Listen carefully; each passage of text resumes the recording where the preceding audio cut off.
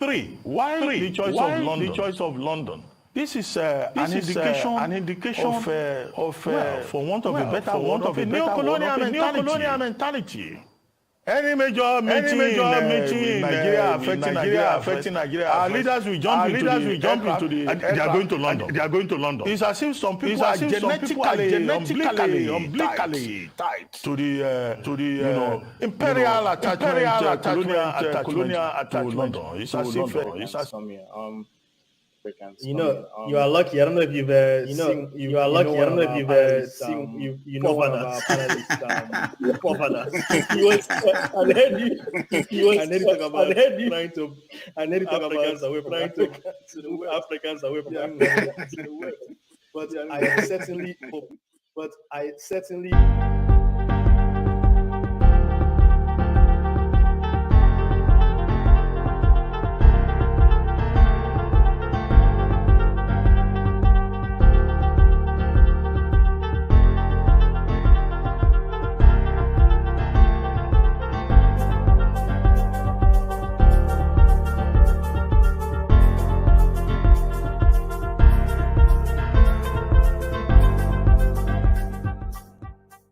Please watch your comments. Watch your comments where you're typing. Watch your comments. YouTube is typing saying we should. YouTube is saying we should respect the Two Niger said. Two Niger said 700 years ago. 700 years ago. Selling white slaves and selling white slaves. About 120 years ago. About 120 years ago, England were selling white can quickly change. Things can quickly change. Why do we think that things will not change? Why do we think that things will not change again? The world is just evolving. Anything can still happen. I mean, I was just reading that. Just reading that comment. You know, it's so powerful, you know, to know that. Yeah, if it happened like that, why can it happen? Yeah, if it happened like that, why can it happen again? So you understand. Thank you very much, Niger. Thank you very much, Niger. Good. Yeah. Good. Elena, I think you still have to repeat that number. But over to you, Elena. What about that? What about that? Sure. So, going back to your question, right? Okay. Yeah. Okay. Let me reflect on what I wanted to say. Jenny destabilized me a bit. I was enjoying what she was saying. But yes. Wait. I mean, of course, you guys all are reading the comments. You guys all are reading the comments. You don't even want to buy anyone. You don't even want to buy anyone as slave. We just need our freedom. That's the point. Three, why the choice of London? This is an indication of for want of a better word, of a neo-colonial mentality. Any major meeting in Nigeria affecting Nigeria, our leaders will jump into the they are going to London. They are going to London. It's as if some people are genetically tied to the imperial attachment, colonial attachment to London. It's as if they think better when they are somewhere on the streets of London. And maybe it's a psychological deficit. You know, let us go to London. Greetings, everyone. I thought I should come in to do some of my own reaction to the speech of the three African presidents. Obviously, we have more than three African presidents, but I chose to react to these three because they are the ones that they tend to sound more. They are quite important nations, and I chose Ghana because Ghana is not as large as as strategic as South Africa or Nigeria, but Ghana, they tend to talk Pan-African, so I thought his speech was interesting, and I think I wanted to react to just a little bit of the Ghanaian president's speech of some of the things he said in his speech that I found a little bit interesting. First, we'll be going to the Nigerian president's speech, just to react to all he said. A lot of people have seen it already, and the media has covered it, I think, quite well. I think most people receive the Nigerian president's speech as a positive speech. Personally, it's making the right noise in the right direction, but I'm not so sure whether he has, he's ready to actually hit the ground running. And they don't mention some parts, critical aspects of the things that are happening on the continent that they are supposed to be talking about. And so that gives me a bit of pause, in terms of what they are actually willing to deliver for the people. Because sometimes they talk, but they don't do anything. And we've been seeing this for decades. They will say they will do something, and the result we get is still the same. You have a situation whereby they will promise and promise, power supply, poverty reduction, prosperity, nothing. Even simple power supply, we don't have our refineries working. And that's something I will talk about a little bit before the end of the show. It shouldn't be a long one, really. It's just to react to these speeches. That is why I'm here. I'm reacting to that of Nigeria, South Africa, and Ghana. And the South African president, I guess you guys can see the contrast. I think that too, it will also show the contrast between leaders and, of different countries compared to how our leaders talk. A lot of people are reacting positively to Tinubu's speech in Nigeria, by Nigerian context. But by many African context, that may be considered benign. Really, they would notice that that's not a big deal. That's something our leaders say all the time. It's not new. And so let me just go ahead instead of going on so that some people can just watch the speech.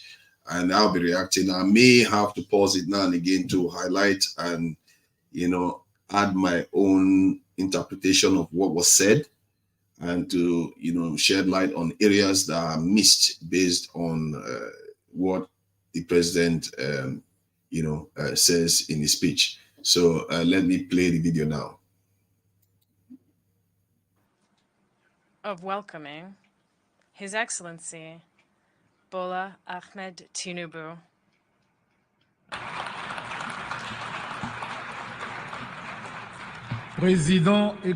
President and Commander-in-Chief of the Armed Forces of the Federal Republic of Nigeria. And I invite him to take the floor. Mr. President, Head of State and Government, Secretary General, distinguished delegates, ladies and gentlemen, on behalf of the people of Nigeria, I congratulate you on your well-deserved election as the president of this session of the United Nations General Assembly. We commend your predecessor, His Excellency Chaba Korochi, for his able stewardship His Excellency also. Chaba. We also commend His Excellency Antonio Guterres, Secretary General of the United Nations, for his work seeking to forge solutions to humanity's common challenges. This is my first address before the General Assembly. Permit me to say a few words on behalf of Nigeria, my country, on behalf of Africa, my continent, regarding this year's theme. Many proclamations have been made, yet our troubles remain close at hand. Failures in good governance have hindered Africa, but broken promises, unfair treatment, and outright exploitation from abroad have also exerted a heavy toll on our ability to progress. You see, that comment there, I find that disturbing, because they go to this UN General Assembly and they say these things to international and foreign leaders. How many times has a Nigerian president said this to Nigerians?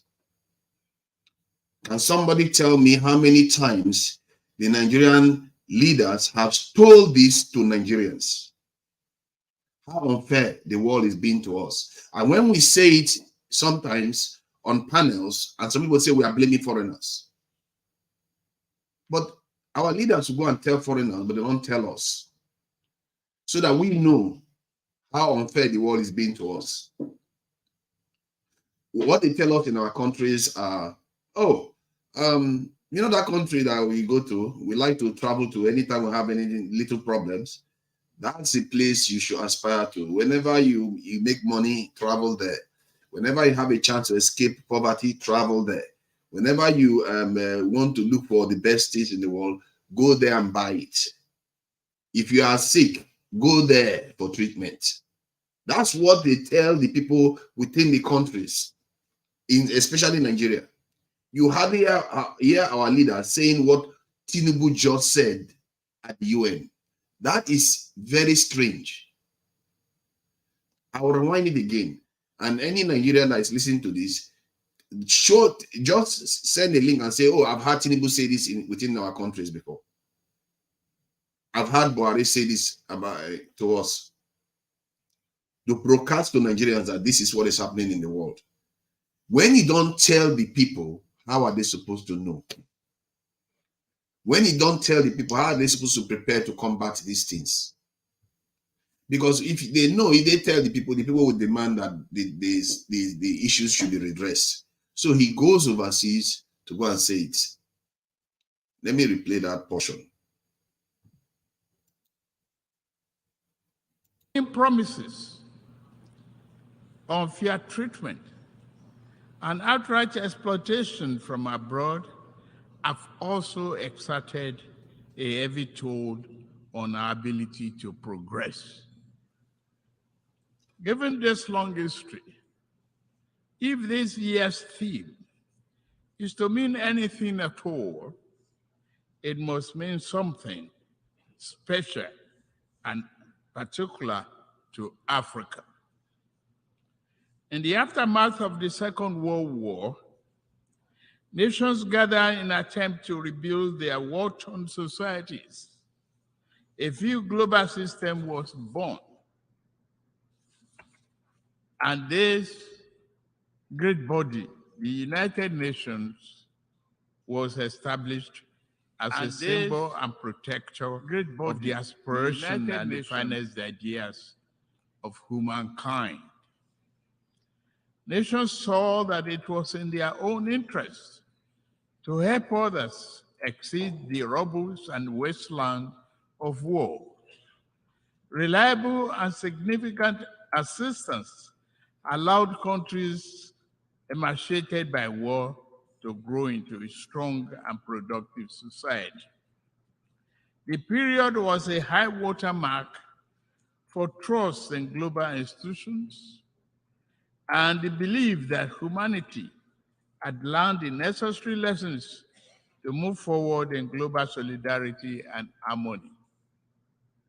Today, for several decades, Africa has been asking for the same level of political commitment and devotion of resource that described the Marshall Plan.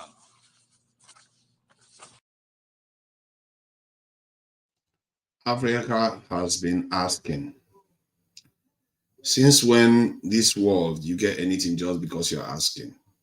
It's because of what you've done. That is how you get anything, and these leaders know it. Was it not this same president that told us that you have to grab it, run with it and everything? How can you expect to be asking for stuff and you expect to get it? It's what you do at home. Many of this speech, if he made it in Nigeria, he probably would have more impact. This speech that he's making right now, if he had made it in Nigeria, it will have a lot more impact because people will think, oh, this is what we are facing. Oh, we have to take responsibility for ourselves. This is what we need to do. This is what we need to do. And now we know where our president stands. And clearly the world is unfair on us. Now I'm going to understand when the president says things are hard. I'm going to understand because they now understand the world is, this is the way the world is treating us. But they don't say these things to Nigerians. They go and say this overseas where it makes no difference to those leaders. Why do they care? They don't have any reason to sacrifice their wealth for you. Why should they do that? They have their own citizens to worry about. That is what puzzles me, why our leaders do these things. You see the Ghanaian president, you see South African president, they go and tell foreigners. This is a problem that I think many Africans are not picking up on. I think the only reason why we, the ones that are on the this in the internet space and the ones that are are aware of these things online, the only reason why we kind of recognize it, and you see many African channels talk about how positive changes are happening, people are becoming more awoken, and then people are becoming more aware. The reason why we know this is because the leaders say this is overseas, but they don't say it at home, where it's going to make a big impact. That is where the impact is. If they say it at home, it's going to make an impact.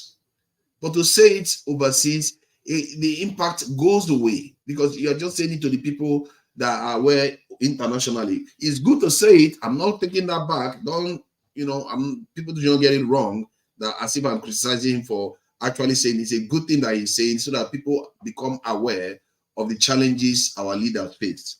Because you are supposed to tell people those sort of things so that they can sign up to the struggle that you are in and be able to make the necessary sacrifices for the nation to move forward. In other words, everybody will be on the same page. That is how it's supposed to be. But our leaders, they keep us out of sync. They say one thing to foreigners, they come home and say something else to us. Okay, I'm going to replace some part of what he just said about asking for this in help. A robust and wasteland of war. Reliable and significant assistance allowed countries emaciated by war to grow into a strong and productive society. The period was a high watermark for trust in global institutions and the belief that humanity had learned the necessary lessons to move forward in global solidarity and harmony. Today, for several decades, Africa has been asking for the same level of political commitment and devotion of resource that described the Marshall Plan.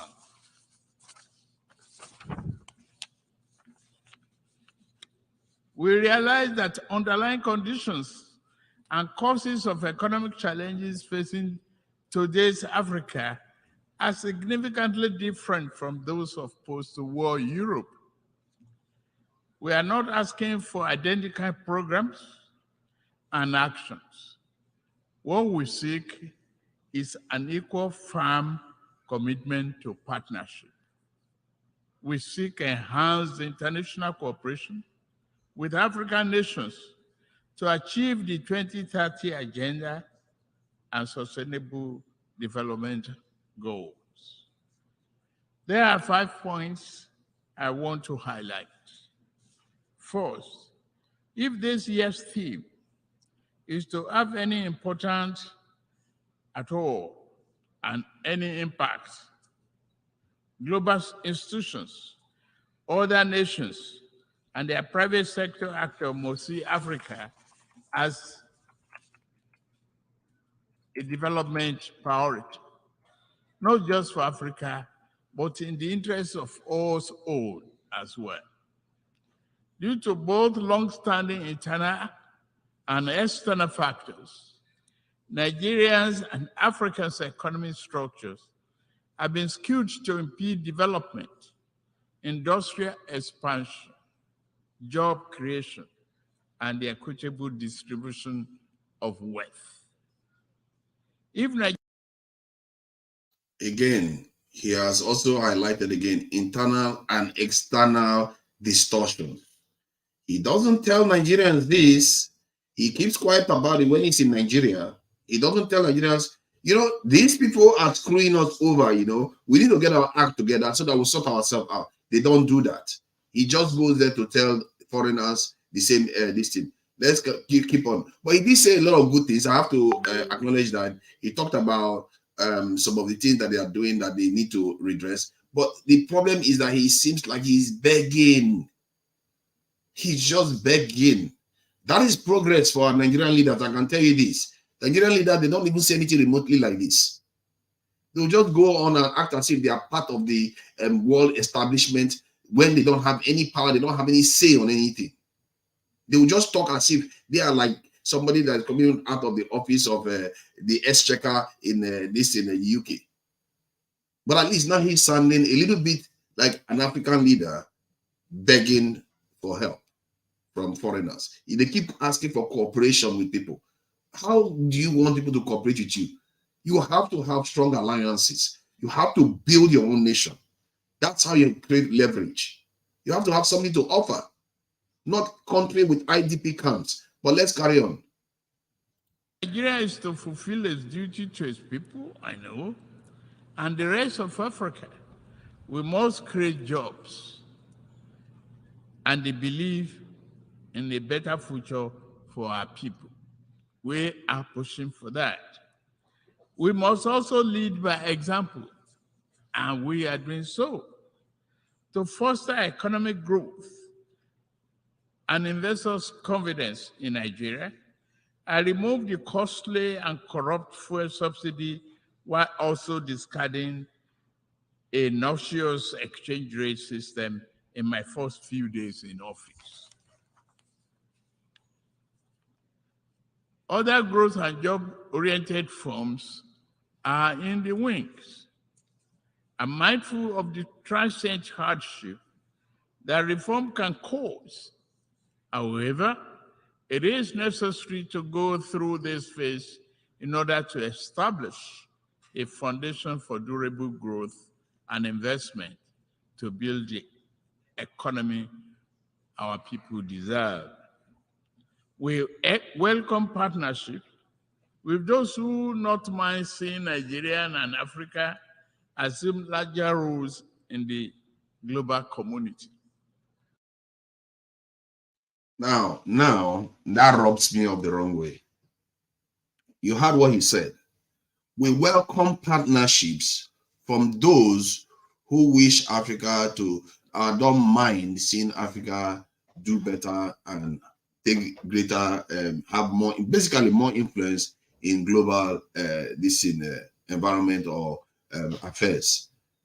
But yet, what they do as the leadership, you don't see them going to other countries. This is the first time they actually went to India. And I think it's because of G20 they even went. You don't see them go to China. You don't see them go to Russia. It's only when they call them in emergency. You don't see. The only place they go voluntarily without being called is London, US, and France. That's all they do. And these nations, clearly, they have their own baggages to walk through. How can you expect a nation that enslaved your people and colonized your people to want to see you become an equal partner internationally? They have issues. It will take them time to get their head around that. But for them to get their head around that, you need to convince them that you are worthy. In other words, you can go strike out on your own. You talk about wanting nations to that want the best for you, that want you to strive. If you want to look at nations that want that, it's like China. China doesn't care about your internal politics. China wants to trade with you. Russia doesn't care. It's not going to try to colonize you because they don't have the capacity to do that. India is an emerging country that needs market. Why are you not going to those ones? Why are you rushing to the ones that have been there for decades now and not done anything for you? If you want to trade with those ones, let's hear what he says after that. Whether he's going to look to partner with those other nations instead of running back to the same old people, IMF. Ghana now is not. In short, I will talk about Ghana later. Let me just carry on so that people listen to what he's saying. The question is not whether Nigeria is open for business. The question is how much of the world is truly open to doing business with Nigeria, and how African is an equal, mutually beneficial manner. Direct investment. How is that even a thing? How is that even a thing, what he just said? The question is not why Nigeria, whether Nigeria is open for business, is whether the world is looking to do business with Nigeria. How is that even a thing, for crying out loud, in business and capitalism? Business goes where there is opportunity. Opportunity arises in areas where you have stability, where you have security, where you have rule of law. Period. They have not created it. He has not created it, and he's expecting business to just flow into Nigeria. I think, is this a charity that he's asking for? And he should know. He knows. These are our leaders. They act as if they don't know this thing. They know. Is anyone out there going to go and invest their money in a house that one side is catching fire, the other side somebody is robbing it, and the other side the people are running away with the money? Will you go and invest your money in there? Is that not common sense? This is the example P2B was giving the other day about how some rich men in Europe, they ask them to come and invest in Nigeria because they can get very good return then compared to what they can get in Europe. The guy told him, I don't want to come to Nigeria to invest because I want to be able to invest and go to sleep at night. Because when you put your money in Nigeria, you don't know what's going to happen tomorrow. Look at what just happened within the last 3 months. The official rate of the Nigerian currency depreciated more than 120%. The black market rate depreciated more than 30 to 40%. In about 3 months or so in a country. When you have a country running like that, with IDP camps everywhere, soldiers, even just yesterday, we lost soldiers in Nigeria. You are not securing your country. When I say that these people should prioritize security, secure your country, listen, have a transparent system that everybody can know how it is working, so that everybody is on the same page. Then go for technological revolution. You will see businesses rushing. In short, don't worry about businesses. Nigerians will rush in with their money. Nigerians will rush in. You don't have to beg foreigners to come into your country. They will rush in and spend the money, and you see the country develop. Let me carry on.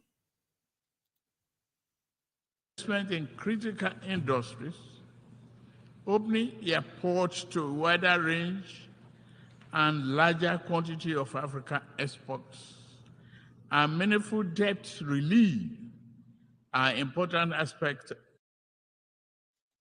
Again, debt relief. They've turned us to beggars. Esau, begging, because we sold our birthright like porridge.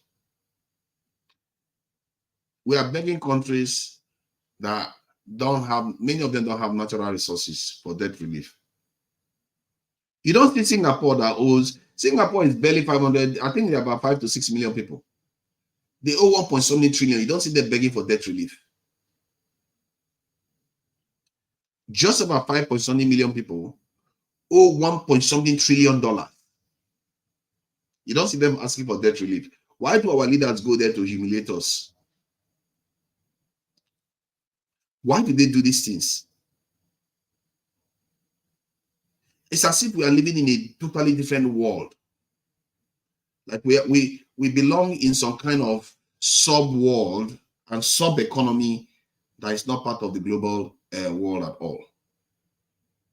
How is it a small nation like Singapore can strive for itself, but African countries like Nigeria cannot strive for itself in the world? How is that possible? That is the critical question that our president should be answering. Not going there to be begging for trinkets every day. And when they beg for this money, they give them conditions. So what has changed? Tell me what has changed from before. You still going there to beg.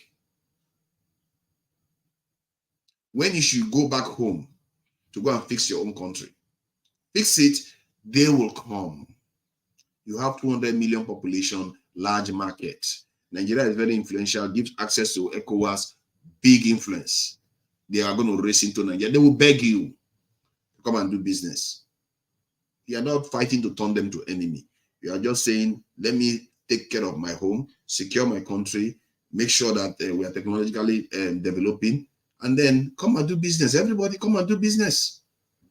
That's how you invite people in. You don't invite people to come and do business in a house that is not tidy and well run.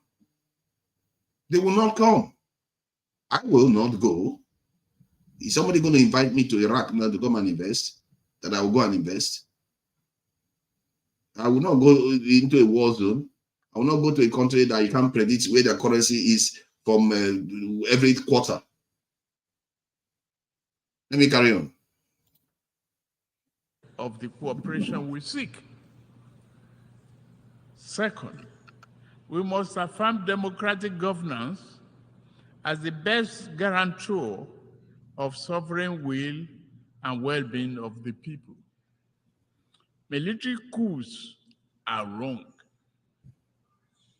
as in any titled civilian political arrangement that is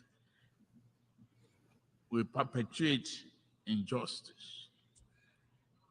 The wave-crossing part of Africa does not demonstrate favor towards coup.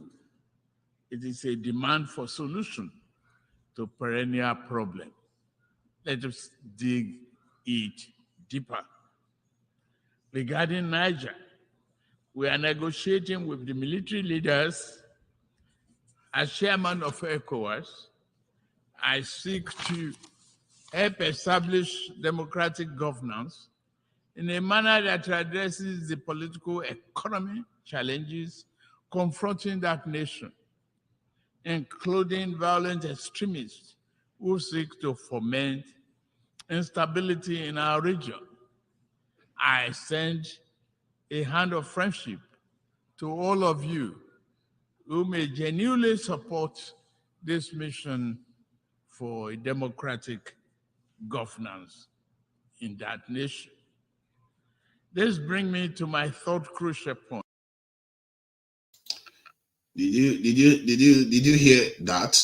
Did you hear that? Oh no, we didn't hear anything about the French. It's about Niger. Nothing about the French situation there. Nothing about a foreign troop is refusing to leave an African country when they ask them to leave. That is the illusion. This is what I mean by it looks like we are living in a sub-world, a world that is not real. He talks about Niger becoming democratic. But how about the French presence there? Why are you not asking them to leave the country that is not theirs? They are not respecting the regime that you want to go and negotiate with for democratic transition. If foreign troops, 1,500 troops, refuse to leave their country, he didn't mention one thing about that. He didn't mention the exploitation that those people have been put under for decades, the poverty of the people of Niger. He didn't mention it at all. The suffering of the people of Niger. No. They don't have power. No. Why talk about that? Democracy is what they are going to eat.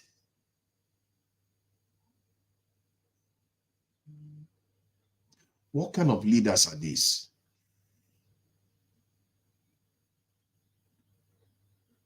What kind of leaders have we been saddled with? They don't care for their people. What they care about is what the foreigners care for. They go embarrass us, go and beg. They come back and tell us that they are coming here to help us, while they are just helping their friends. If their friends say, I don't even know whether I'll call it their friends or their masters, tell them you're going to develop a little bit, they accept it. Oh, thank you, master. We really appreciate that help. Nothing about the French at all. These times were an opportunity for Nigeria to support the movement, to remove the yoke that the French have put around the neck of African countries. This was the time. And it would have favored Nigeria as a nation. Because if you remove the French influence on the continent, Nigeria becomes stronger. After all, there is proof out there that the French are part of the people sabotaging us through using Boko Haram. There is proof out there, even under Buhari's regime. But he didn't mention them, but he's focusing on the fellow Africans that are trying to push out oppressors. Let's carry on.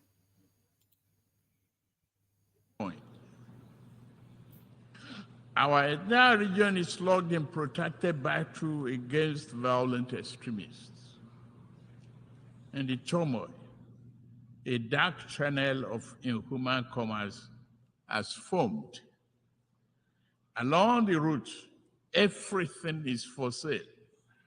Men, women, and children are seen as chattel. Yet, thousands reach the Sahara, hot and sand, and the Mediterranean cold death in search of a better life. At the same time, mercenaries and extremists with their lethal weapons and vile ideologies invade our region from the north. This harmful traffic undermines the peace and stability of the entire region. African nation will improve our economics so that our people do not risk their life to sweep the floors and streets of other nations. We also shall devote ourselves to disbanding extremist groups on our turf. Yet, to fully contain this threat, the international community must strengthen its commitment to arrest the flow of arms and violent people into West Africa. Oh, this is the one that pains me. This is the one that pains me about the most. That one is a punch in the gut. Let me repeat it again so that people hear this and tell me whether they really got the punch in the gut there. Of a better life. At the same time, mercenaries and extremists with their lethal weapons and vile ideologies invade our region from the north. This harmful traffic undermines the peace and stability of the entire region. African nation will improve our economics so that our people do not risk their life to sweep the floors and streets of other nations. We also shall devote ourselves to disbanding extremist groups on our turf. Yet, to fully contain this threat, the international community must strengthen its commitment to arrest the flow of arms and violent people into West Africa. Yeah. He is basically saying the international community should strengthen its resolve to stop people from coming into West Africa with their arms and whatever. Is it their job? Hey God, I don't even know where to start. Is it their job to protect you? Hi, I don't understand. Is it anybody's job to stop people that carry guns and ideology from coming to West Africa? That is your job. That's ECOWAS's job. That is African Union's job. You know when they call international community, when they say international community, they don't mean China. They don't mean India. They don't mean Russia. They mean their former colonizers. That's what they mean. Come again. Invite them. Was it not Buhari that was inviting Africa coming to the continent the last time? You have 200 million people. You are using less than 0.5% of them in your military. And you go and tell other people to come and save us. Our women, our children, the future generation that is going to come, what are they going to say to this type of men that go on to ask other men, another woman's husband, to come and save us. What are they doing? What are they doing? Are they not supposed to be trying to do their job to protect? He did say it earlier on, to be fair to him, that we will do what we can to disband these elements, extreme elements in our turf. What is he doing to do that? His policy that they declared at Chatham House was to increase the size of the Nigerian military, increase the size of our security forces, police, all of them. But has he done any of them? He has been in office for 3 months.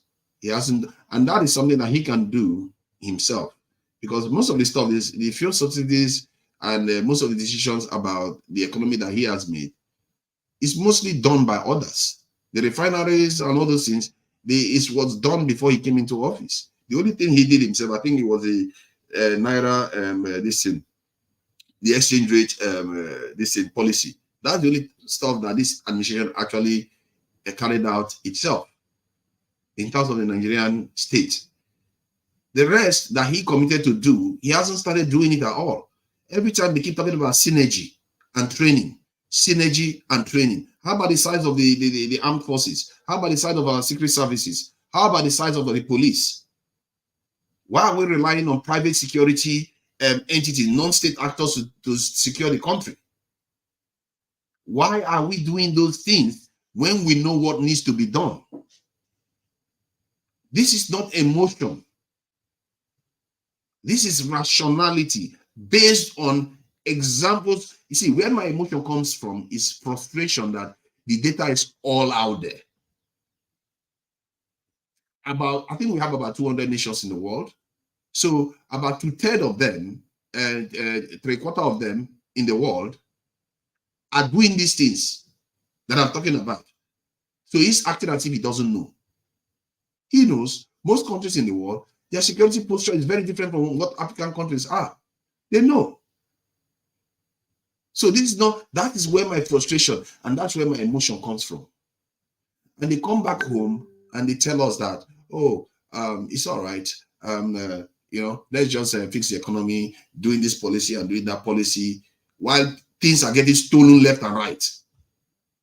The second Niger bridge that was just built, they said they found people stealing the steel on the second Niger bridge.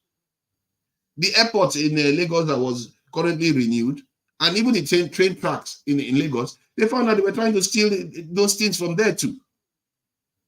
If you cannot secure anything, why do you think you are ever going to prosper in this world? Any entity that lives has to have a way to secure themselves. Either you're very good at running, or you're very good at fighting, or you have a very, very strong shell. You have to have a way of securing yourself. Otherwise, you won't survive. You are not meant to exist. And this is the false narrative that these our leaders create. They keep going to foreigners to tell them to come and help us. Why do you need them to help you? We don't need anybody really. Economically and otherwise. Security, we don't need them to secure us. The technology I tell you this, the technology currently present in Nigeria is probably more advanced than the British and the Americans had when they even first developed their nuclear technology. That tells you we don't need anybody really. All he has to do is start taking care of Nigeria. You'll be surprised how things will change. Just that's all they need to do. Stop asking people for help constantly. Focus and build your own country if they want to. They choose not to do it. It's just that simple. If you have any evidence to the contrary, tell me, show me. Show me countries out there that are behaving the way Nigeria and many African countries are behaving. Let me carry on. The fourth important aspect of this global trust and solidarity is to secure the continent's mineral-rich areas from plundering and conflicts. Many such areas have become catacombs of misery and exploitation. The Democratic Republic of Congo has suffered this for decades, despite the strong UN presence there. What happened? The world economy owes the Republic of Congo much, but gives her very little. The mayhem visited on resource-rich areas does not respect national boundaries. Sudan, Mali, Burkina Faso, Central African Republic, and the list grow on and on and on. The problem also knocks at Nigeria's door. Foreign entities are baited by local criminals who aspire to be petty warlords have drafted thousands of people into servitude to illegally mine gold and other resources.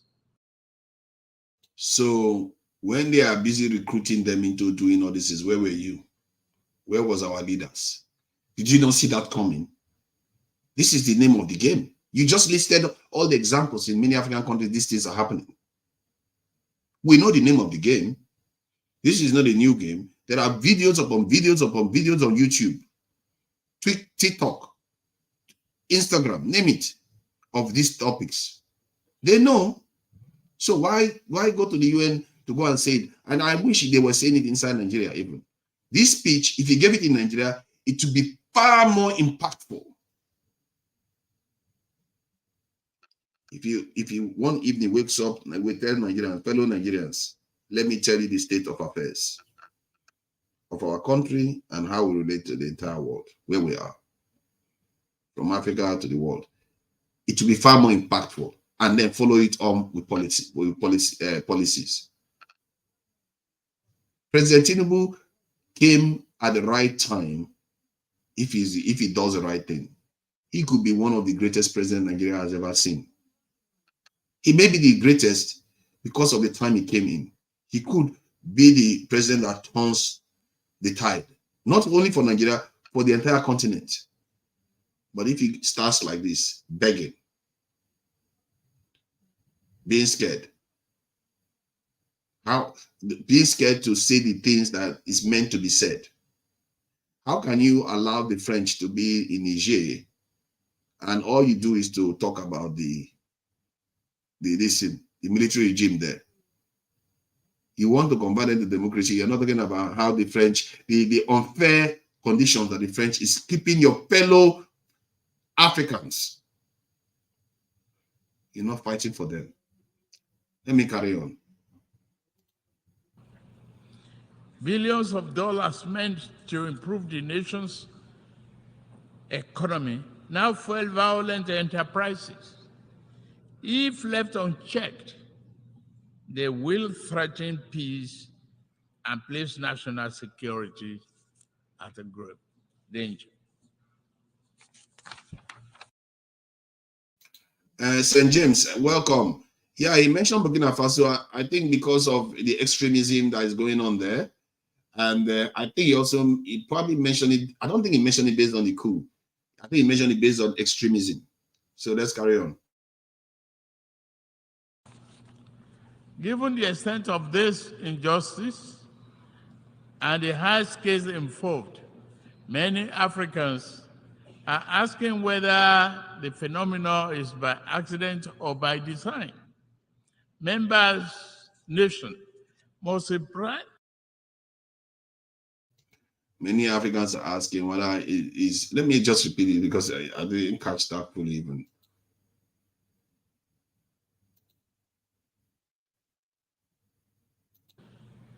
Economy now fuel violent enterprises. If left unchecked, they will threaten peace and place national security at a grave danger. Given the extent of this injustice and the high scales involved, many Africans are asking whether the phenomenon is by accident or by design.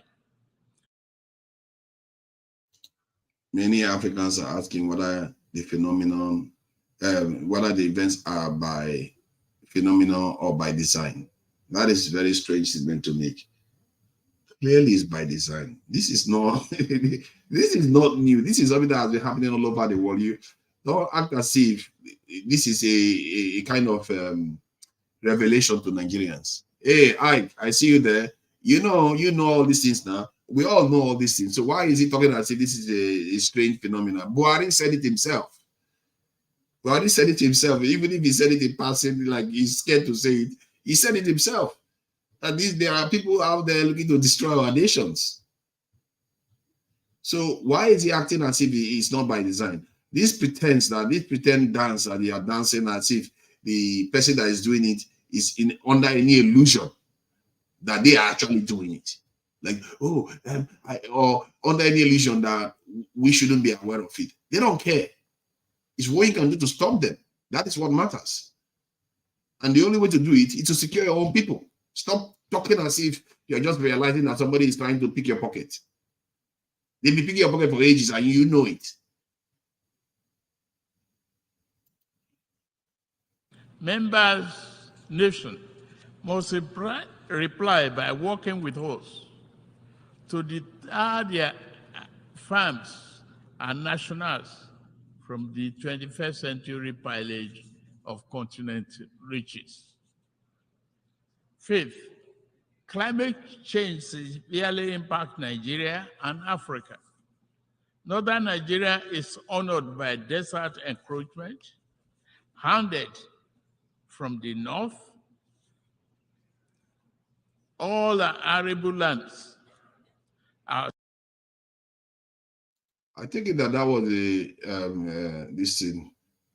error of speech where they said the northern part of Nigeria is honored. Did I hear it right, or am I hearing double here? Honored by desert encroachment. I think that was just an error in speech. I think maybe he just made this farms and nationals from the 21st century pillage of continent riches. Fifth, climate change severely impacts Nigeria and Africa. Northern Nigeria is honored by desert encroachment, hounded from the north. All the arable lands. Our south is pounded by the rising tide of coastal flooding. And whoa. Okay, I don't want to do this because he's an elderly man. I think he's making a lot of mistakes. I think if you look at the transcript on the screen, it appears that's more accurate than some of the stuff he's saying. I think he's making a lot of mistakes in the way he's reading it. But I think we can excuse him that. I'm not going to judge him based on that, really. I don't care for whether it's old or not. It's more about what the message is sending out there, isn't it? Erosion. In the middle, the rainy season brings flood that kill and displace multitudes. As I lament death at home, I also lament the grave loss of life in Morocco and Libya. The Nigerian people are with you. Please note that. African nations will fight climate change, but must do so on fair and just terms.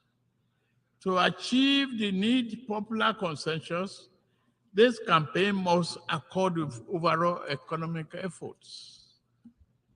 In Nigeria, we shall build political consensus by highlighting remedial actions which also promote economic good.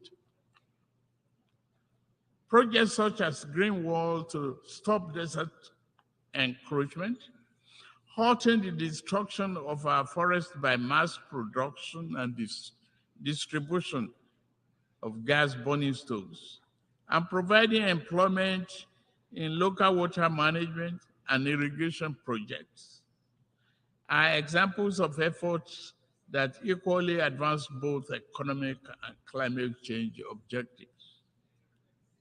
Continental efforts regarding climate change will register important features if established economies were more forthcoming with public and private sector investment for African preferred initiatives. Again, this will go far in demonstrating that global solidarity is real and working. Can somebody tell me when we've ever had global solidarity? I don't know. I think the closest we came to that was 9/11, and even that wasn't this is global solidarity. I don't understand where some of our leaders come up with these terms. Is it that they just gave it to them to read, or they just write it as a plural? It doesn't exist. You only get what you are valued to be worth. If people don't value you, they won't give you anything, and they've proven it over and over again. The only way they will care about whether you do your economic, your climate change stuff, is when they know that you two are burning just as much fuel and developing just as fast as they are. That's when they will be like, okay, you know what? Let's talk real deal now, because we are all in this mess together. We have found out that if this global climate change nonsense happens, it's going to affect us probably even more than you. So now we are willing to talk deal. That is how people behave. Human beings, weirdly, are very, very selfish. They just care about themselves and their own people first. Don't blame them. They are doing what they are supposed to do for their people. It's for us to worry about what is good for us. Climate change is all good, but if it takes a coal power plant, or whatever it takes for us to industrialize and become a strong nation that doesn't rely on other people, you have to go in that direction, because the other people, you can't guarantee whether they are going to give you what you want. More like they are quite more, it's far more likely they will not give it to you. The Marshall Plan, the only reason why they went ahead with the Marshall Plan, because the first plan after the First World War completely backfired. Because if you do something and you find out that what you did backfired, then you change your tack. But the strategy that they've used against Africans have been working for them. It's not backfired against them. Why should they change? People change when they have to, when they are made to change, especially when it comes to resources. Why should they change? African leaders have not given them one reason to change their attitude towards us. They might even decide to placate us and just say, take a little bit here, take trinkets here and there.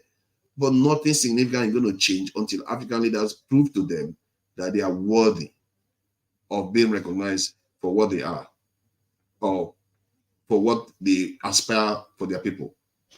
Because the Germans, they gave them a bad deal after the first World War. I've forgotten the name of that pact that they signed, I think the Warsaw Pact or something. And it backfired because it created Hitler. And after Hitler was done, they recognized their mistake and said, no, we shouldn't penalize you. We shouldn't try to underdevelop you, and, let's just support, work with you, partner with you. And that has worked for how many decades now?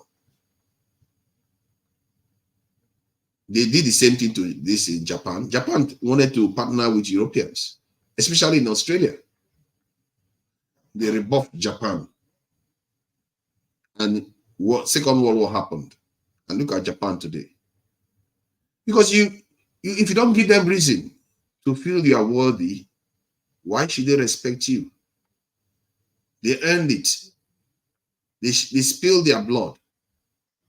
They traveled the world. They did the hard work to build what they've got. What have we done? And if our leaders keep going there to be asking, then they don't truly understand what it takes to build nations. They don't truly understand it.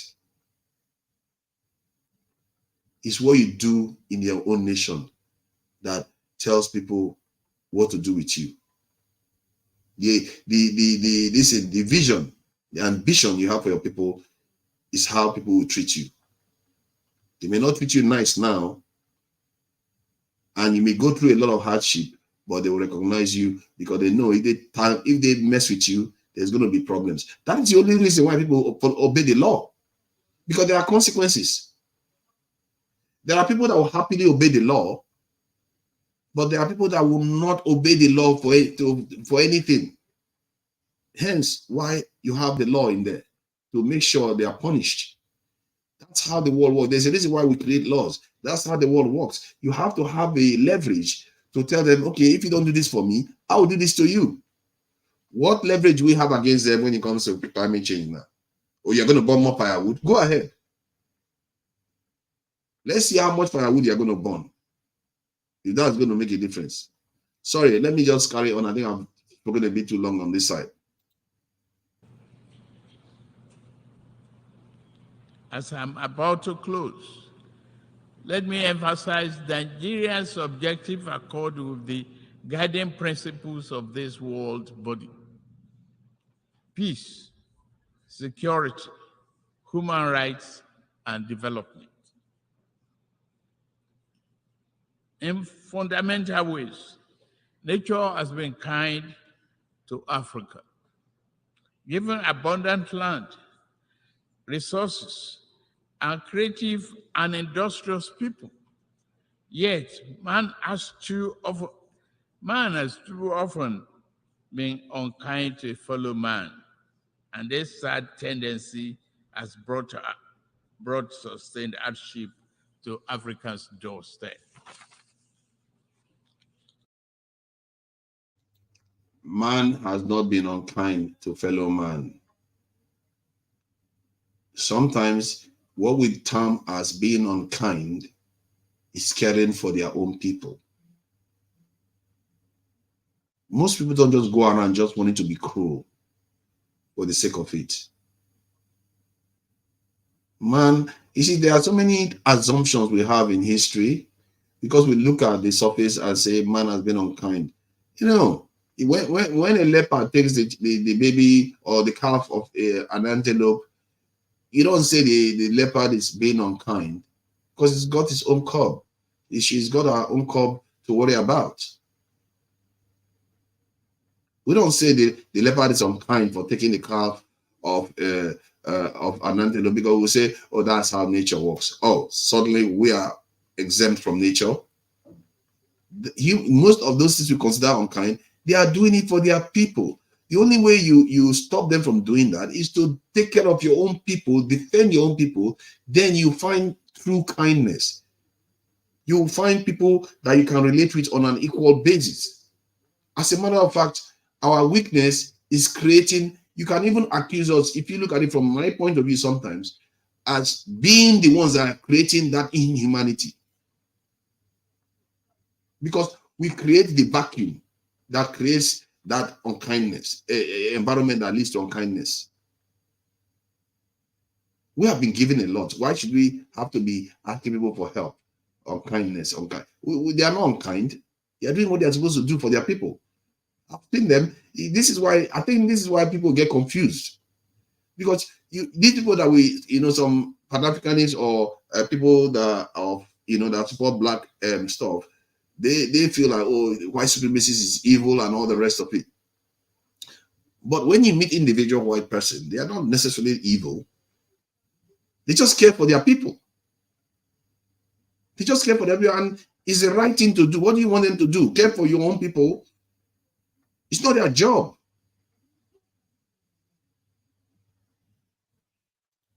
To keep faith with the tenets of this world to this body and the theme of this year's assembly, the poverty of nations must end. The pillage of one nation's resources by overreach of farms and people of stronger nations must end. Oh my God, that is such a statement. Did you just hear what he said? That's let me just go back to that. That is some of the funniest statement ever in this world. You can't make that up. That is like gaslighting. It really is like gaslighting. Let me just go back so people understand what he just said. That is some voodoo statement there. Assembly. The poverty of nations must end. The pillage of one nation's resources by overreach of farms and people of stronger nations must. See, he said the overreach of firms and people of stronger nations must, this thing must end. See, did he miss the critical term there? Stronger. Stronger. I don't understand how he can say that with a straight face. When they are stronger than you, they don't need your permission. What is the use of saying it? They are stronger than you. They want to take more of your resources to provide for their people. It's your job to stop them from taking your resources that you are meant to use to provide for your people. Your job, not their job. Your wife is at home waiting for you. Your children is at home waiting for you. Your people are at home waiting for you. Your imams, your pastors, your babalawos are waiting for you. Not them. Their own people are waiting for them. And they are doing the right thing by their own people. They are overreaching. They are overreaching because there is space to overreach into. That is not a mystery. They can come into your country and do whatever they like because you let them. Let's not gaslight them that they are the ones doing what is wrong. Ultimately, we are responsible. God didn't give them two heads. As a matter of fact, God gave us too much. Look at the resources he gave us. Look at the strong body he gave us. The brains. What else do you want? Look at what is happening to Morocco. Look at Libya. Thousands dead. They're going to pick themselves up. Natural disasters hit them all the time. And we basically live in a benign environment. What is our excuse? And now you're telling them that they are overreaching and it must end. Says whose army? You're going to stop them? Because you are not doing anything. That is what the Tinubu should be focusing on. Take care of your own country. And you're going to find that you're not going to even need to make that kind of speech at all. Because it's not going to happen. Let me carry on. And the will of the people must be respected. This beautiful, generous, and forgiving planet must be protected.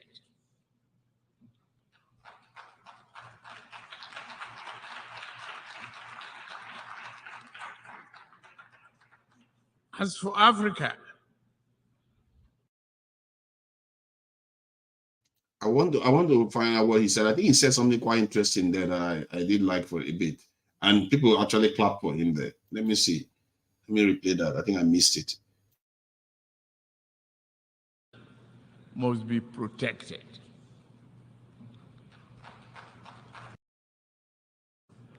The will of the people must be respected. This beautiful, generous, and forgiving planet must be protected.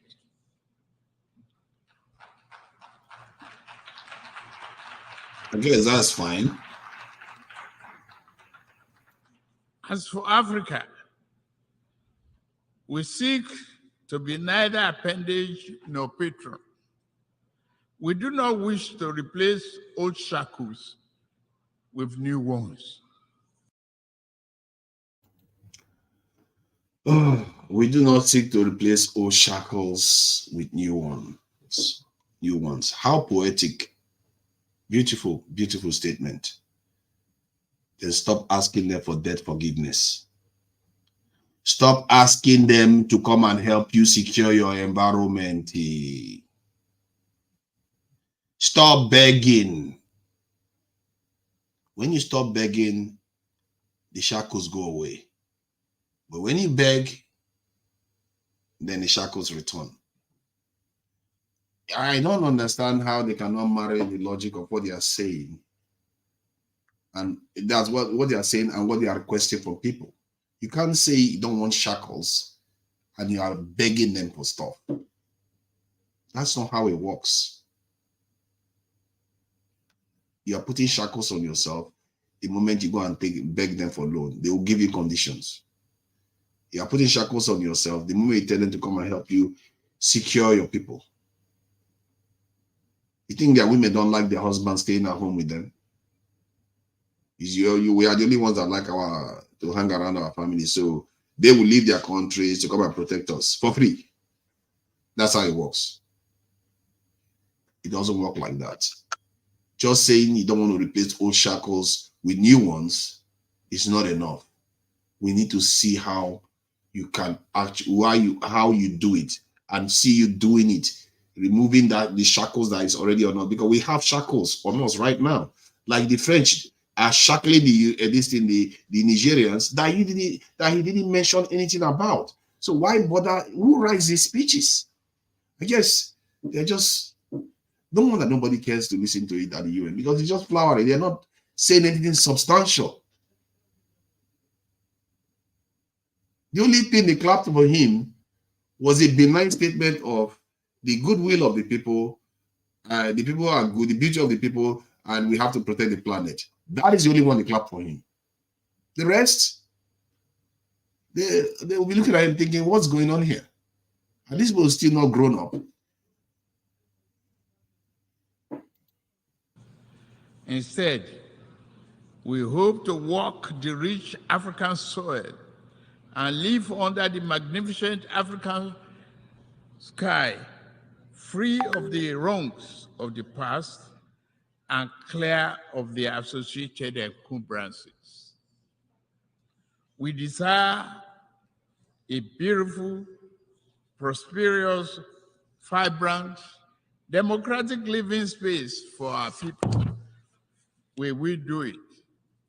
To the rest of the world, I say, work with us as true friends and partners. Africa is not a problem to be avoided, nor is it to be pitied. Africa is nothing less than the key to the world's future. I thank you for listening. Why are we the key to the world's future? I don't understand that. Let me go back again what he said. I don't understand why he's saying we are the key to the world future. I'm not sure you are not inviting them to come and take over. Hold on, let me see. Work with us as true friends and partners.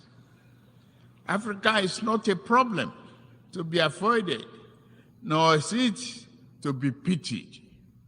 Africa is nothing less than the key to the world's future. I thank you for listening. Africa is not a partner, and this is a problem to be avoided. Seriously? They like our problem because we enrich them. Don't you understand? The people that are feeling sorry for us are the humans within those nations, not the policymakers. In short, the policymakers might actually feel sorry for us, but it's not going to change anything. Because their survival matters, their enjoyment matters, their progress matters. I dare say even the progress of humanity matters. If any group is weak, they have to pay the price. Nature abhors weakness. It's just simple. Our leaders don't understand it. They think it's personal. It's not personal.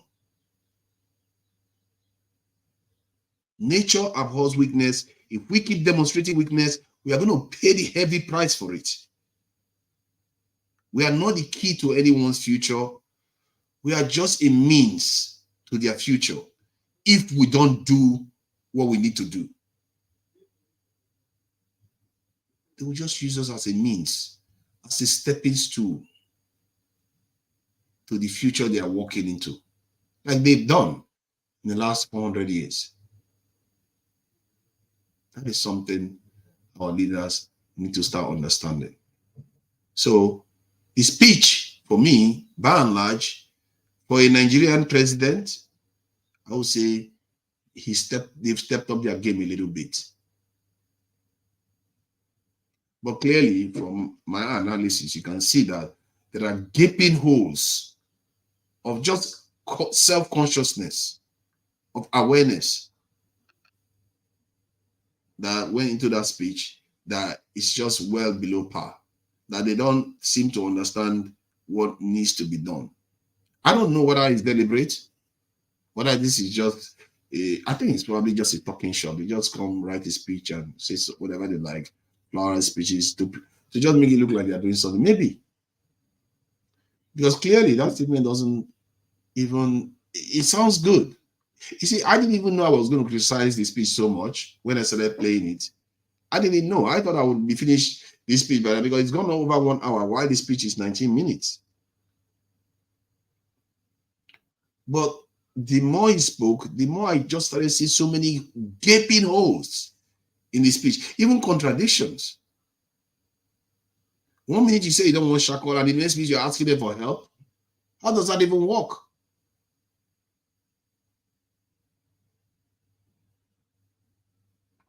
God help us.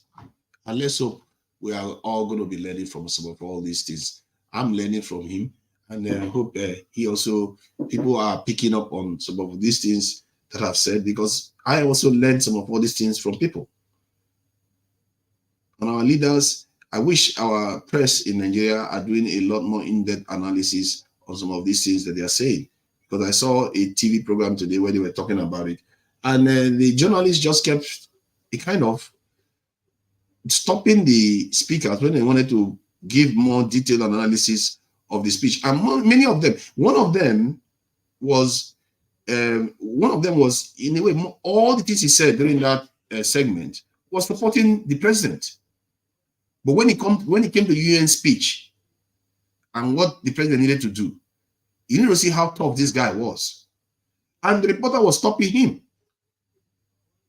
And get the trust of all the analysts on that panel. They were saying, you need to come home and fix the country. Don't worry about what is going on there. Fix the country. Fix the security. And they were going on about security especially. Fix the security because they fix the country. Investors will come. You don't need to beg them to come. They will come. That is what that's the awareness that I wish you see more in Nigeria. If you gave this speech to Nigerians, just tweak it a little bit for Nigerians, it will even be better. And did you hear how many times he even mentioned security there? It's only when he talk about extremists, this thing, extremist people are coming to do this, are coming to do that. Can you people come and help us, please? He didn't say anything about the policy he talked about at Chatham House himself. And his El-Rufai was the one that actually took the question on security. But I think by and large, if before they were scoring 0, I think this one has moved it to 2 in terms of standing up for their own country. That's how I see it. I'm sorry, some people might not like it that I'm giving it 2, but that's what I think. Let's go to the South African president now. His is quite interesting. I saw some of his already, and it's quite interesting. And his too is going. I will try to go through his own very quickly and go through that of the Ghanaian one, so that I can bring a few people in to give me their own opinions, because I'm not sure mine is as maybe I'm biased. Who knows? So I'll go to his, and I'll try to allow him to speak without stopping him so much. So let him start now. Matamela Cyril Ramaphosa, President of the Republic of South Africa. I request protocol to escort His Excellency. Yeah. On behalf of the General Assembly, I have the honor to welcome His Excellency Matamela Cyril Ramaphosa, President of the Republic of South Africa, and to invite him to address the Assembly. President of the 78th session of the UN General Assembly, the United Nations Secretary General, Mr. Antonio Guterres, Excellencies, heads of state and government, ministers, and ladies and gentlemen. 78 years ago, in the aftermath of the Second World War, the nations of the world made a solemn commitment to save future generations from the horror and the suffering of war. Through the United Nations Charter, these nations accepted a shared mandate to foster peace and promote fundamental human rights, to promote social progress, and to ensure that there's a better standard of life for all. And yet, as we gather here, much of humanity is confronted by war and conflict, by want and hunger, by disease and environmental damage and disaster. You see, the tone that he's taking, I'm going to score all of them out of 10. I think I gave the Nigerian president 2. And I don't think most of them, I'm quite strict about this. I don't think any leader in the world will even get up to 5 or 6. But from the point, look at, he has gone how many minutes now or so, almost 50 seconds or so. I didn't feel any need to interrupt him because he was saying generic things and proper things. Nothing to fault him for there so far. Solidarity and trust between states is being eroded. Inequality, poverty, and unemployment are deepening across many nations in the world. In these conditions, and in the wake of a devastating global pandemic, the achievement of the Sustainable Development Goals seem increasingly remote. At the moment when every human effort should be directed towards the realization of Agenda 2030, our attention and our energies have once again been diverted by the scourge of war. But these woes, these divisions, these seemingly intractable troubles can and must be overcome. Over millennia. See, I have a problem there with him, but it's not a big problem, where he says the attention of the world has been diverted by war. I think he's referring to the Ukraine war. That shouldn't be your problem. Why don't you just worry about sorting your country out? Focus on sorting your country and your continent out. That is your priority. Those people are doing well, better than us. You are not the president of the world at the moment. Not even close.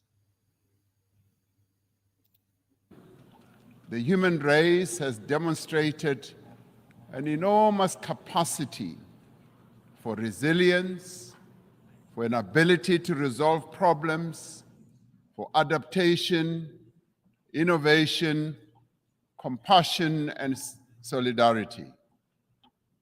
At this moment, we are all called upon to reaffirm these essential qualities that define our common humanity.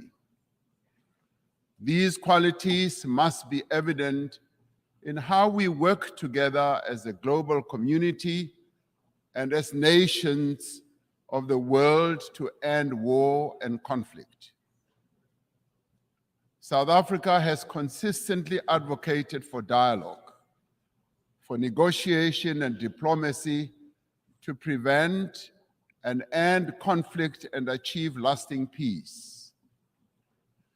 It has committed itself as a country to the promotion of human rights, human dignity, justice, democracy, and to the adherence of international law. From the experience of our own journey, from the evil system of apartheid, which was declared a crime against humanity by this very organization, to evil system of apartheid. You see, that one rubs me off the wrong way. Why are these people always worried about platitudes? Why? This is what happens when you fail, when you are weak. Consequences. What do you expect? If that wasn't the case, then why should one man be richer than the other? Why should one man have a right to have more resources to themselves than some other man? Because one other person didn't perform very well. Maybe one other person didn't bother going to school while the other one was going to school. Consequences. Why do we expect things that we do every day in our society to be different globally? When your people are weak, you leave your people vulnerable and other people come and defeat them, they decide how they do it. You can complain all you want, they decide. If anything, you can't necessarily fault them. You should be faulting yourself and say, how do I correct it? Because when you blame them, you are empowering them. You should bring the problem back to yourself and say, you know what? How did I get myself into this mess? Let me sort myself out so that I don't fall into this mess anymore. As a matter of fact, I don't create this avenue where they will be able to oppress me like this. And then people see it on the TV and say, it's evil. I don't see them trying to do apartheid against China right now, or apartheid against Soviet Union when Soviet Union used to exist. Because Soviet Union existed in strength. It's when you are weak, that's what they do. They colonize you, they enslave you, they do whatever they like with you. So I don't like that part where he was talking about apartheid. It's platitude. I guess you can argue that it's a kind of soft power because most people buy into this narrative that, oh, you shouldn't be, you shouldn't be unfair to people, which is fine. I think morally speaking, universally speaking, human beings should see themselves as one unit and try to help each other. But that is not what we have currently. And that's not what we had during the time of apartheid or the time of slavery or colonialism. It was more about kingdoms from foreign lands or even racial groups from foreign lands. Till today, that structure still remains. So for him to be, I think I see where he's going with this. For him to be going from the point of view of universal morality, it's a kind of soft power to use to say, okay, you people are naughty, you shouldn't have done that. But in real politics, in real geopolitics, that's what you should expect. And that is the one that is more consequential to your people. Hence, that's the one they should be reacting to more. I feel like what they are saying now is what they actually react to, not what they don't deal with the geopolitics of the situation. They actually react to, oh, why are you being so mean to us? Why are you giving us loans that are not so nice? And that's what they actually react to. You don't see them looking at the hard truth of life itself and say, you know what, we screwed up here. What are we going to do to protect our families, our children, and the future generations? What are we going to do? And that is the one I don't necessarily see them reacting to strongly enough.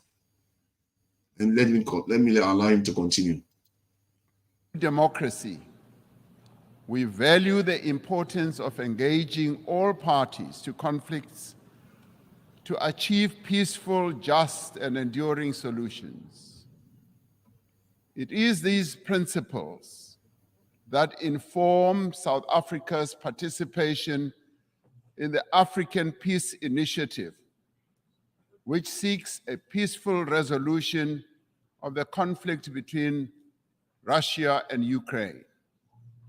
In this conflict, as in all conflicts, we have insisted that the UN Charter's principle of respect for the territorial integrity of every country should be upheld.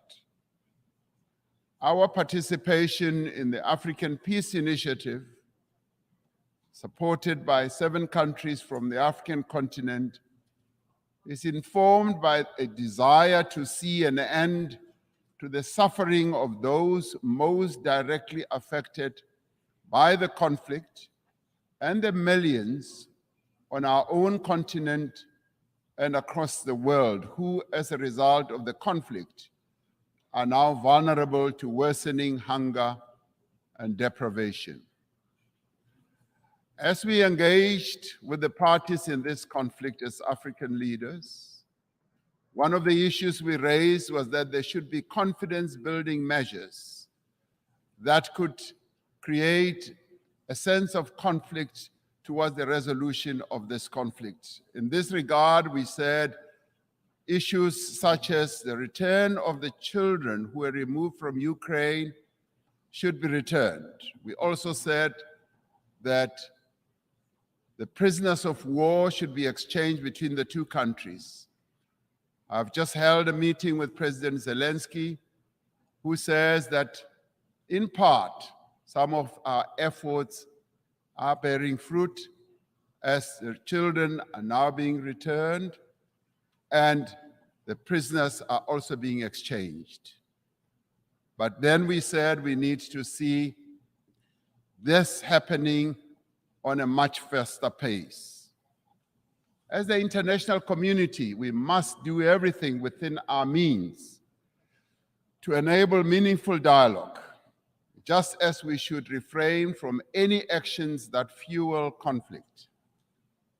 As we confront other conflicts in several parts of the world, including on our own continent, Africa, we need to be investing in prevention and peace building. We support the call by the UN Secretary General in the new Agenda for Peace for member states to provide more sustainable and predictable financing for peace-building efforts.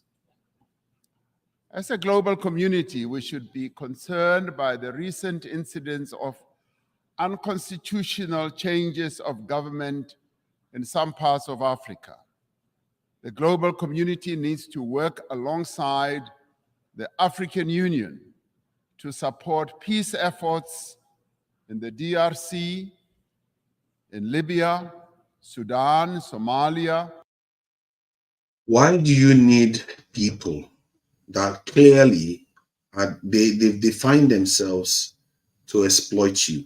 The people that are causing the problem in the country that you want them to come and end, why would they come and help you? That doesn't make sense. I don't understand these leaders. I just, for the life of me, can't understand them. If you want to end it, don't begging international community. They are not going to help you because nobody is saving Ukraine. Ukraine is there fighting Russia. The international community, what are they doing to save that one? The Israeli-Palestinian conflict, what are they doing to solve that problem? There are so many conflicts around the world. What are they doing? All they seem to be doing is jostling each other for power. How can we not understand this? You keep begging them. What you should be doing is come to the African continent, the African Union, and try to push this agenda and forget about them. We have 1.4 billion people on that continent. Even if you tax each citizen of that continent $1 a year, that is about $1.4 billion. I think $1.4 billion. Do you know how much the UN currently, the African Union spends on its budget currently? About $600 and something million. So just $1 per person per annum can almost triple, can double the budget of the African Union. So why are we begging foreigners? Are you telling me this leader is not able to push for $1 per African per annum for the African Union? This leader cannot do that. What is wrong with these leaders?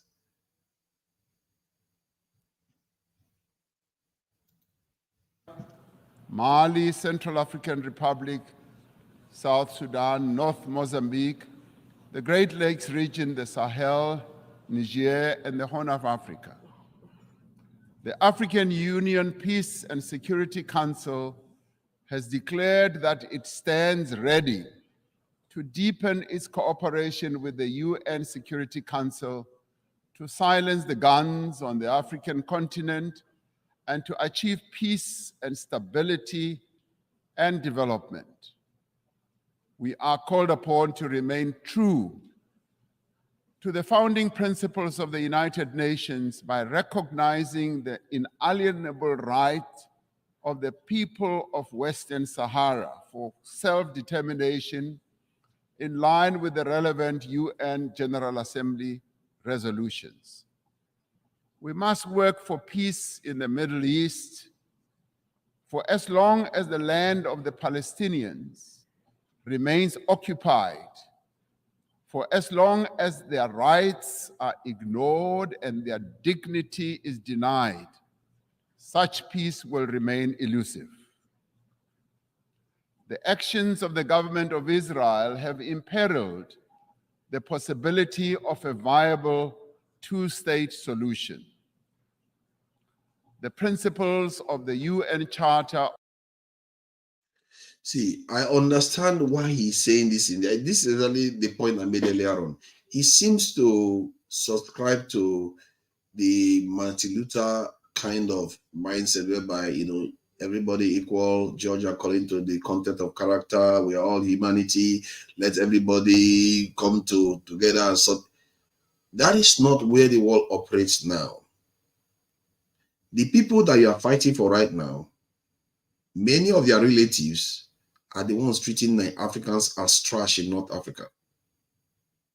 They are treating your kind as trash because they themselves have not started operating at that high level that Ramaphosa is talking about.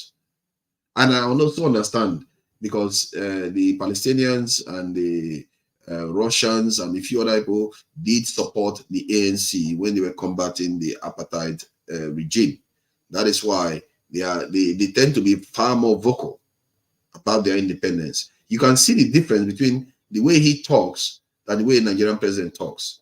He sounds like somebody that that is coming from a nation that has its own geopolitical voice. They speak their mind about international affairs, which is fine. There's nothing wrong with that. It's just that the continent has bigger fishes to fry. That's the only issue I have with him. On territorial integrity and on the prohibition of the annexation of land through the use of force must be applied in this situation as well. South Africa continues to call for the lifting of the economic embargo that was imposed 60 years ago against Cuba, an embargo that has caused untold damage to the country's economy and the people of Cuba as well. The sanctions that are also being applied against South Africa's neighbor, Zimbabwe, should also be lifted as they are imposing untold suffering on ordinary Zimbabweans, but also have a collateral negative impact on neighboring countries as well, such as my own country, South Africa. As many people around the world are confronted by hunger and want, the essential human qualities of cooperation and solidarity must be evident in the actions that we take to bridge the divide between the wealthy and the poor. We must summon the necessary will and resolve to regain the momentum towards the achievement of the 2030 agenda. This means that we must address the fundamental developmental challenges that have long characterized as well our unequal world. To address the developmental challenges that face many people in the world, we are required to focus on targeted investment, on technology transfer, capacity building support, especially in key areas such as supporting industrialization, building infrastructure, ensuring that agriculture investment takes place, ensuring that there is investment in water, energy, education, and health. This also requires predictable and sustainable financial support, including supportive trade policies from the international community. I guess people are beginning to see a pattern. Begging bowl diplomacy is what African leaders seems to specialize at. Begging. Unfairness of trade. Who negotiated the trade deal? Did they put a gun to your head? Unfair trade deals. Sometimes they act as if the trade deal was done for them and then they just executed it, and African leader didn't sign somewhere. They signed somewhere. They agreed to it. They could decide that, you know what, if you guys are not going to trade with us, fine. We are not going to trade with you. We're going to trade only with China. We're going to trade only with India. We're going to trade only with Brazil. We're going to trade only with Argentina. We're going to trade with whoever you like. If you don't want to trade with us the way we want you to trade with us, fine. And we're going to trade amongst ourselves in Africa. We don't need them. You keep begging them. The moment you start begging, you've already lost. The only reason why they would choose to give you anything more is because they know that if they give you something more, that they have far more to gain from it. It's all about exchange. This world is about transaction. If somebody says, oh, I need a cup of water, but they are not a kind of like thirsty to the point whereby they're about to die. If you give them that water, you're just giving them a glass of water. Well, if that person he just came out from a wilderness and is about to collapse and die, and you give them water, that water is not just water, that's saving their life. The exchange matters more to the one that his life or that their life has just been saved. That is how the world works. You have to strategize your own policies to give you the best of what you actually want out of life. If you don't have security, trade for security because you don't have it. Don't go and trade because everybody's trading. Recently is the latest fad to trade on technology or to trade on cryptocurrency. Don't go to the nearest fad because that is not your need. But I do like the fact that he talked about technology transfer. But everything he talks about seems to be about asking them to transfer it. Did you see the Chinese asking the Americans to transfer technology? They were just stealing it left and right. Most of the technology and knowledge that built the European civilization that you see today came from Africa itself and the Middle East. They took it and ran with it. They didn't say, oh, let me pay these fees before I can use your knowledge and all. No. They learned it and went and used it for their own people. Stop begging them. And I understand why he does this sometimes, because it does work sometimes, but it works at a level that is not strategically important. They don't, when they give it to you, they're not giving you their best. When they give it to you, they're not giving you something that they cannot afford to lose. Something that is going to make a difference to you. What they should be asking for is the best technologies out there. Space tech, nuclear tech, quantum tech. Don't ask for anything else. Ask for high-level stuff, because if you ask for high-level stuff, at least now, if they want to price you down, they will price you slightly down instead of just come out and just be a total beggar. You can't survive. Your people can't survive like that. You have to have ambition for your people. Like Mao Zedong showed when he went to this old Soviet Union and confronted Stalin. You know, Stalin was shocked to hear him ask for nuclear technology, because that's the most advanced technology that Russia had. The Soviet Union had. That's the most advanced technology, and a foreigner is just coming to tell them, "Give it to me, please. I like some." That's how you're supposed to behave for your people. That's a man that has his people's interests at heart. They are not going to kill you for asking. At least they know where you stand. They may even respect you. Sure, they probably respect you more. Even if they choose not to give it to you, they will respect you more for asking. And if they refuse, there is consequences. You have to have leverage. If they refuse, then you go and build your own. If they don't like it, let them sanction you. African countries, if you are organized, you'll be able to trade amongst yourselves. And there are many countries out there right now that sanction will not affect anymore. Like there are countries coming out all the time. America, China will definitely trade with you. China doesn't care about all these sanctions. Russia will trade with you. Russia doesn't care. India will trade with you. India doesn't care. India and China alone are 3 billion in population.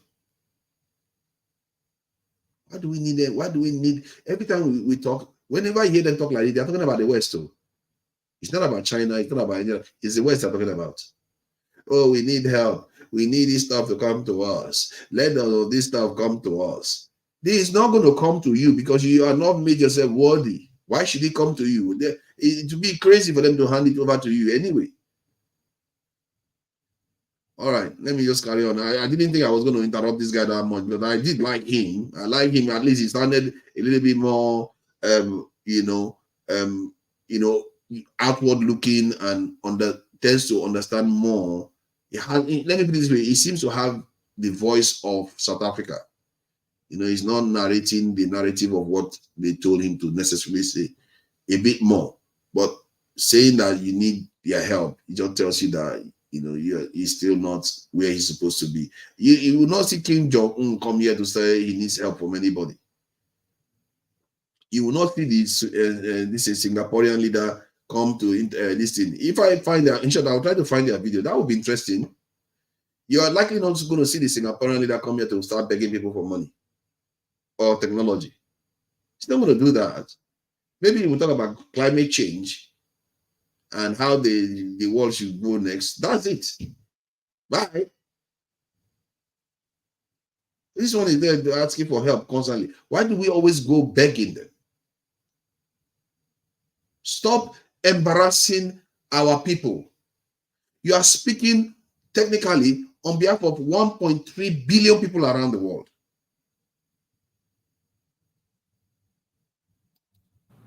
We call on the partners of the wealthier countries to meet the financial commitments they have made. It is a matter of great concern to us from the global south that these wealthier countries in the global north have failed to meet the undertakings they made to provide $100 billion a year for developing economies to take climate action. This must be changed, and the money must be made available in the interest of development. Did you not hear what he said? Oh my God, man, this is a joke. The money must be made available in the interest of development. Whose development? It's not in their interest. They don't care.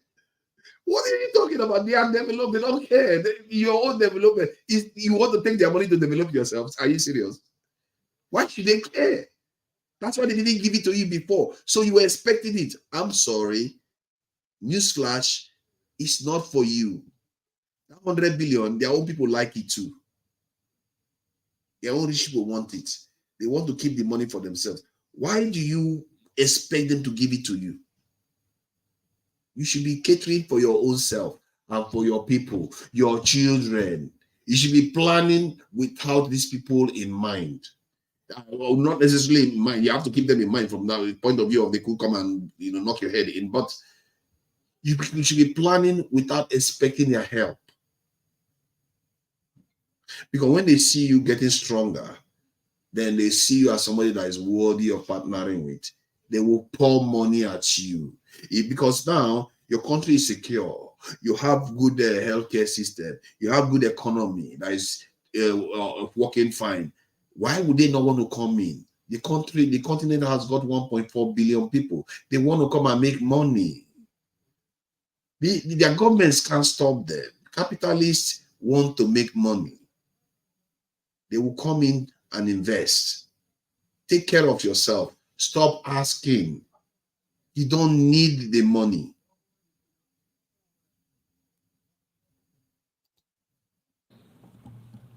We support the proposals outlined in the Secretary General's Sustainable Development Goal Stimulus. In particular, we support the call to tackle debt and debt distress that many countries, particularly in the global south, are burdened by. And we support the call to massively scale up affordable long-term financing to $500 billion a year and to expand contingency financing to countries that are in need. It is a grave indictment on this international community that we can spend so much money on war. And in fact, trillions are being spent on war, but we cannot support action that needs to be taken to meet the basic needs of billions of people in the world, needs such as addressing hunger, health, empowering women, and making sure that there is development in countries that are vulnerable. The achievement of the Sustainable Development Goals depends fundamentally on the empowerment of women in all spheres of life. Social and economic progress will not be possible unless we end gender discrimination. We must ensure that there is equal access for women to healthcare, education, as well as economic opportunities. We must pay particular attention to the provision of adequate health services to every woman, child, and adolescent. By doing so, we will fundamentally improve the health and well-being of all. The empowerment of women must be central to the actions we now take towards the realization of Agenda 2030. The women of the world need empowerment. They have a right to empowerment. They have a right also to participate equally in decision-making structures of all institutions in the world. I am proud that in South Africa, 50% of the members of the cabinet of South Africa are women. And today I'm accompanied by an all-women delegation to this United Nations General Assembly. It should be a matter of concern to us all that the majority of people who are sitting in this assembly are men. The question we have to ask, where are the women of the world? The women of the world have a right to be here to represent the views of women across the world. The essential human qualities of innovation and adaptation must be evident in the actions we take to prevent the destruction of our planet. Africa is warming faster than the rest of the world. We are told that the 20 climate hotspots in the world that we have, we find 17 of them in Africa. Africa is least responsible for the climate damage that has been caused, and yet it bears the greatest burden. Centuries after the end of the slave trade, decades after the end of the colonial exploitation of Africa's resources, the people of our continent are once again bearing the cost of industrialization of the North and the development of the wealthy nations of the world. This is a price that the people of Africa are no longer prepared to pay. Many countries in the North count their... Yeah, I agree with that. I just got tired. I don't want to respond to everything because it's like what I said earlier on. Their whole narrative they react to. It's almost like they are from for want of a better word, the Martin Luther King kind of stripe of thought. They think the world is universal and everybody's one. And he goes on to say something of similar line actually, but in that context I did support him. But that's how they think, and they execute it. That's the problem. They go and execute that while other people go home and take care of their own business. How crazy is that? Assets in the mineral resources that are beneath the African soil. The wealth of Africa belongs to Africans.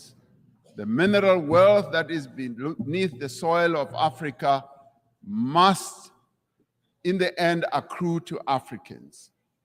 We urge global leaders to accelerate the global decarbonization while pursuing equality and shared prosperity. We need to advance all three pillars of the Paris Agreement: mitigation, adaptation, and support, with equal ambition and urgency. African countries, alongside other developing economic countries, need increased financial support to both implement the 2030 agenda. Oh God, we need financial support again. Okay.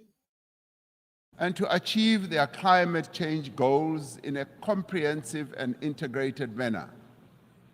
We need to operationalize the Loss and Damage Fund for vulnerable countries hit hard by climate disasters as agreed at COP27. Africa has embraced this challenge. Africa is determined to deploy smart, digital, and efficient green technologies to expand industrial production, to boost agricultural yields, to drive growth and create sustained employment for Africa's people. As the global community, we must ensure the essential qualities that define our humanity are evident in the institutions that manage the conduct of international relations. We require institutions that are inclusive, that are representative, that are democratic, and advance the interests of all nations. We require a renewed commitment to multilateralism based on clear rules and supported by effective institutions. This is the moment to proceed with the reform of the United Nations Security Council, to give meaning to the principle of the sovereign equality of nations, and to enable the Council to respond more effectively to current geopolitical realities. We are pleased that the common African position on the reform of the Security Council is increasingly enjoying wide support. This process must move to text-based negotiations, creating an opportunity for convergence between member states. The recently held BRICS summit in Johannesburg also affirmed the view that the United Nations Security Council should be reformed and should ensure that those who are not represented, that is, nations that are not represented, are also represented. We must ensure that the voice of the African continent and the global south is strengthened in the United Nations and broader multilateral system. All the peoples represented here in this United Nations had their origins in Africa. In Africa, they did. You see, this is the part I kind of liked, because as an African leader, that is the first time somebody tried to shape a kind of future message or narrative of the place of Africa in the world. An Africa that is strong, secure, industrialized, developing, and at the same time, with this type of message, can be quite formidable. Let me allow him carry on. Developed the tools and capabilities to spread across the world and achieved remarkable feats of development and progress. And all this was due to the skills and the talent that originated from the African continent. Despite its history, despite the legacy of exploitation, colonialism, and subjugation, despite the ongoing challenge of conflict and instability, Africa is determined and ready to regain its position as a site of human progress. The era of African development has arrived. Through the African Continental Free Trade Area, which is creating a wider, seamless trading area and also accelerated interconnectivity, African countries are mobilizing their collective means and resources to achieve shared prosperity. Through this treaty, African countries are establishing for themselves the foundation for a massive increase in trade, accelerated infrastructure development, regional integration, and sustainable industrialization. As the global community, we have the means and we have the desire to confront and overcome enormous challenges that face humanity today. As the nations gathered here in this General Assembly, let us demonstrate that we have both the will as well as the resolve to secure a peaceful, prosperous, and sustainable future for our world, but more importantly, for future generations that will follow,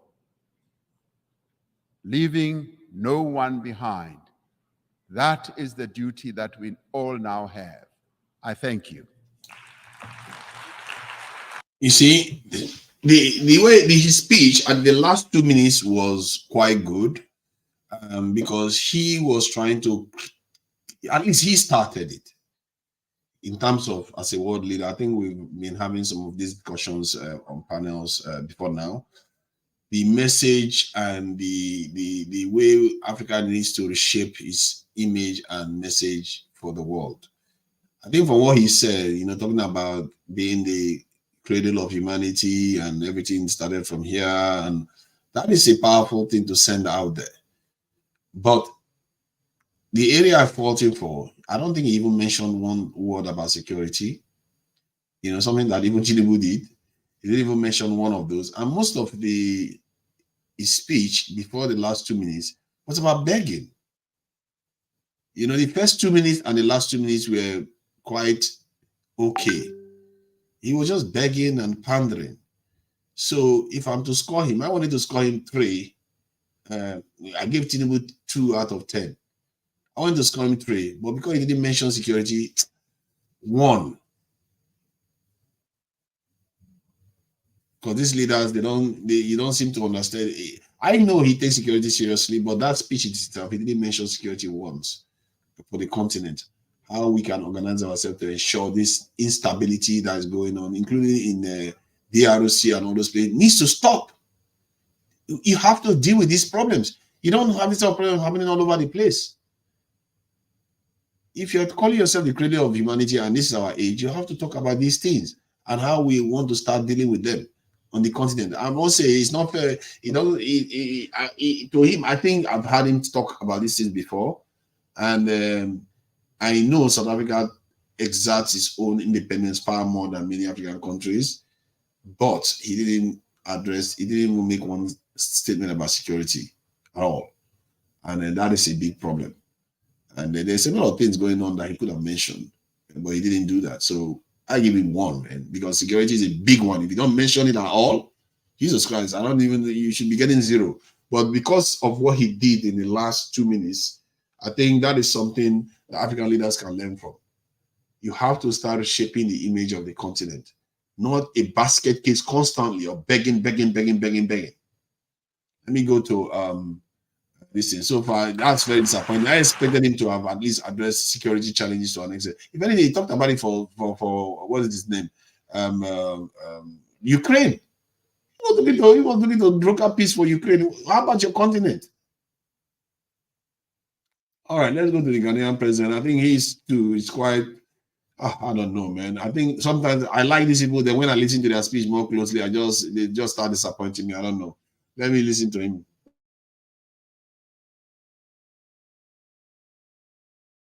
I have the honor to welcome His Excellency Nana Addo Dankwa Akufo-Addo, President of the Republic of Ghana, and to invite him to address the Assembly.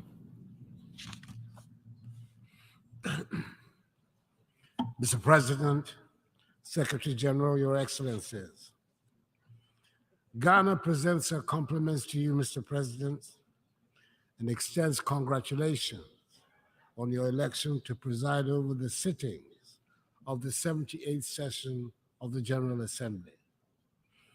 Ghana will also use this, the greatest of all platforms, to express the deep condolence and sympathies of our people and government to the peoples and governments of Morocco and Libya over the recent tragic events that have engulfed their countries.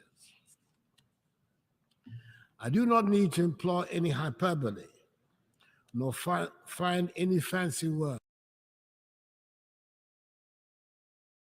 So let me just react to the security about this. Security is important because if you look at the video we were reacting to yesterday was about foreigners in South Africa.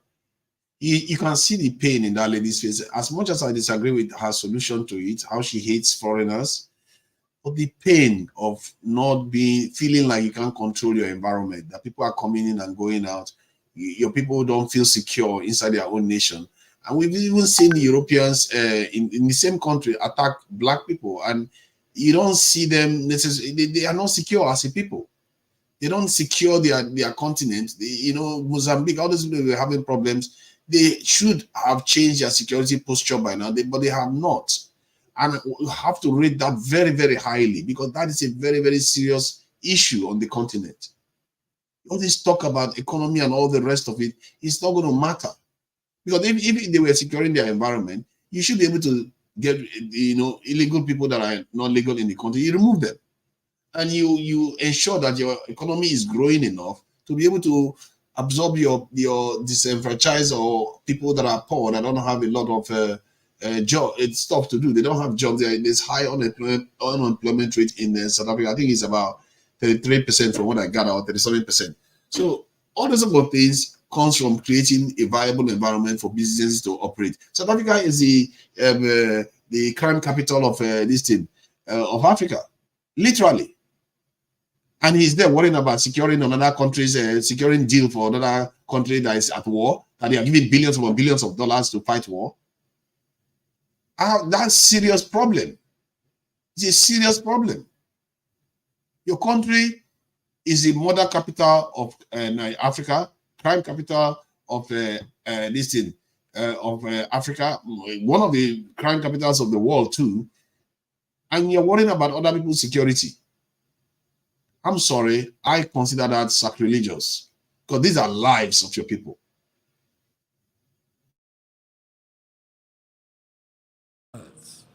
To state the reality of the situation humanity currently faces.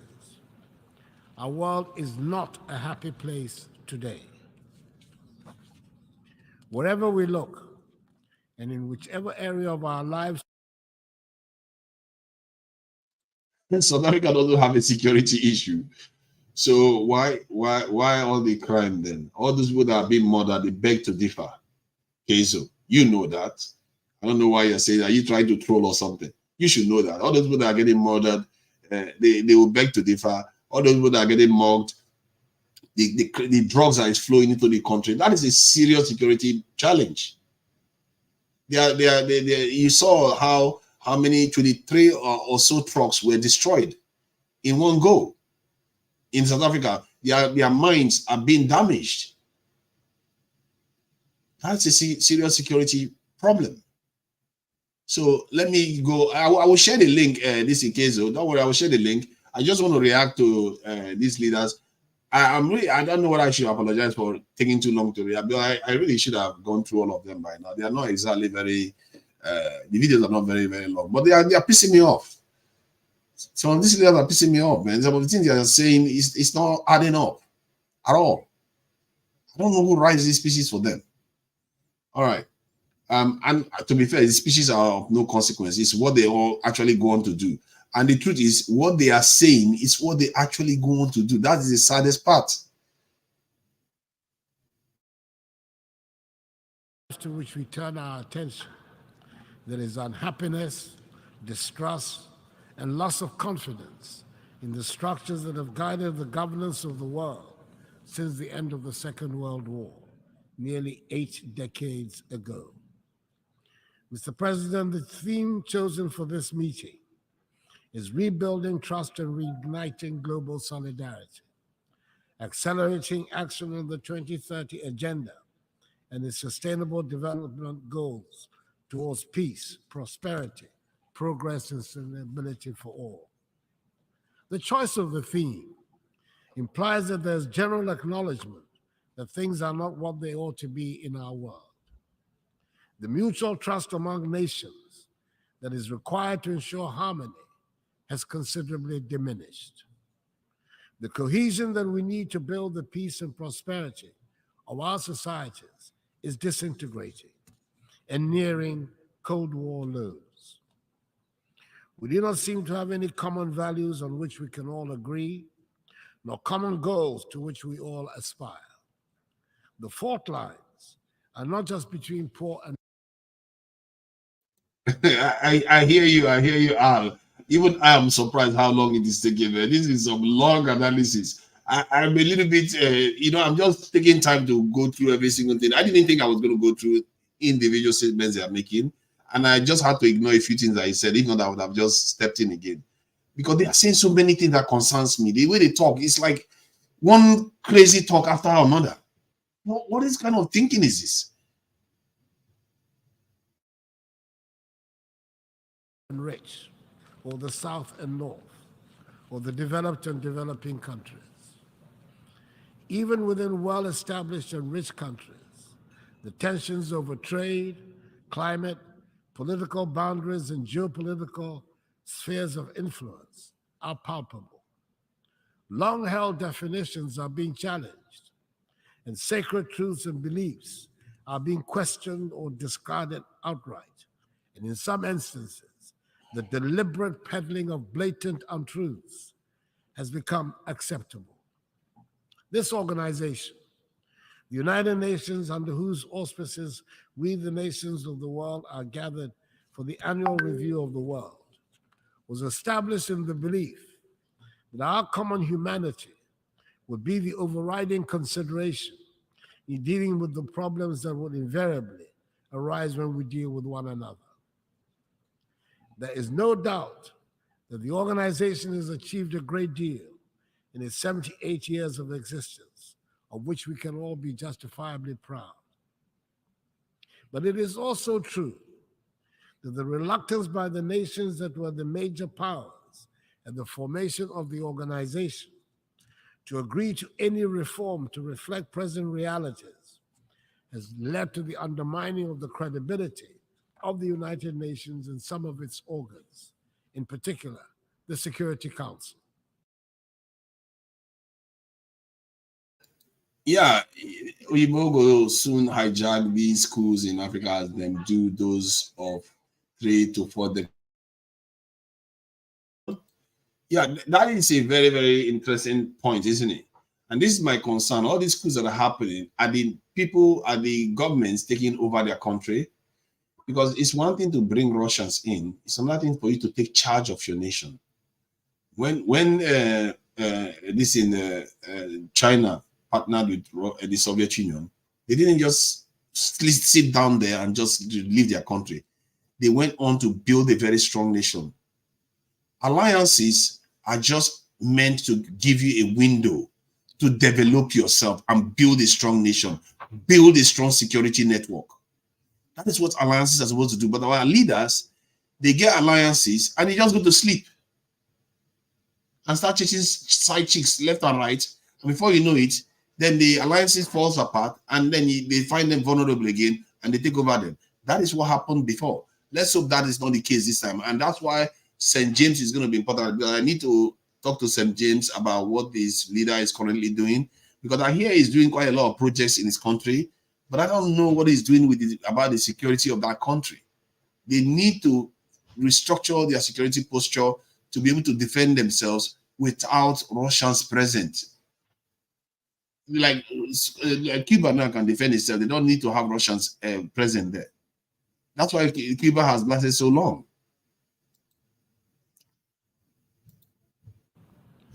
Ghana is currently serving out the second of its 2-year term on the Security Council as a non-permanent member.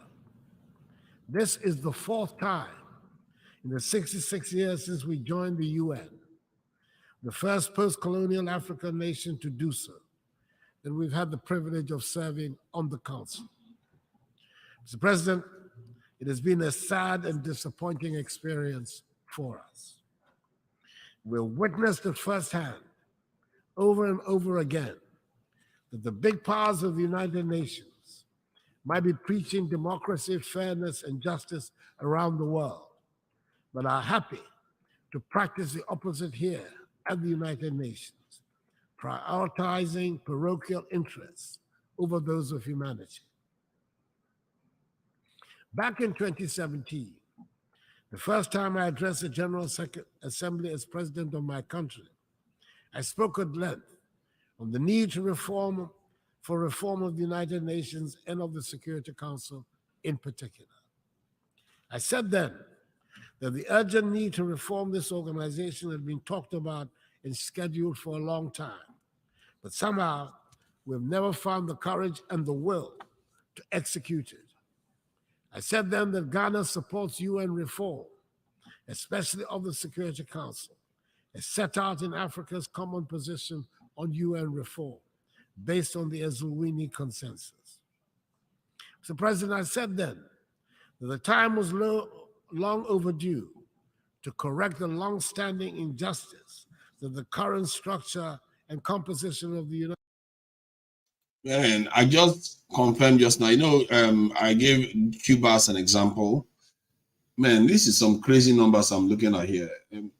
Cuba's population is about 11 million, and they have 50,000 and 90,000 you can describe as soldiers in their military. And paramilitary, they have 1.1 million in their paramilitary. Country is about 11 million in population. That is crazy. That is some crazy stuff there. But this is why I value security, and you see how other people are crazy about it, and nobody's invading them. United Nations Security Council represent for the nations of Africa. After serving on the Council at this difficult time in the world, our views on the need for reform have been even more strongly reasserted. We cannot continue to preach democracy, equality, and good governance around the globe. We cannot insist on peace and justice in the world when our global organization is seen by the majority of its members and the people of the world as hampered by an unjust and unfair structure. Mr. President, the Assembly has quite properly chosen the rebuilding of trust as critical in restoring stability and prosperity to our world. We cannot rebuild that trust when the organization that should bind us is seen by many as helping to perpetuate an unfair world order, which is reinforced by an inequitable, dysfunctional global financial architecture. Mr. President, for the past year and a half, a full-scale war is being waged in the center of Europe. The United Nations appears unwilling or unable to influence the events taking place in Ukraine. Ghana has sat on the Security Council throughout this period and can testify that the global solidarity we seek to reignite under the umbrella of the UN will only happen if and when it suits those who wield the mighty power of veto. And at the moment, there's nothing to show that these countries have any interest or inclination to do so. Ghana still believes that this organization provides the best vehicle for the world to manage its hydra-headed problems, but it can only function effectively and meet our expectations when we reform the pillars upon which it rests. Anything short of that will continue to undermine its credibility. Mr. President, I do not refer to the events in Ukraine and seek to pretend to ignore the tragic events in my own neighborhood of West Africa and the Sahel. Instability in the Sahel and widespread terroristic activities have put West African countries under severe political pressure and economic strain. Several countries in the region have lost vast stretches of territory to the rampaging terrorists. Coup d'etats have reemerged as what some mistakenly hope would be the solution to the threats that confront their nations. We in the West African region are trying as best as we can under the very trying conditions we face to deal with the situation. We are convinced that the conflicts that continue to plague our continent and our region in particular would be more satisfactorily resolved if the international community was to support, not undermine, the efforts of our regional and continental organizations to deal with them. Africans fought and died in the Second World War in defense of Europe and her allies, who reset the world towards the path of peace and prosperity that their nations and citizens have enjoyed for decades now. Africans fighting in the Second World War, was that voluntary? What is he talking about? I don't understand. Since when somebody's colonizing you, they use your people to fight their war, and you bring it as if it was a contribution you made for them, like some kind of, favor you did for them. Like, they just came to you and say, I need your help. And yeah, you say, I volunteer. Go on. No, it wasn't voluntary. They were running our territory so they can take our people to go and fight their wars. That's how it works. So I don't see, you're just even embarrassing us by bringing that up. It is surely time for the world to reciprocate in our time of need. Mr. President, we in Ghana are holding firm to our belief in democracy as the best route to build the prosperous nation that is our aim. It is true that the economic dividends that many of our citizens justifiably expect from the democratic process have not come as fast as had been anticipated. But we're determined to hold fast to the course because we believe that ultimately it will succeed in delivering freedom and prosperity for the mass of our people. We're also having to countenance for the first time in recent human history not just the question of democracy and a deliberate campaign of disinformation against democracy, but also the propagation of authoritarian rule as the faster route to economic advancement. The belief of young people in democracy as the governance model best suited to build peace and prosperity in our society is under systematic attack. The economic impact of COVID-19 pandemic and the impact of the war in Ukraine have only added to the pressure and the anxiety of our young people. We can also certainly do without having to spend the huge amounts of money we currently spend on security at our northern borders in particular. At this time, unhappily, we feel no sense of the international solidarity that we believe we should receive. It is surely in the interest of the whole world that West Africa should be peaceful and prosperous. We want our young people to do without having to spend the huge amounts of money we peace and prosperity in our society is under systematic attack. The economic impact of COVID-19 pandemic and the impact of the war in Ukraine have only added to the pressure and the anxiety of our young people. We can also certainly do without having to spend the huge amounts of money we currently spend on security at our northern borders in particular. At this time, unhappily, we feel no sense of the international solidarity that we believe we should receive. It is surely in the interest of the whole world that West Africa should be peaceful and prosperous.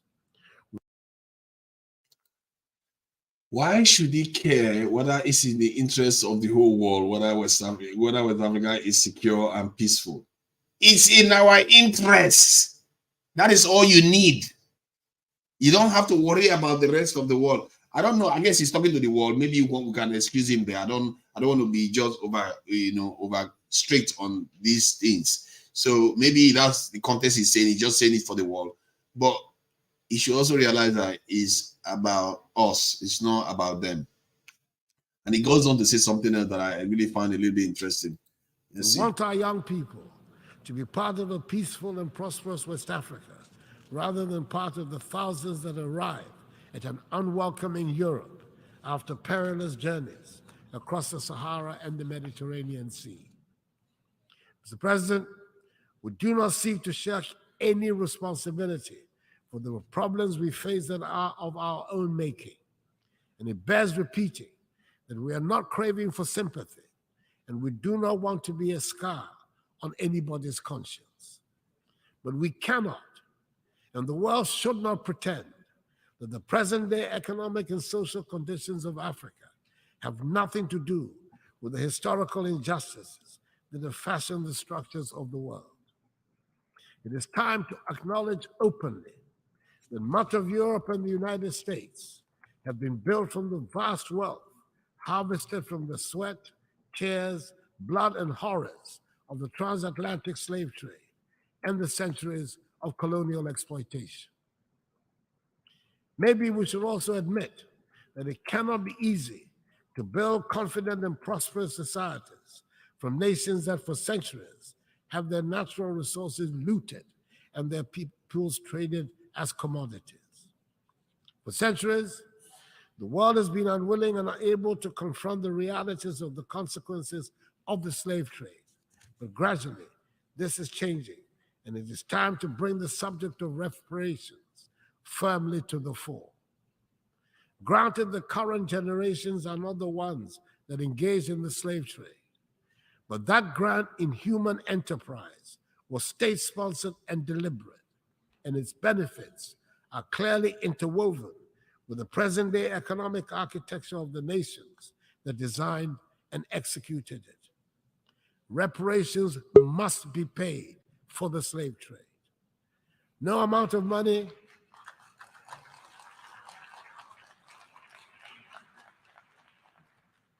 will ever make up for the horrors, but it would make the point that evil was perpetrated, that millions of productive Africans were snatched from the embrace of our continent and put to work in the Americas and the Caribbean without compensation for their labor. if there are any hesitations in some minds about the paying of reparations, it is worth considering the fact that when slavery was abolished, the slave owners were compensated for the loss of the slaves because the human beings were labeled as property, deemed to be commodities. Surely, this is a matter that the world must confront and can no longer ignore. The African Union has authorized Ghana to hold a global conference on the issue in November in Accra. It is probably also the time to return to that vexed subject of illicit financial outflows out of the continent of Africa. I refer to the report of the panel chaired by the highly respected former South African President Thabo Mbeki on the illicit flow. I see all of you at the backstage. Don't worry, I'll bring you on. I just want to finish the video, then I'll bring everybody on.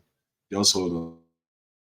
Of funds from Africa, which states that Africa is losing annually more than 88 billion United States dollars through illicit financial outflows.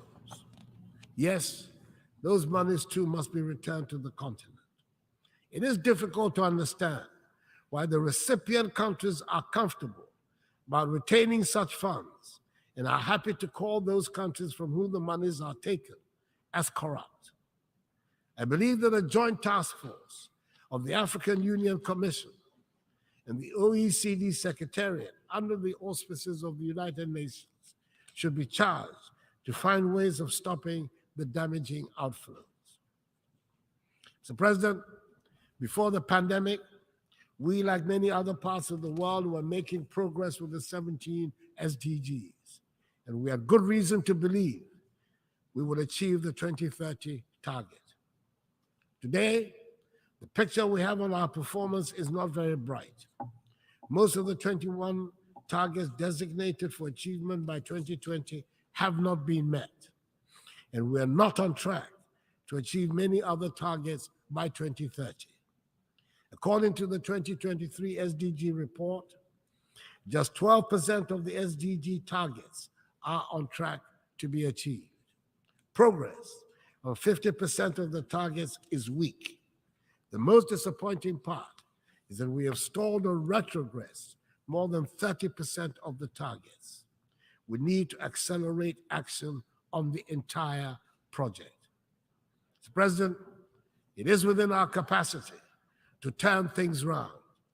A good start would be to make the needed changes to the structures of our organization. Then we can rebuild trust and reignite global solidarity. Mr. President, I thank you for your attention.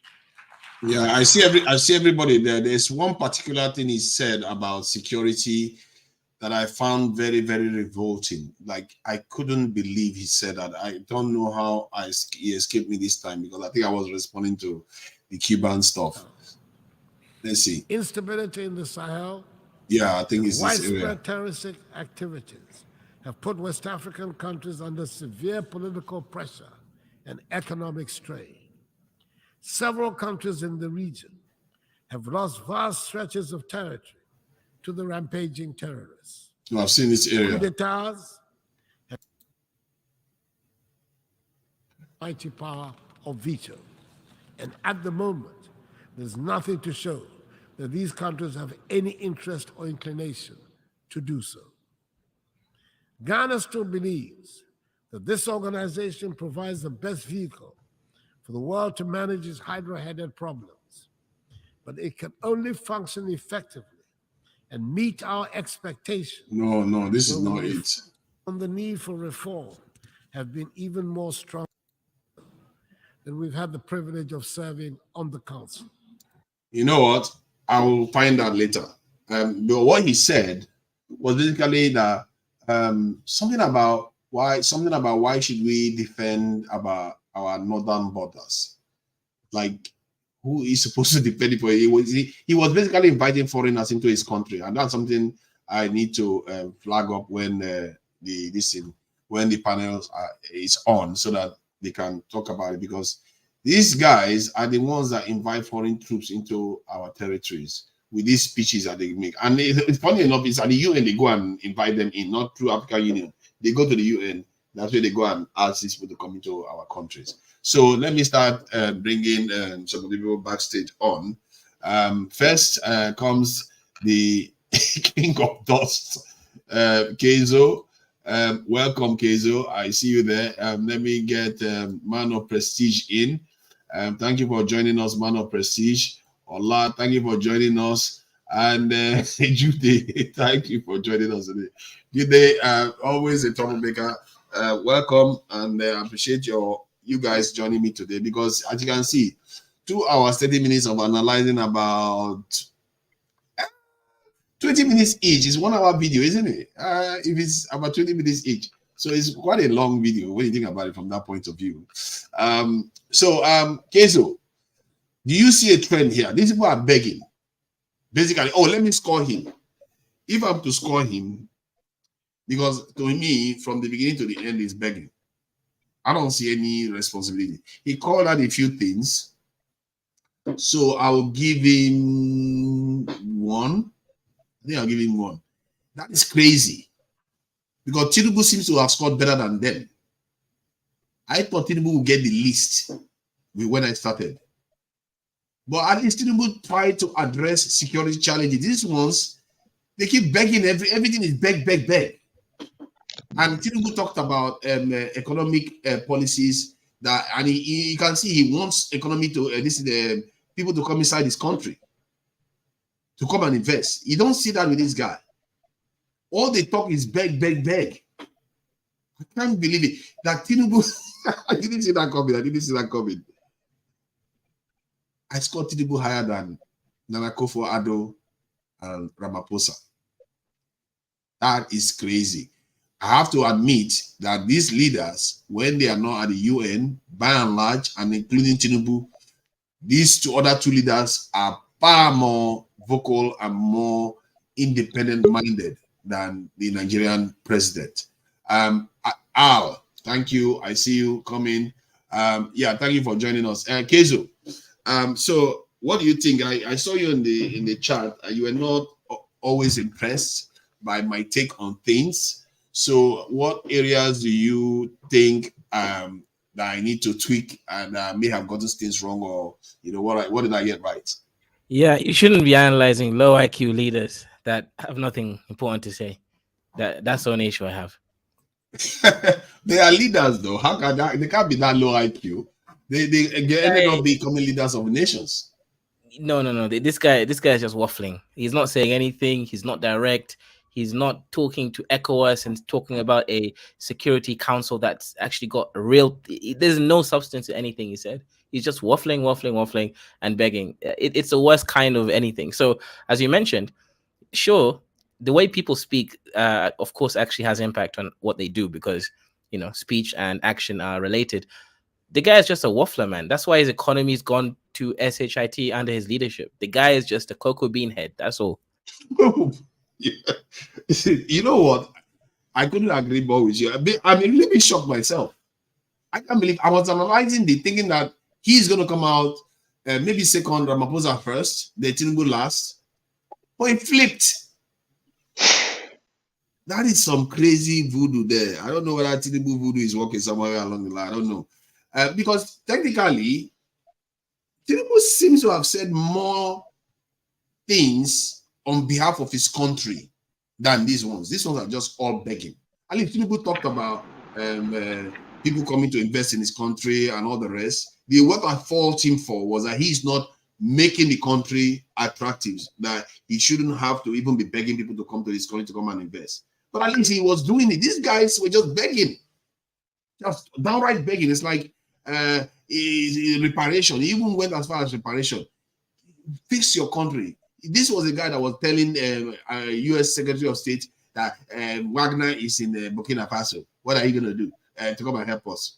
This is a guy that his country has got 50,000 soldiers for 30-something million people. He's not doing anything to secure his country. Yeah, no wonder his country, the economy is to pots now. It's crazy because Ghana is a very, very civil country to be in. It feels very, very safe. I've said it before. Most of all this is transient because there's no a kind of basis for it. You don't have a strong security establishment. You don't have a strong economic posture. If you don't have strong security establishment, your economic posture is always like all over the place. Now they are bankrupt. That is crazy. Ghana going bankrupt. And I was telling a Ghanaian friend about a couple of years ago when this right of return was happening. Year of return, was happening. I was telling that this is going to backfire. You're not seeing it for what it truly is. You guys are just raking in the money, forgetting that there's going to be inflation, there's going to be problems. You are not catering to your people on the ground. You're not catering. And what I didn't like about it is that you may go and scapegoat the diaspora that are returning because of it. Because they might say, oh, this was since they came there, the problem is happening in the country and all the rest of it. But it's not their fault.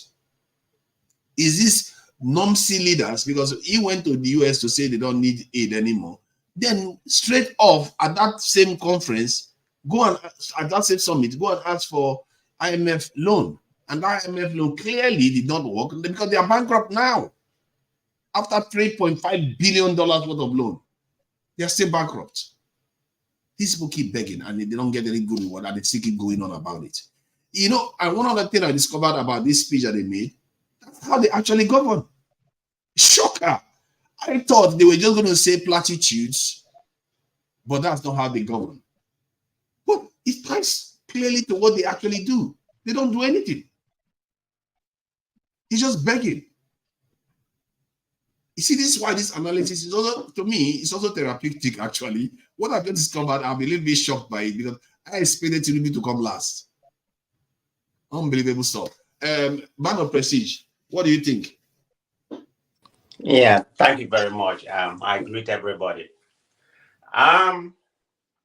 Most of the analysis on their speech is correct. I listened to it a little bit. I was busy, but having said that, I was able to deduce a little bit of stuff from the way they speak. You see, Africa has a problem. Let me start with Tinubu. Tinubu, I will grade him better, but it's all speech. I don't put too much substance when it comes to speech. Okay, I believe what you can, get from get from there or wherever. That's more important than all this speech. But having said that, I'm going to grade him on that speech. Yeah, I give Tinubu more. His own speech is has more substance. But all of them are about the same. But on a grade of 1, 2, 3, Tinubu did the best of all. Because if you look at what happened, the other two people, particularly the Ghana president, all they went there just begging. And you have this South African president just went there and start talking about Ukraine war, what doesn't concern Africa. They just and its own country is the crime capital of Africa. Why are you not securing your country? You're worried about some other person's country. Unbelievable. I didn't see that one coming. I really didn't see that coming. Unbelievable. Everything just missed priority. I don't know what they went there for. Tinubu's speech is okay, by my own standard, but I don't attribute all this speech to anything because all that speech does not bring any kind of forest to Nigeria. It doesn't help Nigeria in other words. Let me, speaking about Ghana, for example, Ghana's supposed to be a safe haven for diaspora and everything. What have been implemented recently, and they are going bankruptcy. And you go there, and you start begging. The whole thing doesn't even make sense. You need to be, because if you look at Ghana, they're a little bit more safe, in terms of security and everything, way better ahead. You should go there and emphasize about investment because your country is safe. Nigeria, not so much, you can cry all you want about investment. If you don't safeguard your country, provide the security, because in my own opinion, I don't see any foreign investment coming out here to, to invest. Like I see some FPC or some other platform, they're all depleting. I was listening to one of the platforms. Some delusional guy said Nigeria's back because of Tinubu's speech. I said, what? This is a guy who is always objective. But immediately after Tinubu made that speech and go to the New York Stock Exchange and become a bell ringer. He's just a bell ringer. They're all depleted because Tinubu went to the New York Stock Exchange and was ringing the bell. Come on, bell ringer. You're all depleted. I'm telling you that. What's wrong with Nigerian mentality? Let me be concerned about my country, okay? I mean, I've said what I said about South Africa and everything. They're all begging. So that's my summary. But Tinubu's speech, like I said, it's okay. But the way they are, utilizing it in Nigeria like something happened. Nothing has happened because I don't even believe what they're doing. I hope Nigeria is better or whatever, but you need to start from home, fix the security and all that, because nothing you have said has worked. And let me tell you, to Nigeria, as a Nigerian, I'm not happy, I know Tinubu is going to be the president. Tinubu is the president. Forget about all this thing coming out from whatever, Supreme Court or whatever. It's not going to make any difference because what Tinubu is doing right now, they are deceiving Nigeria. All he is doing is a photo op. I mean, propaganda photo op. Like he hired about 15 advisors. What are they going to do? They are all there to propaganda. That's it. How can I believe, you're going to UN, you're going to get foreign investor?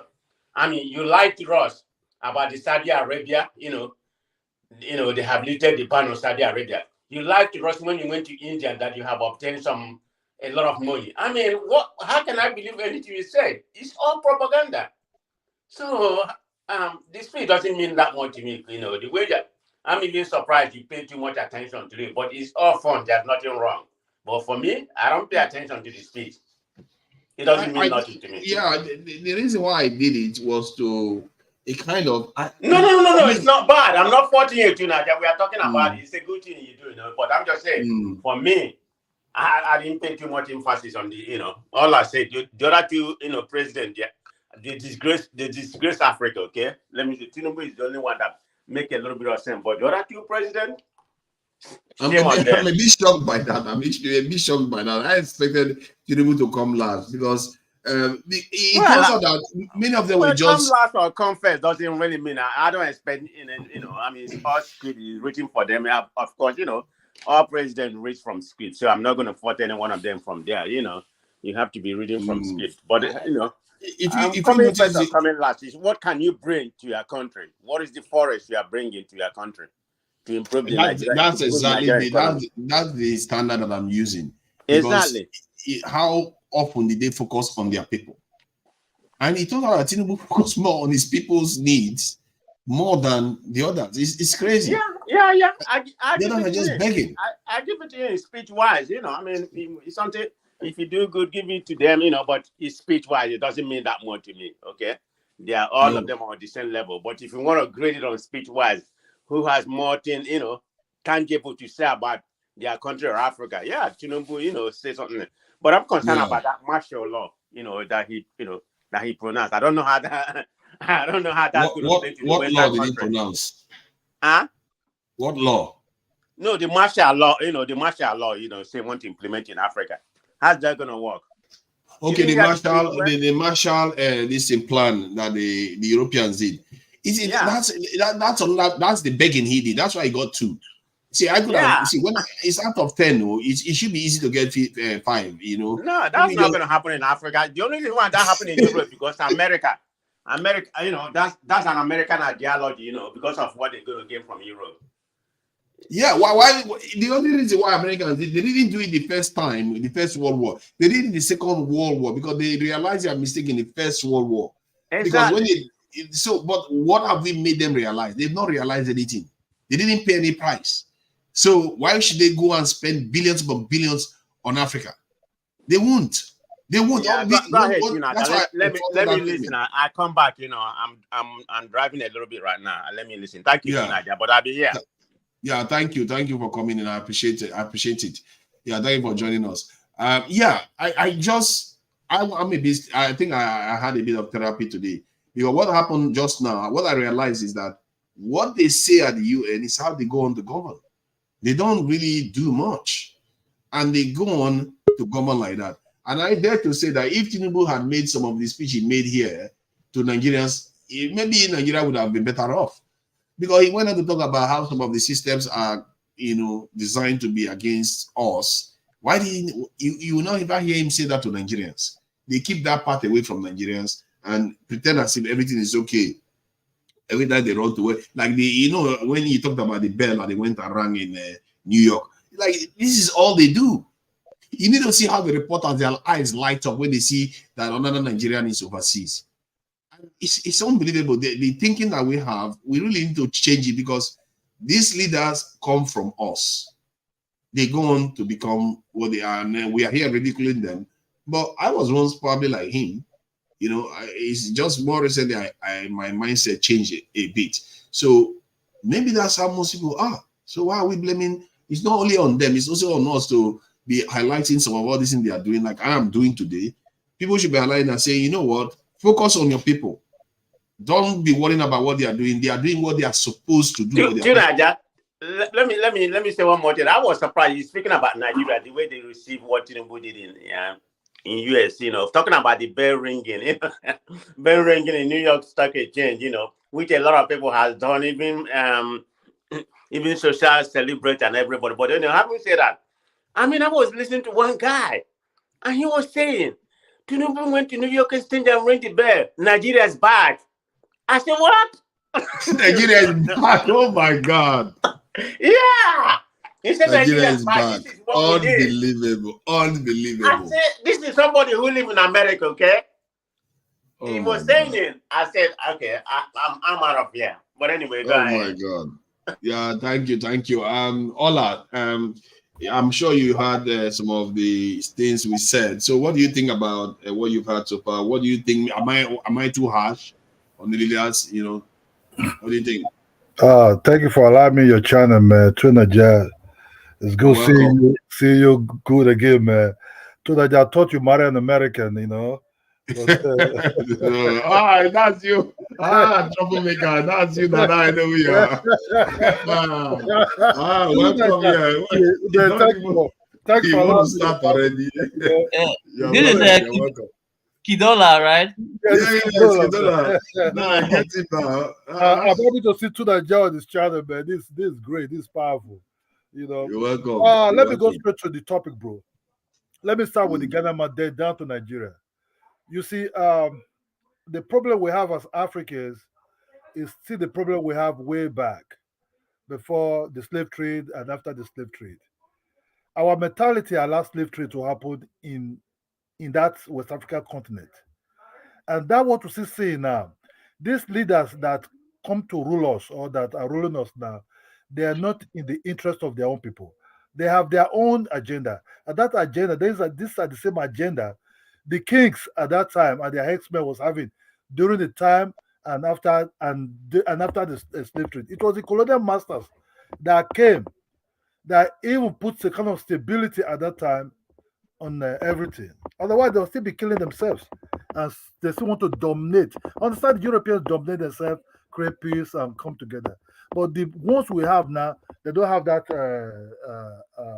mentality. The masters thing, don't you think you lose the term masters? Yeah, Europeans, colonizers. Yeah, okay, I'm just using the book, you know, what's in the history. Let's avoid it because I don't know why it gets to be, because Europeans don't even use that word anymore. So what I'm saying it to Nigeria in that form is that I'm just trying to say what I read in the book, you know, what I read in the book. Yeah. That's what I'm saying. But the whole thing is, the Ghana man that is speaking, see, that man have a very big English, and he used that big English to convince or want to convince people in everything he's doing. He come with these mighty lawyers and you know, because it's an elite, it's a kind of elite. So he used big English to convince people, but while behind the scene, he's just betraying and you know he's not honest. He's collecting money. No, none of these African leaders are honest anyway. So I'm not surprised Ghana president come out again with his mighty English, but nothing to show for it. Just like the other African leaders, the Nigerian ones, I can't really tell. You see, the currency is corrupted now in Nigeria. There is just nothing. Anybody will believe in illusion to think that, oh, this person is back. That's what we said about Buhari. Buhari is back, he's not corrupt. Buhari is back, he's not corrupt. Buhari is back. But what happened when he left power? Even when he was in that power, that the way they were borrowing money anyhow, they were just chasing their own pocket. They will inflate price on projects that they are doing.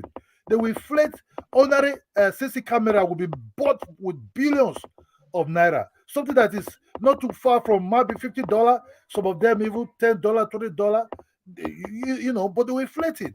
So what we're suffering now today, why these leaders is not in our own interest as black, as Africans, is that they're not ready to turn their territory into kind of like, let me use a broken, I care about you, like way back. Look, I was a little kid inside the 70s. I enjoy at that time what was actually going on. You understand me? I enjoyed things inside 80s. Things were well organized. No, early 80s, because these are the reasons why I say democracy for me is not making it for me. The same what you see now in Africa, in these African countries, in West Africa, this is what happened also inside the 60s. Why coup upon coup was taking place in these African countries. These leaders they will mismanage the economy. They want to pack everything, want to be king of all king. There's nothing like they themselves don't even believe in the democracy. Look at what happened in Nigeria. You don't have to blame Buhari now. You have to blame from 1999 to what is going on now. How they must mismanage the whole thing. From buying Mercedes-Benz to be private jet as their new car. It didn't really change till now. Only that they mastered the whole plan to be corrupt. And that plan is how to inflate price. Something that they will do with $10, they will put it on $3,000. You know, they master how to inflate ordinary borehole water. They will say is borehole water you might be with 100,000 naira. They'll put borehole water on 10 million naira. So these are the things we African, especially Nigerians, we are suffering not to today. Our lives, the lives of Africa is choking us. Our leaders are liars. Our peoples are liars. So there's a rope in our neck now that how to loosen that rope is very, very difficult because the lies is the rope and the lies is choking us. If we don't do that, we will suffocate through those lies. That's all, bro. Thank you. I think it's, the prescription, the solution is easy, but executing the solution is the hard part. And we know what needs to be done. In my mind, anyway, I feel like I know what needs to be done, but it's hard to execute because these leaders are so intertwined with powerful interests that to dislodge them is often hard. And this is why some people embrace military leaders, because they know they've tried other ways to remove these people. They don't change. They don't seem to want to change. Can you believe 2023 and they are still going to the UN to go and beg as if they don't have enough lessons by now? How many years do they need to teach you the same lesson for you to realize that, change your tack, and find another way to solve your problems? Thank you. Jude, welcome. And long time I've not seen you. So what do you think about the speeches so far? Oh yes, to Niger. Can you hear me? Yes. Does Paul Biya go to UN? No, he doesn't. He doesn't. Oh my God. No, man. And no, yeah, I don't think he's gonna go. He doesn't. He doesn't. But this is I want to thank the panelists, the people on the panel. I might not talk for so long. I just want to say, man, Africa, like what the Ghanaian president was saying was just off the target. Asking to join the Security Council. I mean, there will never be an African country that will be accepted in the Security Council. Talking of all this air pollution or whatever they were talking about, not having I think all these trees that they have been cutting down, all this stuff, all this climate change. I think climate change is African that are the problems because we cut down a lot of trees, we cooked in open kitchen and stuff like that, and we cause all this pollution in our countries, and we should be blaming ourselves for all this stuff. And all these baking Europeans is all same old to Niger. I wish. Your audio has gone quiet. Okay, when you sort your audio out, you can carry on Q-Day. UFC. I think Al came in for about the UFC. I don't know. Al, yeah. I know Al kept dropping out and coming back in. I don't know where he is. Okay, UFC, go ahead. What do you think about what you've had so far? I'm sure none of them are entirely new to you anymore. It's not new. You see, when you look at these countries, Nigeria is in chaos. South Africa, the same thing. Economically, I talked about economically. Ghana, their own is even serious than Nigeria. I think there's a widespread protest as we speak now in Ghana going on over there because the people there allow the government to burn down the economy totally before they start responding now. They didn't, all the warning signs were all over the place, but they didn't take it serious. But now they are feeling the heat now. So currently, this is not even the position for us to be requesting for something because we are in a very weak position as we speak. So to me, there's no need of us going there and say Marshall Plan or whatever. It's not going to work. Currently we have no leverage or nothing. The economy is bad, hunger everywhere. So it's crazy. We need to put our house together first, then before we start demanding for something. That's my take for now. Yeah, that is true. You would think they realize that and plug the home from so before they worry about what is going on out there. They're almost uniform, the three of them.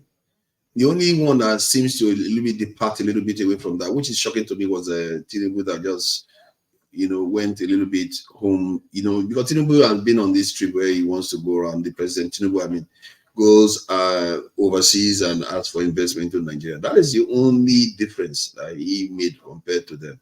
And he talked a little bit about partnership in terms of security. He didn't even address security that much. So I don't understand these people. What are they? When they keep asking for help from foreign people to come and help us secure our neighborhood, what are you doing with your people? So nobody questions them. I think before I close this discussion, I will, because I don't want this to go long. I know some people are asking for Guinea, and I really would like to contrast it with other leaders, but it's going to go long. You look at how long I took to just analyze that many minutes video. It's going to go long, and I don't want to necessarily have this session go too long, so that maybe I will do another one where I just analyze the other leaders to show the contrast with African leaders, since we already have what African leaders mean. Some of them are saying it will be interesting to hear from maybe North Korea is not going to be there, maybe Singapore, any other major nation, maybe India, if India is present. Hear the way they talk, the difference of their emphasis. You see the difference of the emphasis between that of Nigeria and them. I think maybe that contrast is something that I would like to look into and later on, so that people see how leaders with power actually behave. Yeah, go ahead. Yeah, we need to listen to, I think, China, then see what maybe Russia representative is going to say. So I guess I can do a part 2, and if it's short, it will make it easier to do part 2. So then we just cut them, let's say 3 hours or 3 to 4 hours each. Then we just check the contrast and see the difference between nations that are actually doing what they're supposed to do for their people and what the ones that are just playing platitudes. You can also do it the way kids normally do it. After like 2 hours, it will create another one. Like it has the way of doing it, so it will be 2 hours. I'm not getting that pro. Kenzo is pro. Kenzo has been at this for. Kenzo is pro at doing all these things. Yeah, Kenzo is very smart. You know how to do that thing. Yeah. I have to figure that one out again. Yeah, don't mind him. This is AI or Al. What do you think about what you've heard from the leaders? I think I saw you on the chat now. You're not exactly a big fan of what they've got to say. Yeah, to be honest, good afternoon first of all to Niger, Elder Simba, and UFC superfan. Ola Kidola, how you doing there, sir? You too, bro. Welcome. Yeah, okay. Yeah, first of all, all these leaders, that went there, they just went there to waste their time and expose more how weak we are as people. But however, Tinubu done his speech is more impressive than the rest of them. He actually, had more substance, right? But when I listen to Ramaphosa speaking and Nana, it's just, you just want to get up there and smack them off, man. Because this guy is actually just going out there to tell the world Look how vulnerable we are. Yeah, we need your help. Come. You know, there's no pride, not one little pride. There's no pride among, you know, in these leaders, you know. Yeah, that for me, I may be shocked until now. I didn't know that Tinubu. I thought Tinubu was going to just come and, you know how I like to say that Nigerian leaders tend to be very coolish. But but he surprised me today, man. He surprised me on this pitch yesterday. Yeah. When one man mentioned it, I never listened to it. When one man asked me yesterday if I listened to it, and I went and listened to it, and I thought, you know what? And I compared to some of the leaders. It's actually done well. It's quite surprised. You know, it surprised me. He too begged. To be fair, he too begged just as much as they did. But he added it with trying to get things done for his country. These ones, they just beg, and beg more. Yeah, that's what they seem to just be doing. Asking foreigners to do stuff for them. You're not making yourself valuable for them. Absolutely. And you know, the UK Prime Minister never even bothered going there. You know that. Pardon? You know the UK. Hang on, UFC. You know the UK Prime Minister did not go there. Yeah, why would he go? Many leaders skipped it now. They're like, what's the point? They thought, you know, why am I going to go and chill out with some beggars? Yeah, UFC. The difference between Nigeria and the rest is that the one for Nigeria pleaded for a partnership, like you benefit, I benefit kind of a deal. You know, so yeah, kind of he even went there and he went on to say, but after even when saying that, he's also still asked for help again. And like, you can't 1 minute say you don't want to trade one shackle for another one, then you ask for financial help at the same time. If you keep asking them for stuff, you are putting a shackle on yourself and saying you don't want the shackle on it. That's contradictory statements to make. And this is what they are very good at doing. But that said, I gave him 2 because I thought he was going to come last 2. And the other people managed to surpass him. That was sad, man. I didn't see that coming. I thought the other people were going to be at least better. It's all Ramaphosa. The only thing that saved him, he would have gotten 0. The only thing that saved him was the last 2 minutes, really, of his speech. Even though I gave him 1, and the Ghanaian president, I don't even know why I gave that one. What did he say again? I think there was something he said that made me feel like, okay, maybe he deserves 1.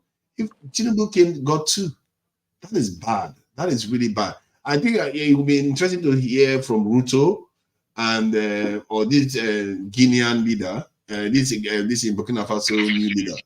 If I he don't was care there, about listen, for father, I don't care about Burkina. I just play Guinea leader, man. Guinea, Mamadou Doumbouya. Why do you like Doumbouya more? Because he's more civilized and he's doing the right things as a military leader, and also the things that he's already communicated with the civil society to organize elections. You know, so he's not a guy that seemed to be power hungry like the rest. Yeah. You see, that's interesting. Yeah. But what is he actually doing for his country? Is he securing his country in any way? We don't see that. Guinea is the most secure country in West Africa to Niger. Guinea, when it comes to military, Guinea is the only country in Africa that repel the Portuguese, that repel any invader, bro. No, but we're talking about now, though. That is. I'm talking about now. Well, long time ago. Why do you think only problem in the Sahel and in West Africa they never come near Guinea? Because that would never happen, bro. Guinea is a very secure. Yes, the Guinea. I'm not so sure. No, honestly, bro. Honestly, our ancestors' legacy in Guinea. Okay, let me see. Hold on, sorry. I'm just trying to confirm. Let me check the population. They seem to have a total military size of about 90-something thousand. I'm just checking. And then Guinea Conakry population. What do you know their population? Conakry population. I don't know what their population. It's probably about 10-12 million. I would say just 13 million. Just say around that. 13 million, yeah, just about 13 million. That's not too bad ratio, almost 100,000. So it's about 130. Let me see. That's not a bad ratio, actually. 13 million divided by 100K. Let me just 100,000. Let me just give them 100,000. Yeah, it's about 90,000, but you can. 130 ratio is not bad. That is lower than that of America. America is 1 soldier to 150 citizens. So for an African state, that is high. For an African state, that's quite high amount of soldiers. I have to give them that. That's good. That's I didn't know about Guinea to be that in that kind of posture yet, actually. So that's quite good information. Forefathers, yeah. I'm telling you now, yeah.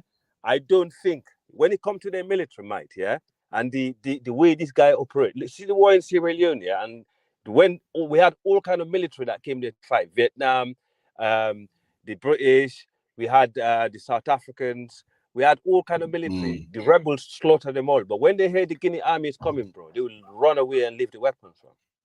These guys don't mess about. Yeah, when the Portuguese came to Guinea, Portugal trying to invade Guinea, they capture all the Portuguese and they bury them in the central of their town, they build a bridge and commemorate the event. The Guinea people, they've been quite stubborn. I think they were the ones that refused to sign on to the French agreement before independence. Due to my ancestors, yes, absolutely. They said we don't want nothing to do with you. Just pack your bags and go. And what the French did, they actually damaged all the infrastructure and pour cement in the sewage system, in a drainage system, and before they left the country. And when they left, replaced them with the Russians. And then that's why you see all the Sahelians trying to follow the same trend. I must say their military posture is quite strong, stronger than that of Senegal. That is crazy. Yes, of course. These zones are made for. These zones are warrior zones. When you go back to the history of West Africa, these people always been involved in warfare, so they will never forget the history of being invaded and also the repelling outsiders.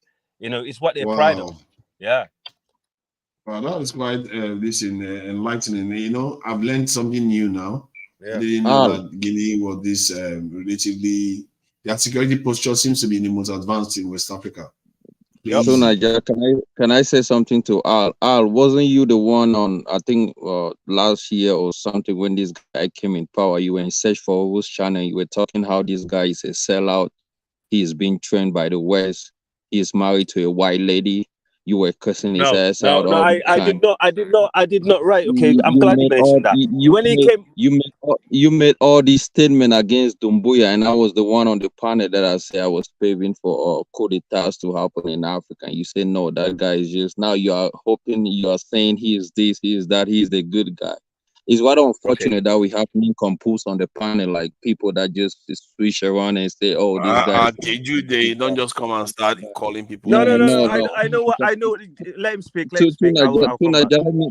me address this guy. I mean, most of the time. You cannot address me. Just talk. Just come in and talk. This is a very civilized panel. Yeah, you can't come up with that kind of bullshit. Just talk. It's okay, but to Nigeria, I wanted to continue where I started. No, you can't. No. You can listen. You cannot come here and make up crap and just want to. Okay. Go ahead and talk. I'll go ahead and talk. Okay, right. 2 days you was there. I exposed the American involvement in West Africa in terms of military coups. Right. I said America actually trained most of these coups, and that's not a problem. That's not a lie. That's a fact. Right. And someone mentioned, he asked me on the Dynasty show about his wife. I said no. I said in fact, if you go back to Afrodemos' show, I actually repeated that when Afrodemos asked me about his wife. I said, listen, his wife is got mixed race children. I got mixed race children. So if a woman loves their kids, they're gonna love their the children's race. I swear to my life and everything I love. That's exactly what happened. And you cannot come here and try to make up some bullshit because you actually have some envy and jealousy over people actually more knowledgeable and have more things better to say, because I'm saying it, you have nothing to say so far.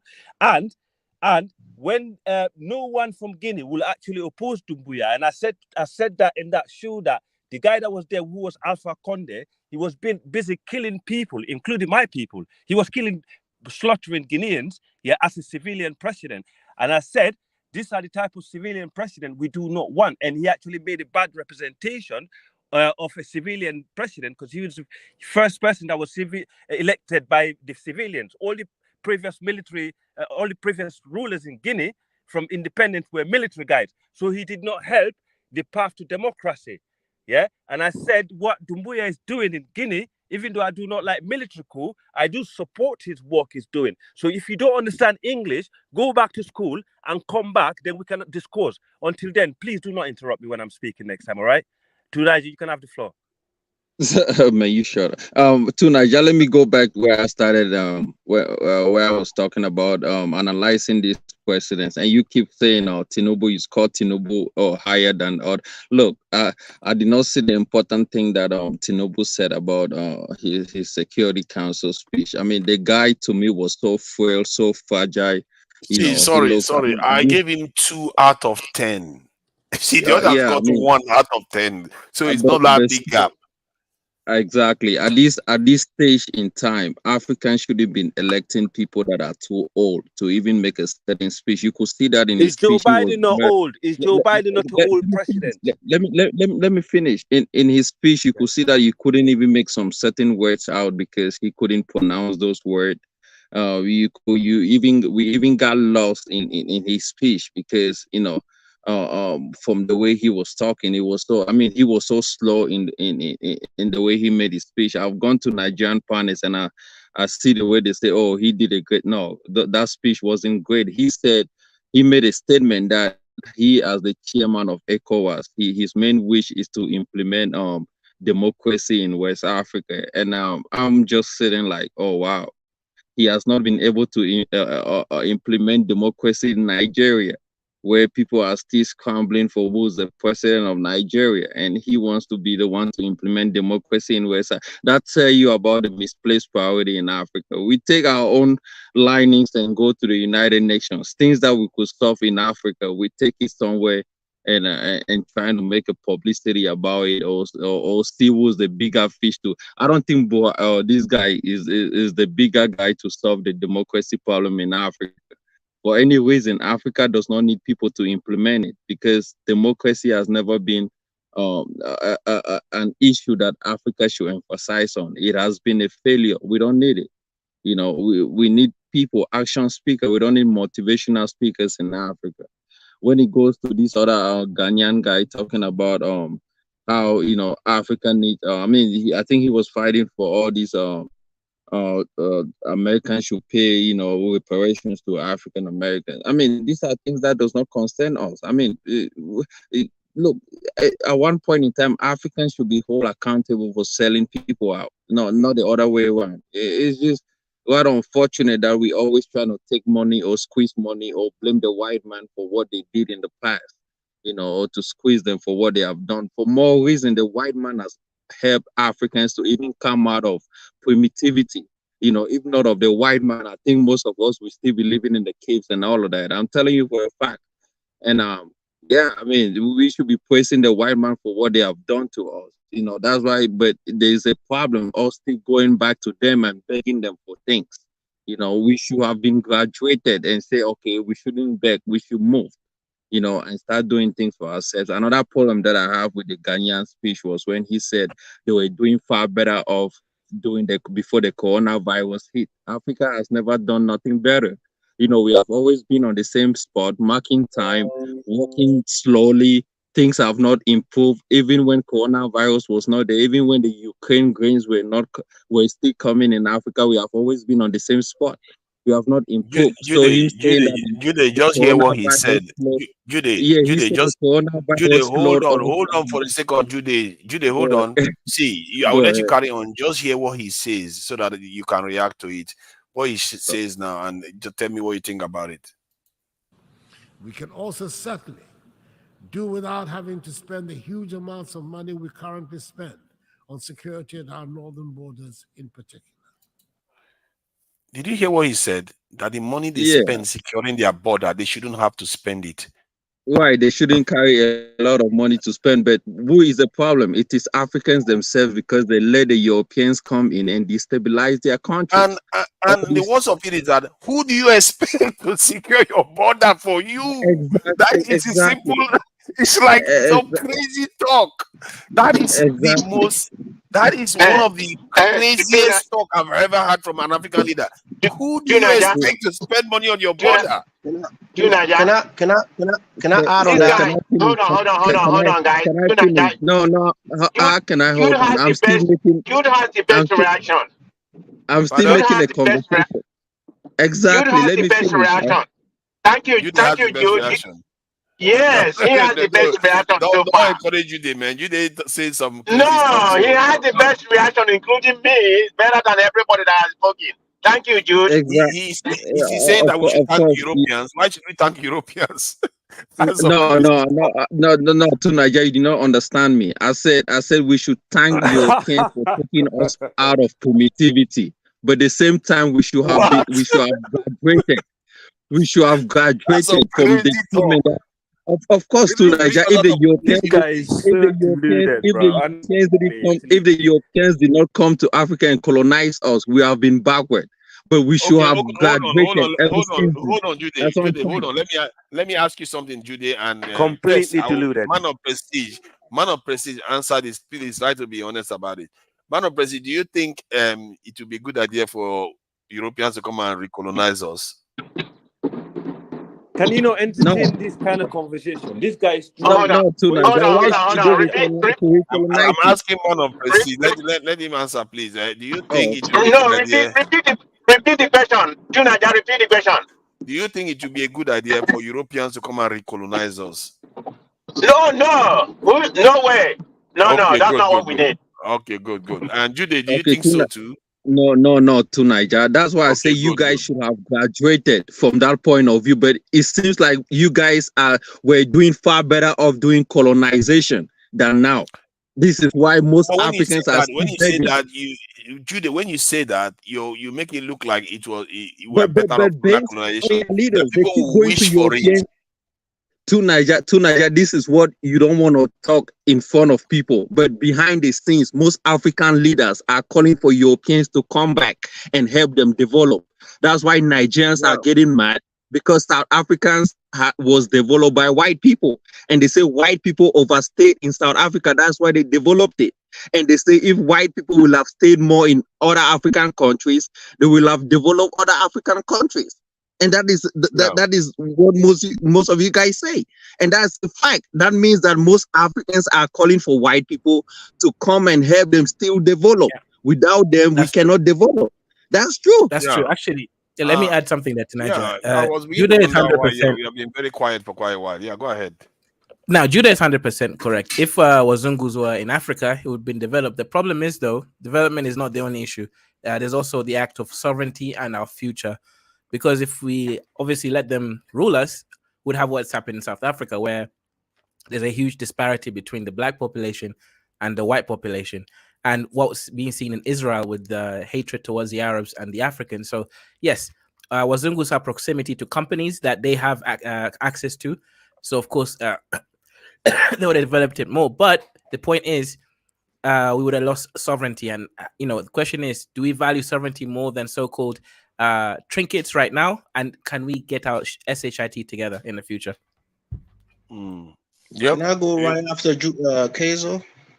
Yeah, please go ahead. Thank you for having me, man. That's quite interesting. And based on all these videos you just showed, I believe for any African who's listening to this show, right, I believe you should go back and listen to the speech that were given by some previous president at the United Nations. This is garbage. Waste of total time for any African that feels like we need to get better and do better. This doesn't even point out to any directions. For Tinubu, I'll begin with Tinubu. Tinubu has the portfolio of West Africans. I don't even know why is he doing over there? Is this speech is going to help Africans, West Africans in particular, get rid of terrorism in the Sahel? No. He just went in there just to show his face and just come back to Africa so they can lift him as a trophy. For Nana Akufo-Addo, people in my country in the Sahel region, we don't listen to these people anymore. Maybe for the East Africans and the South Africans who still want to be entertained by this president, you can do so. Us here, we don't listen to those people anymore. For the South African president, I believe, he just went in there to be the PR person for Russian, Ukraine, and Cuba. The rest is like he's talking about peace talk. No Western world is talking about peace right now. So he's very confused about the podium or the audience of the people that's listening to him. Nobody's talking about peace. All these Europeans are sending weapons to Ukraine. So why are you talking about peace? And for the last guy that I talk about, Guinea, I told you guys, Africans, right? They're so weak. They want to pin Africans' country against one another. And I'm talking to the guy that's name is called Al. In 2009, when that situation, no, let me finish. When in 2009, anybody that has a Google can check it out. What happened to Guinea in 2009 when Dadis Camara was president? Just look at it. How many people died at the stadium? He slaughtered How many people? But the slaughter the people.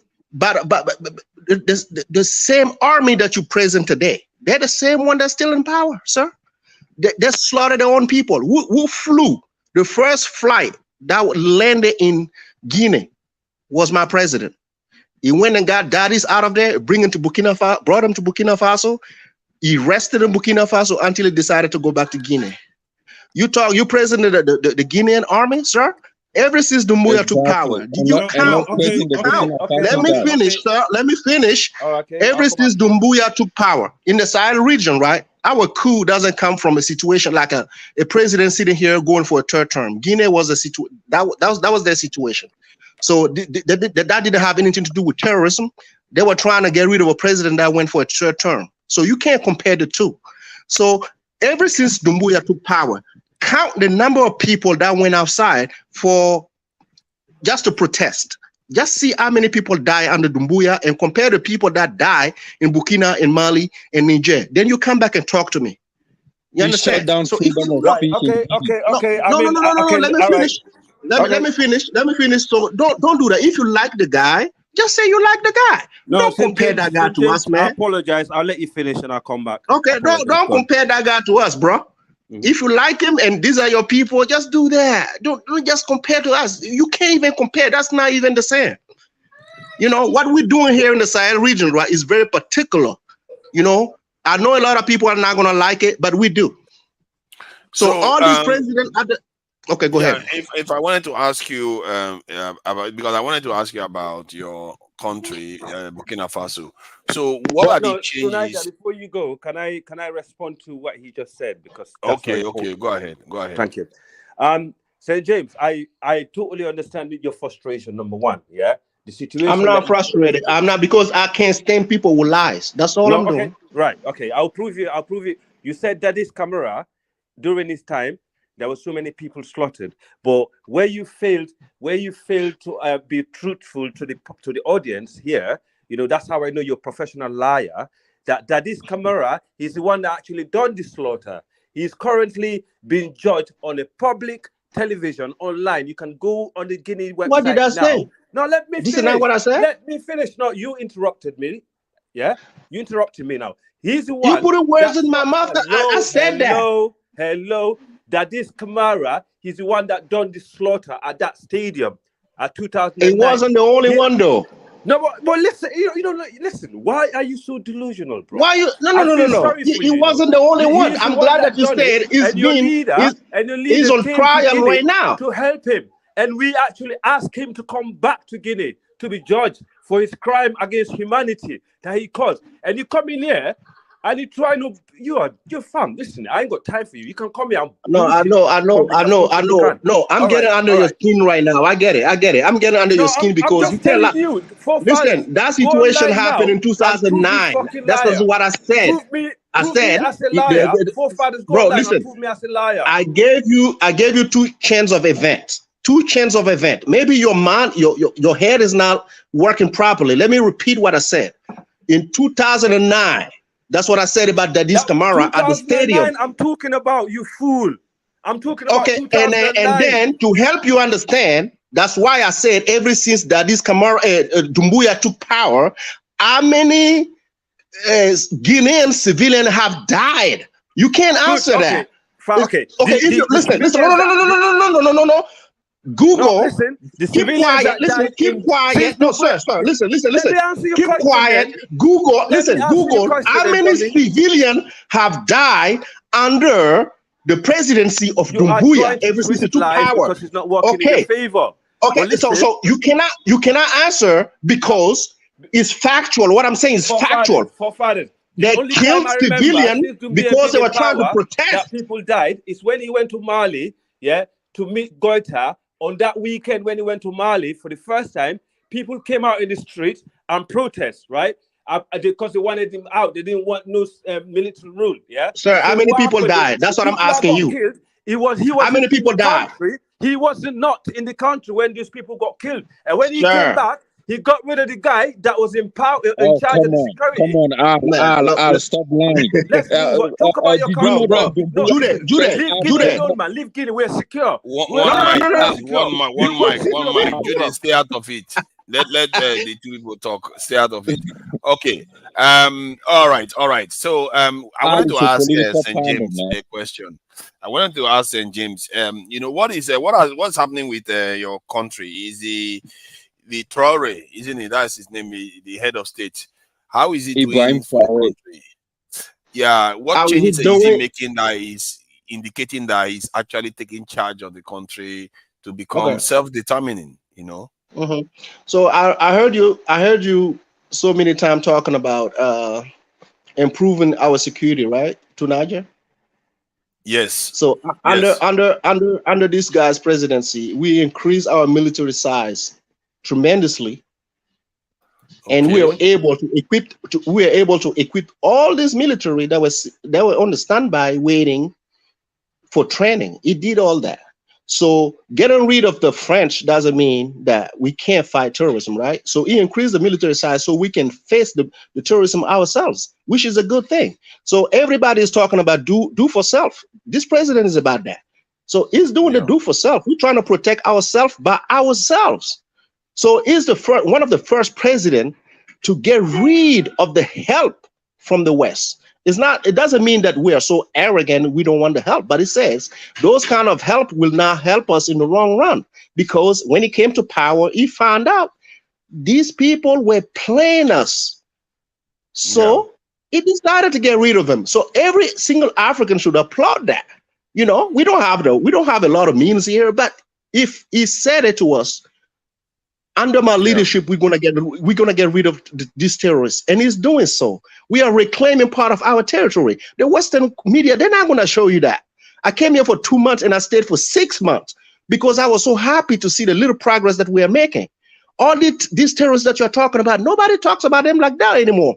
What they do, they round up a village, kill a bunch of villagers so they can talk about them. They can't even face our military. These are facts. These are facts. We are reclaiming our territory by ourselves. The same thing that Mali is trying to do. But Mali has a different situation because with the help of the United Nations, their country was split in two. So now you got the Tuareg and the Fulani, the group that I come from. They emboldened, the UN emboldened these people in the north of Mali. In over 10 years, you got this peacekeeper over there talking about we came here to broker peace between the two. Okay, the Malian government say, okay, we let you do your job.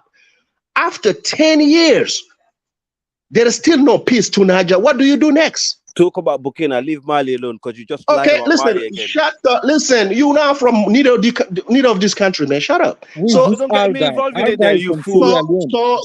So what the Malians are supposed to do? So we have a new alliance called between Mali, Burkina, and Niger.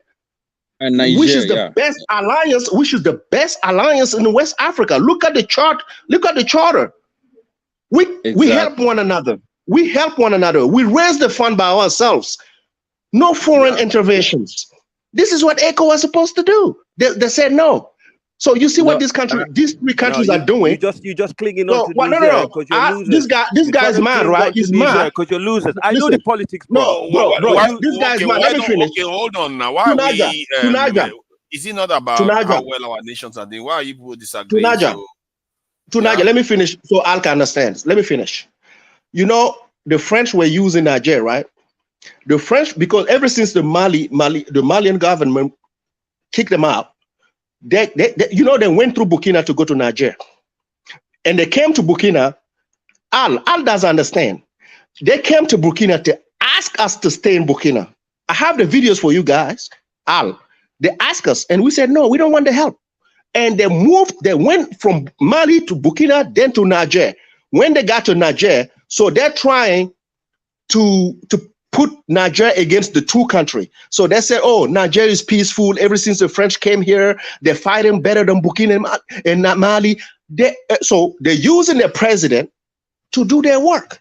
So we understand that the Western, that's how they divide and conquer. So someone like Al, right, they will come here and say, oh, Niger is fighting better. They're not fighting better because all these terrorist groups, right, you know what? They're on standby in Niger. They let them flood Burkina and Mali so they can slaughter the people. You understand? They're not against Niger like that. The president said it. Unfortunately, okay, listen, you don't speak French. That's why you don't understand. So when the Niger soldier came to Burkina, right, Bazoum sent some soldier to Burkina and Mali. When they came to Burkina and Mali, they told the president, listen, we know the source of the problem. So if you help us get rid of that guy, we believe we're finally gonna get rid of the terrorists. Our president said, well, this is between you guys. We can just support. Next thing you know, they went back, they overthrown the president because they know exactly what's going on because they visited Mali and Burkina Faso and they have seen it. They understood it. We are being played by the French. They went back and said, okay, and they did a coup d'etat, but the French still use Niger against the two. See, ever since they're there, the country is doing better. That's false. That's false. Most of the tourists, they are Tuareg. Where they come from? Niger. They don't come from us. They let them just cross the border and come kill our people and go back. Yeah, they did a Tuareg rebellion from the north of Niger and north of Mali because they want to seek independence from the south of the plank, right? I understand the situation, and also somebody Fula Bambara and some of the Mande group that are poor children in the Sahel been recruited by these guys because they know the terrain better. But unfortunately, you guys, Burkina, you never been helped by Ghana, which is your neighbor. They abandoned you guys, and you never helped Mali when Mali was having problem with the Tuaregs in the north when there was uprising, the rebellion. Of course, in Mali, I cannot support the fight against the Fullers and the Dogon because that's what you could be right. You could be right. But who was president at that time in Burkina? Who was the president? Was it Compaore? He was an instigator. Yeah, no, he was an instigator. So you partially right. Yeah. He was an instigator. That's why we also got rid of him. Yeah, you guys left it too late. That's AI from the data that I saw, Burkina Faso was never in the position to help anybody. They had about 3,000 or 5,000 soldiers, if I'm not mistaken. They were not in the position to help anybody for that size of a country. To Niger, Burkina military in West Africa, in Francophone, they're known for their toughness and how they can fight well. I don't touch on that, yeah. Don't believe that hype. Don't believe the hype. They are fighting I know. The same ragtag people. Even some of our military guys in Guinea, they come to Burkina and they, to come and train. They go to Sudan to train. They go to other countries. Of course, they do that. Like Nigeria too. They think they are tough. Yeah. But they're not tough compared to other nations. Can I ask a question? No, they know. But the tiny amount of military they had, it was good enough. But unfortunately, Ghana did not help them. When the problem happened in Mali, as obviously St. James was saying about Bazoum did not help Niger, because obviously that's some similar people that are doing the uprising, right? And Bazoum went and invited German soldiers into his country. Exactly, it's people that are doing the uprising, recruiting our young poor children in the Sahel, to do the fucking killing. And also he abandoned it because it suits his narrative. And at the same time, Mali Burkina did not help Mali, and Niger did not help Mali to stop this Tuareg coming to our region. What about now, though? What about now, though? Yeah, say to that again. What about now, though? What about now? Yeah, I mean, said they did not. I get it. So we keep going to the past, right? Yeah. So once we understood we were both being played, right? When we understood we were both being played, what happened? Look at what happened. Yeah, I mean, just talk about that. Moving forward. No, but Al, listen, Al. I don't know what kind of animosity you have against the Sahelians. I still don't understand it. but we feel like we're not better than anybody, right? If you see all these presidents talking about the country, we don't even refer to Ghana. We don't refer to all these countries. We don't do that. They're the one who refer to us. So they have a problem with us. Even the president of Ghana, the UN, he's talking about the South. Yeah, I think part of the problem is that most of the unrest seems to be coming from that area in terms of spilling over towards the south. You see St. James, yeah. You see the border between Niger and Mali, yeah. The Mande group and the Fullers, they set up one of the most deadliest militia to fight the Tuaregs. The Tuaregs would never come to that territory to get water for years. Let me tell you this, right? Because I know people in that building. Yeah, but the Tuaregs, sorry, AI, the Tuaregs are part of a nation. So in other words, that part of the part that the nation they belong to, they are revolting against the nation. Is it not up to that nation now to bring these people together and stop these issues? Yeah, because we need to peg these that was my question that I wanted to ask moving forward.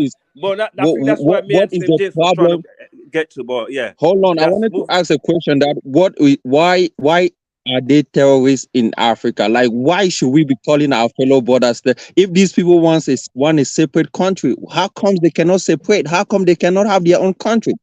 Like, why should we spend money? Or you can have them. You can have them be part of there's no food.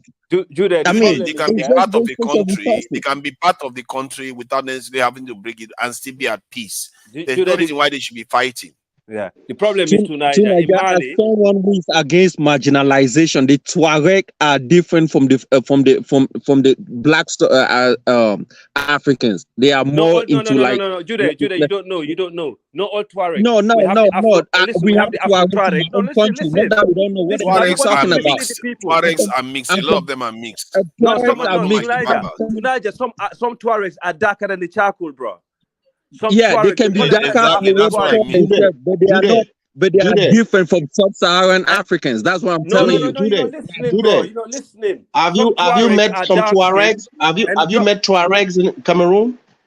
Well, I've met Tuaregs in Cameroon. They don't look like me and you. I mean, they look like me, but they don't look like. But what do you mean? I don't know. I have Tuaregs in my country. What the heck is this guy talking about? Jude, you don't. I was just trying to tell you. These people don't believe in diplomacy. Trust me, they don't believe in diplomacy. No, they're very savage. Those Tuareg people look like you, St. James. Those Tuareg people look like you. Bro, I live here. I've seen them. They don't believe in diplomacy. They look like you.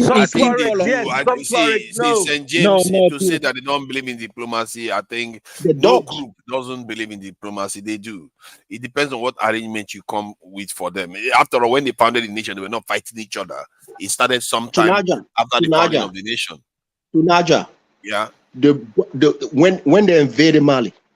The Malian called the French to come help. These Tuareg, they were marching on Bamako. They were like 2 hours away from Bamako. Yeah. The French soldier were the one that sent them away.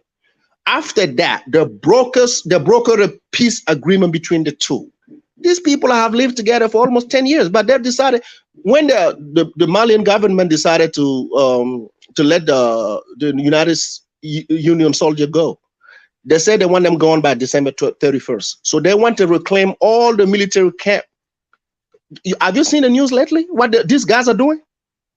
They went back to killing. They went back to killing. They went back to killing the Malian soldiers. Imagine that. Hold on. From what you just said just now, 2 hours away from the capital, that didn't teach the government any lesson to strengthen their security and their military. But no, they just sat down there and allowed. I don't understand what is wrong with our leaders. No. After that, the president that was there, the former president got overthrown. That's right after that. The former president of Mali got overthrown because people couldn't believe it, like you said. 2 hours away from the capital, that's not acceptable. That's why he got overthrown. And you go and start calling French soldiers to come and save you. Listen, this is what they do, right? So, like Africans, I want you to understand one thing. So, it's one thing to protect your country, it's another thing to call on foreign help. So, those good countries who are not calling for foreign help, we need to support them at least. Yeah. If you call yourself if you call yourself a Pan-African, at least you have to support this country. These Sahelian countries that are not calling for any help, you got to support that first. Africans have not been able to solve their own problem. That's why there is terrorist attack in Cameroon right now, right? We have the North that one will say, you know, they are fighting for Boko Haram and stuff like this. How do you solve a problem? What is their intention? If they want to separate from Burkina, give them their own piece of land and say, okay, it's over. And then you create peace with people down south. That's how you solve problem. But because no. This thing right here, right? This thing right here, right, belong to us. Nobody listen. There is no ethnic group. There is no ethnic group in my country that has its own land. Like, okay, this is for us, and we're gonna rule, and we have our own army. It's not gonna happen. Trust me, it's not gonna happen. If you want to live in peace in Burkina, you want a piece of land so you can cultivate your land and make kids, and because we can do that. But you're not gonna make a state within a state. They have the right to govern their own piece of land. Like you guys govern your own piece of land. Who said that? Who said that? They belongs to their land. What you mean? Who said that? So they have to. I mean, we do it together. So if people are being we do it together. We don't do it separately. Oh man, you guys are the problem. That's why I don't blame any. That's why I even sponsor terrorist attacks in Africa, because we are the problem. People are being marginalized in Africa, and we don't talk about them being marginalized. No. You trying to conflate? You got a strong point. You trying to conflate? You trying to conflate? You trying to conflate the situation in your country and mine? You conflating the two. No, it's not. You're not the same. When my people are being fighting for marginalization, nobody says anything. Now, when the government calls them terrorists, they give them a big name, and people want to come and say, oh, the same thing is happening to the Biafran people, they call them terrorists. The same thing is happening to the people in the North, but they are fighting for being marginalized in their own country. And we should start solving problems of marginalization. Give me an example. Jude, get out of your feelings, right? And give me how these people are being marginalized in the region. Give me two examples. Give me two examples. Yeah. Let me tell you, this guy that they call Bazoum, they say he came from a minority tribe, so he doesn't have the right to rule over. Let me finish. Oh my goodness. He doesn't have the right to rule over a majority. Let me finish now. They say he doesn't have the right to rule over a majority group of people in Niger that are. So you listening to Macron? Yeah. You listening to Macron? I'm listening to Africans. That is what Niger people are talking. I go to Niger platforms and that's what they say. They say he came from a minority group. He doesn't have the right to rule over majority Niger. And that is a problem in Africa. So even though Niger is his country, let me come to what you say. Because it's not true. Let him finish, man. Let him finish, bro. You can come back. What the hell are you talking about? So even though he comes from a minority tribe, doesn't mean he doesn't have the right to rule. And it's happening in Burkina Faso because there is a part of Burkina Faso that is closer to the north, and that shares border with Niger and Mali. And these people are also considered a minority in Burkina Faso. And these are the people that are fighting against the southern Burkina base. The same in Mali, where you have the north. You have the kingdom of what's that kingdom called? In Mali, that is where the north is. That's the this guy where Musa, what is this? Timbuktu. Timbuktu is in the north of Mali. Yeah. Exactly. That's where the northern Malians call their capital. But they are fighting because that area is a central belt. It's where the Fulani and the Bambara come from. And there have not been no northern Malian that have been able to be president. Most of the Malian that have been president are people coming from the south, the Bambaras and stuff like that. It was a Fulani Bandingo guy, the last one. Exactly. So when we start learning to solve problems and giving people power, to say, oh, you are not marginalized, take power. Then we start problems will be solved in Africa. And that's just my point. I totally agree with you. You made a strong point. For the first time, me and you actually on the same page for the first time, bro. Kudos. Yeah, St. James, please go ahead. Jude, I give you an example. The most popular president in my country was not even a guy from the central region, the Mosi tribe. His name was Thomas Sankara Fulani. What you talking about? People love that guy here. They can die for that guy ever since he was gone in '87. This was our best president. He's not even Mosi. He's a Fulani. everything that you said, right? I believe you read book and you listen to all kind of things. What People lie to books, you. man? No, listen. We don't have to read books. People lie to you. People, listen. The Tuareg group, listen, Judah, listen.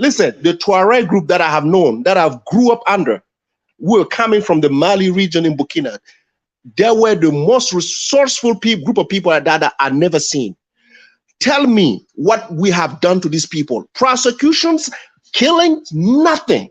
These people got the best life in Burkina Faso. Trust me. We have never gone about doing anything wrong to them. Never. If you can point it out, show me. So you guys are just sitting here, they're lying to you like, oh yes, we are being prosecuted in these regions. What kind of group? My tribe, right? We are 60% in Burkina Faso. We never done anything wrong to nobody. Nothing. But look at all these people in Mali doing to our people, our population here. Look at the killings. Look at the killings. Look at who's doing the killings. So you can sit over here and tell me that we are the one doing wrong to others. Come on, do they? Don't do that. And when did that start? Solve the problem by giving them their own right. Let me tell you how it started. Let me tell you how it started.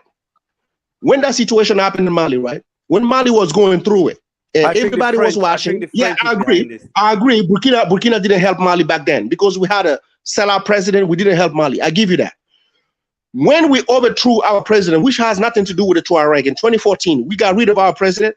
When the new president was sworn in, the Tuareg group took a meeting with the guy, and they said, "You know what? We had a deal with the previous president. You need to keep that deal in place. Don't touch it." And the president's like, "I don't know you guys, but we can discuss. I take a meeting, we discuss. If there is something I don't like, we keep in place. If there is something I don't like, we get rid of it." They said, "No problem." They came forward. The plan was to use Burkina to attack Mali. My president said, "No, we're not gonna do that. We're not gonna do that. So you cannot go attack Mali and run back." St. James. Yeah, it's always gone.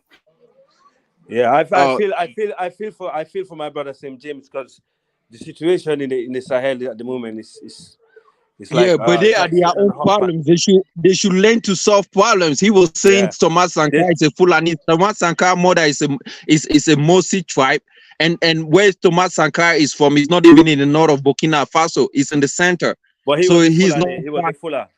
Yeah, he was a Fula, but at the same time, he's not a Tuareg. There is a difference between. Look, most of you guys might not know the difference. Tuareg are more lighter skinned than the Fulani people. The Fulani people are, they are in the same category, but at the same time, if you say Fulani is lighter, it's because they mix with them, Exactly. There you go. They mix because the Tuareg are half North Africans. These are like they are in the south of North Africa. So as long as they keep coming down, they become more darker. So that's the difference. So the Fulani you understand what I'm talking about? Fulani, Bambara, Madinka, we all mix with the Tuaregs. It depends on the numbers. Exactly. Yeah, because of the geography. Yeah. But my problem is that you see what is happening in Nigeria about the Boko Haram, because Nigeria is not, when you don't learn to solve problems, things will, persist. People, like what is also happening in Cameroon, the government has not been able to solve the Anglophone problem. Now the problem is increasing. There is more issue. Now the government is calling the English Cameroonians terrorists because they are fighting for certain rights. It's the same thing in most African countries. Once the government cannot solve a problem, they call people terrorists. Have you asked yourself, why do they call them? Why should we be calling our fellow Africans terrorists? The terrorists should be the Europeans, the white men. They should be able to solve the problem because they refuse to. They refuse to solve the problem. Your inability, Judah, you killed it, bro. You killed it. Judah, your inability of your countrymen to remove that man for the past 40 years is the problem of that country. One man ruling that country for the past 40 years is crazy. Sorry. No, but that's a different UFC. That's a different whole situation. At 90-something, as we currently speak, he's still ruling the country. It doesn't make sense to anyone. But UFC, no, Nigerians that are switched their leaders, we still have similar problems. We will keep trying till we find the right leader. We will keep trying. UFC. I guess so. You just, I think there's an overarching problem that we are not confronting. Exactly, but I understand what you meant. It's just that, see, this is the thing. Most Africans do not actually know what other African countries have gone through in their own struggle. When Nigerians had coup d'etat back to back, Cameroonians had coup d'etats, but failed coup d'etats. So they have done so many things to take Paul Biya out of power. People have been massacred the same way Nigerians get massacred on the street. So it's not the inability of taking him out of power. Cameroonians have done their best taking him out of power, but he has come out strong and stand on against the people. And so many people have been scared, like the way Nigerians have been scared going back to the street. Most of them have just said, let death take its course. And you have seen, you know, I mean, we don't care about what is happening. We just, go ahead. When Nigeria elite wants what they call him, Abacha out, they make sure they get it done. That's what I'm saying. Oh no, God, no. Abacha died. Abacha died in his bedroom. Yeah, I think maybe poison or not. I mean, he died all of a sudden. He died all of a sudden. So but I mean, from his medical report, he didn't say they killed him. In medical report, they say he had a heart attack. They did not release any medical reports. They did not. But from what I've watched, different. They say he had a heart attack.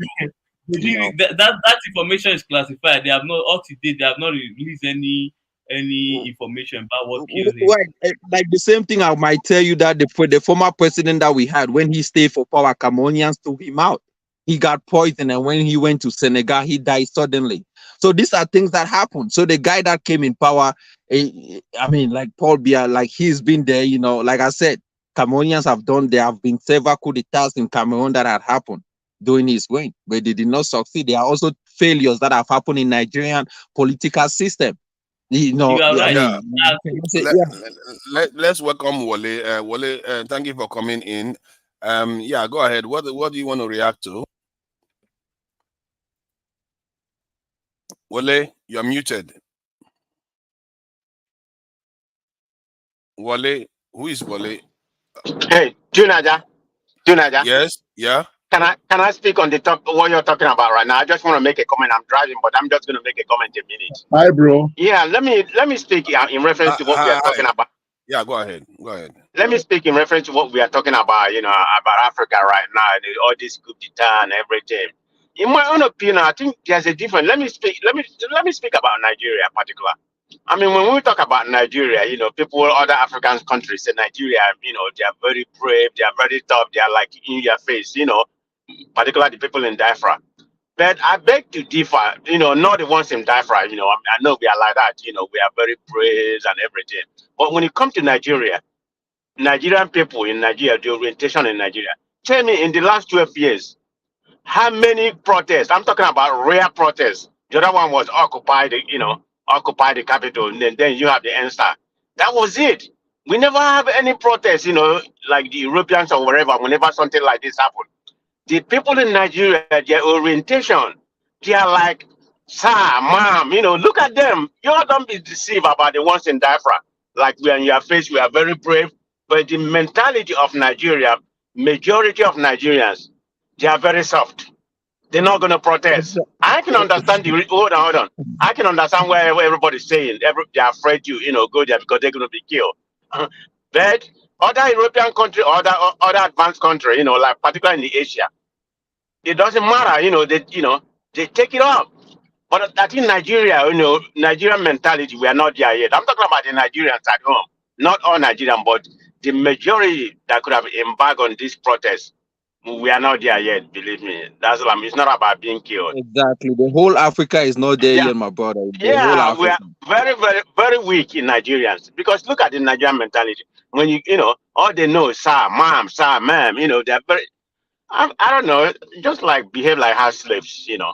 I didn't mean to use that word, but that's That's the only word I can come up right now. I get what you mean. I think for us to get to that point, we need to be taken there by events, and this is one of the things I try to address in some other this in streams. Wole, you were there. Go ahead and you know, let's allow Wole to talk. Wole hasn't said anything.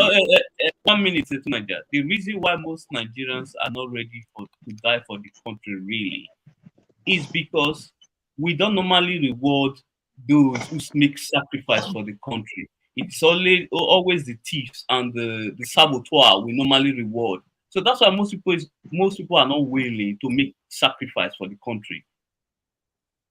Yeah, I think I agree with that. Let Wole speak. Okay, everybody wants to speak over Wole. Wole, please go ahead so that others can also contribute. Great African peoples, I greet you well. Yeah, welcome. My brother, you know I gel with you well. I would just go back to what I always argue is, for as long as these great African peoples on the continent, outside of the continent, do not know their true history, believe me, bro, we'll continue to wander in darkness. That is our biggest problem. We do not know who our ancestors were in the past, besides our oral histories. And our histories are in the hands of these people that we're talking about.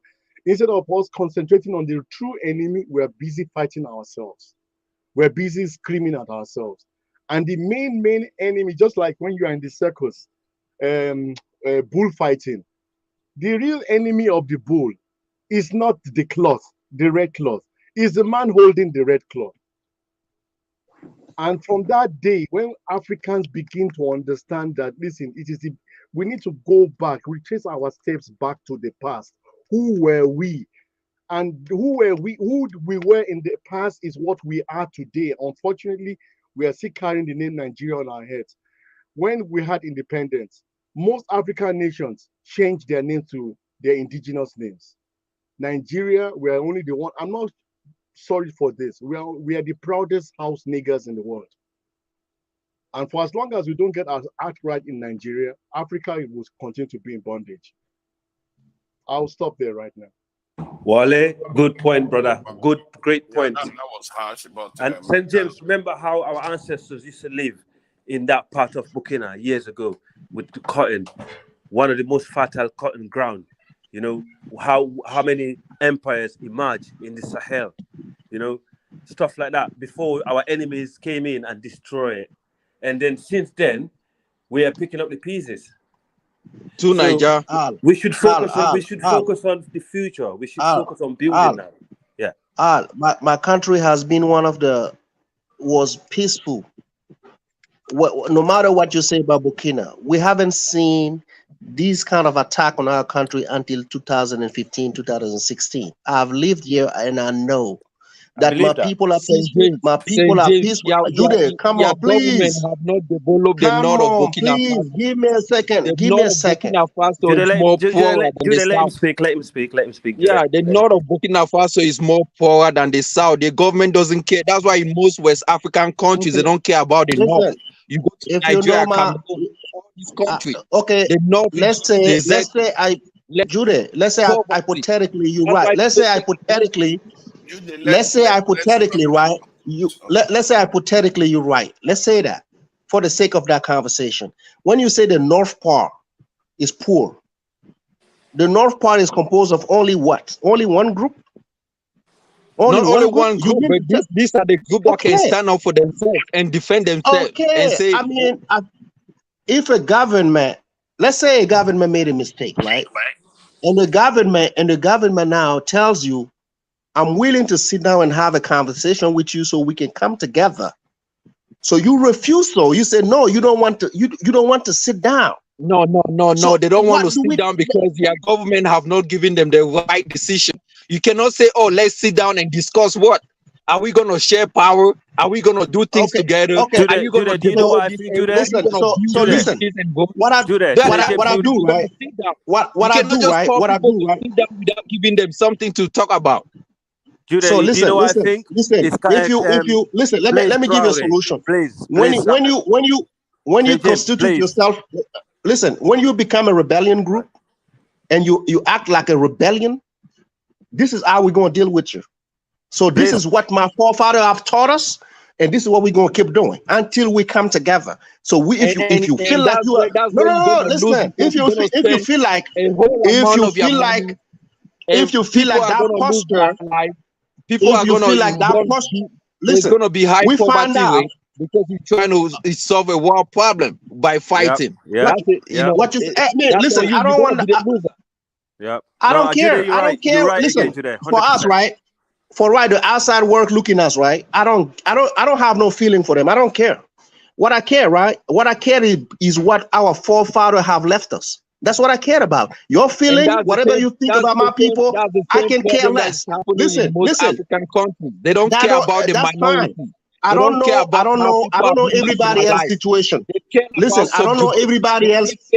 I don't know everybody else's situation to speak on. I can speak on mine. That's what I'm doing. So whatever your situation is in Cameroon, go for it. I can listen. I don't know every facts, but for my facts, if you want to be a rebellion and you want to buy weapon from the Westerner so to kill your own people, then we get ready. That's what's going to happen. That's what's going to happen. If you are not developing my own area, the money that your government is getting is only developing the South, caring of his own people. They don't care about other people. How do I call you my people if you don't care about me? It makes no sense. Interesting. When you talk, right? When you talk, I don't know if you talk about the Sahel. I don't know if you talk about the Sahel or you talking about Cameroon. I don't know. One at a time. I don't know what people that don't care about me. That's the same thing. I don't know which.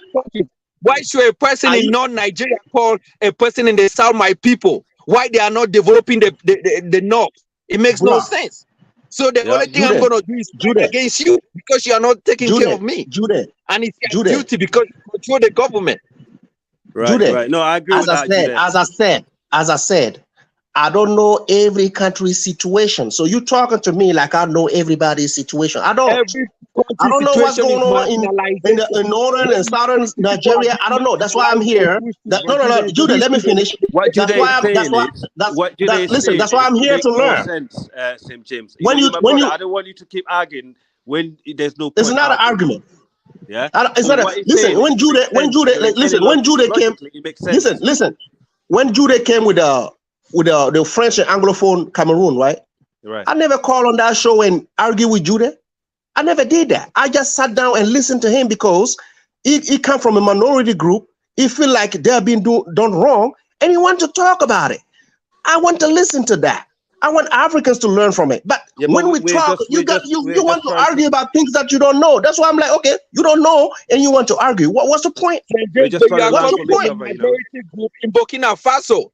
If a Tuareg person was on this planet, they would say something different. That is the problem that we Africans have. If a minority comes to the planet, they will say something different. Why they don't come? When they're given a voice, they don't seem to be articulating the things that you guys want to hear. Why they don't do that? Why you here? Like I can talk to a Cameroonian who's from your regions, and he can school me about things that happen in your region. Why you guys, when they talk about the Tuareg, have you ever? St. James, you remember you spoke to a Cameroonian that was from the majority group, right? He was telling you something different. And that he was telling you something different, right? Okay, so listen, did I believe did I believe him 100%? Okay, I get you. So did I believe him 100%? From a majority group. I'm not gonna believe you because I know the minority group that I have to listen. Did I believe him 100%? Did I ever come and say, I don't know if you believe him, but from your discussion that you told me, you said you heard something different from him. You know. Okay, when you see the Francophone Cameroonian, they don't speak like you, Judah. Okay, I cannot know if they're saying it. Right. Okay. Okay.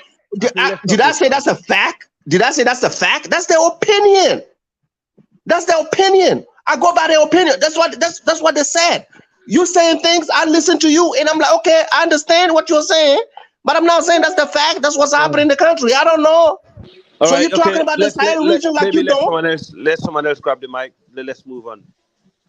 because we're just going backward and forward. But I can see the logic in what Jude is saying. No. To Naja. Okay, let me just say my you are piece. checking the Let fact. me No, let me just say ask you. something Let me quickly. ask you a question. Let me ask you a question, and I'm going to keep quiet. Okay.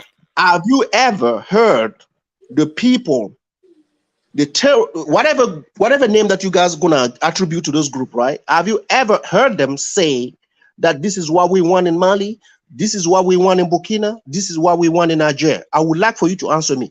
If you have ever seen a video, any sort of medium that you have read about this group of people talking about these three countries, tell me what they want. Tell me if you have ever heard or seen anything. I for one have not had any demand that have involved nationalism. It has something to do with Islamic spread. That is one I've heard. But let me react to the previous comments about what Jude's concerns about not being, given a fair share in the national resources, and the other way around, as St. James argues that you can't just come and start causing problems in the country and you expect us not to react. We are going to react. So what I would say to Jude is that there are minorities all over the world. They don't go about causing wars all the time within the countries that they are in, and sometimes they are also marginalized in those countries. And I will also say to the other side, there are minorities all over the world.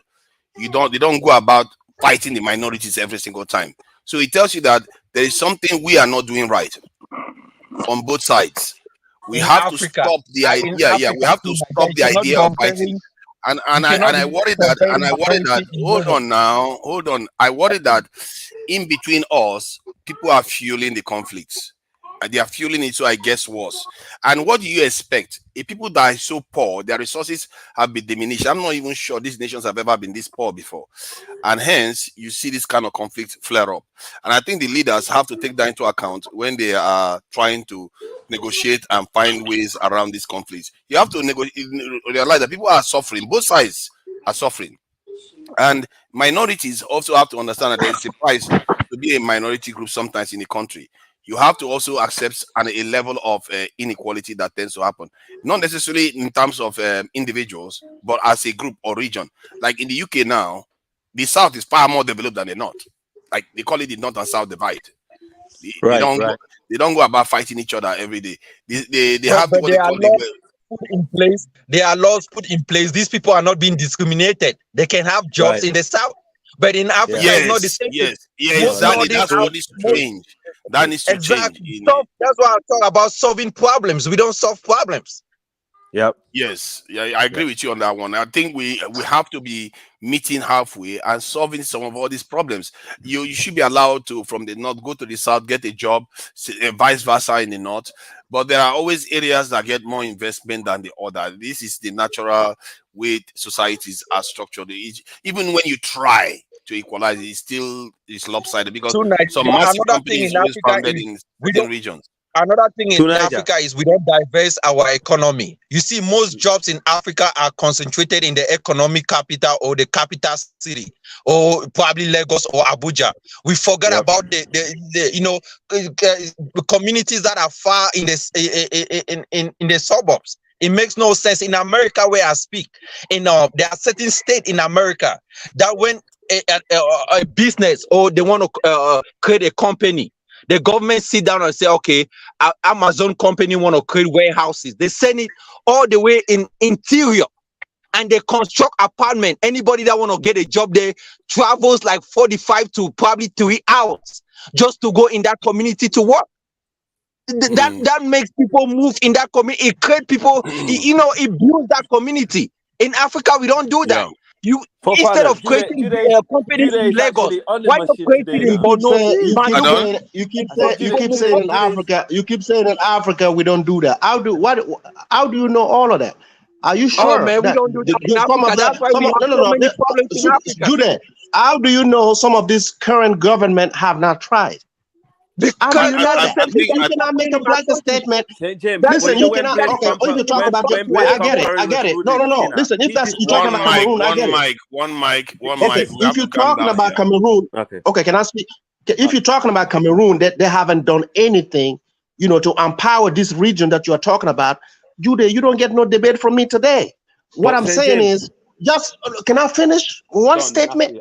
Gone. If you're talking about Cameroon, I get it, but to put us in the same ring, like okay, in Burkina, we are now trying to solve these problems by trying to uplift these regions, then you are lying. Because I'm hearing my president, oh my God, I'm hearing my president bringing investment to this region. He said the only way we're going to succeed is to bring those kind of progress in those regions. Now the famous government did not do anything. The other ones did not do anything. That's why people are fighting. That's what I was going to say. Okay, but then we have a conversation. Will you get mad at somebody if the previous president wasn't doing that? I get it. Now the new guy came in power. He say, I get it. Let's move forward. And you're still fighting. No. You don't understand. These people have been pushed to the wall for so long. They cannot take it anymore. That's why they're gonna keep fighting till they see progress in the ground. That's why I told you. That's why I told you you don't understand the history of my country. You can speak on Cameroon. These people are lying to you. They're lying to you. Most of these people, listen. For me to understand Burkina. No, Jude, you don't understand. We are being played here. We are being played. So that's what you don't understand. You think it's a funny thing to talk about. Oh yeah, these people have not been getting anything. No, a lot of minority groups have not been getting things because these countries are impoverished. You know, if you don't live in the capital or you don't live in the second best city, probably you won't get anything. Yeah, that's what it is here. St. James, let me just address this this in chat. He says, "Forefathers, must people be forced to be in same nation, in same country?" Exactly. No, you may not. You may not be forced to remain in same country. Exactly. And that was what I was talking about. Hold on, Jude, come on. Let me finish I need to be able to finish my thought. Okay, Jude. Let them have their own country. I'll move you backstage if you don't stop. I'll move you backstage if you don't stop like that. See, since 70 years ago, there are about 8 countries that have been created in the world. 8 out of 200 or so countries, and half of them are in Europe. Some of them are in Africa. And the ones that were created in Africa are not doing very well. They are not. And you can ask yourself, should you spend all that time fighting or building?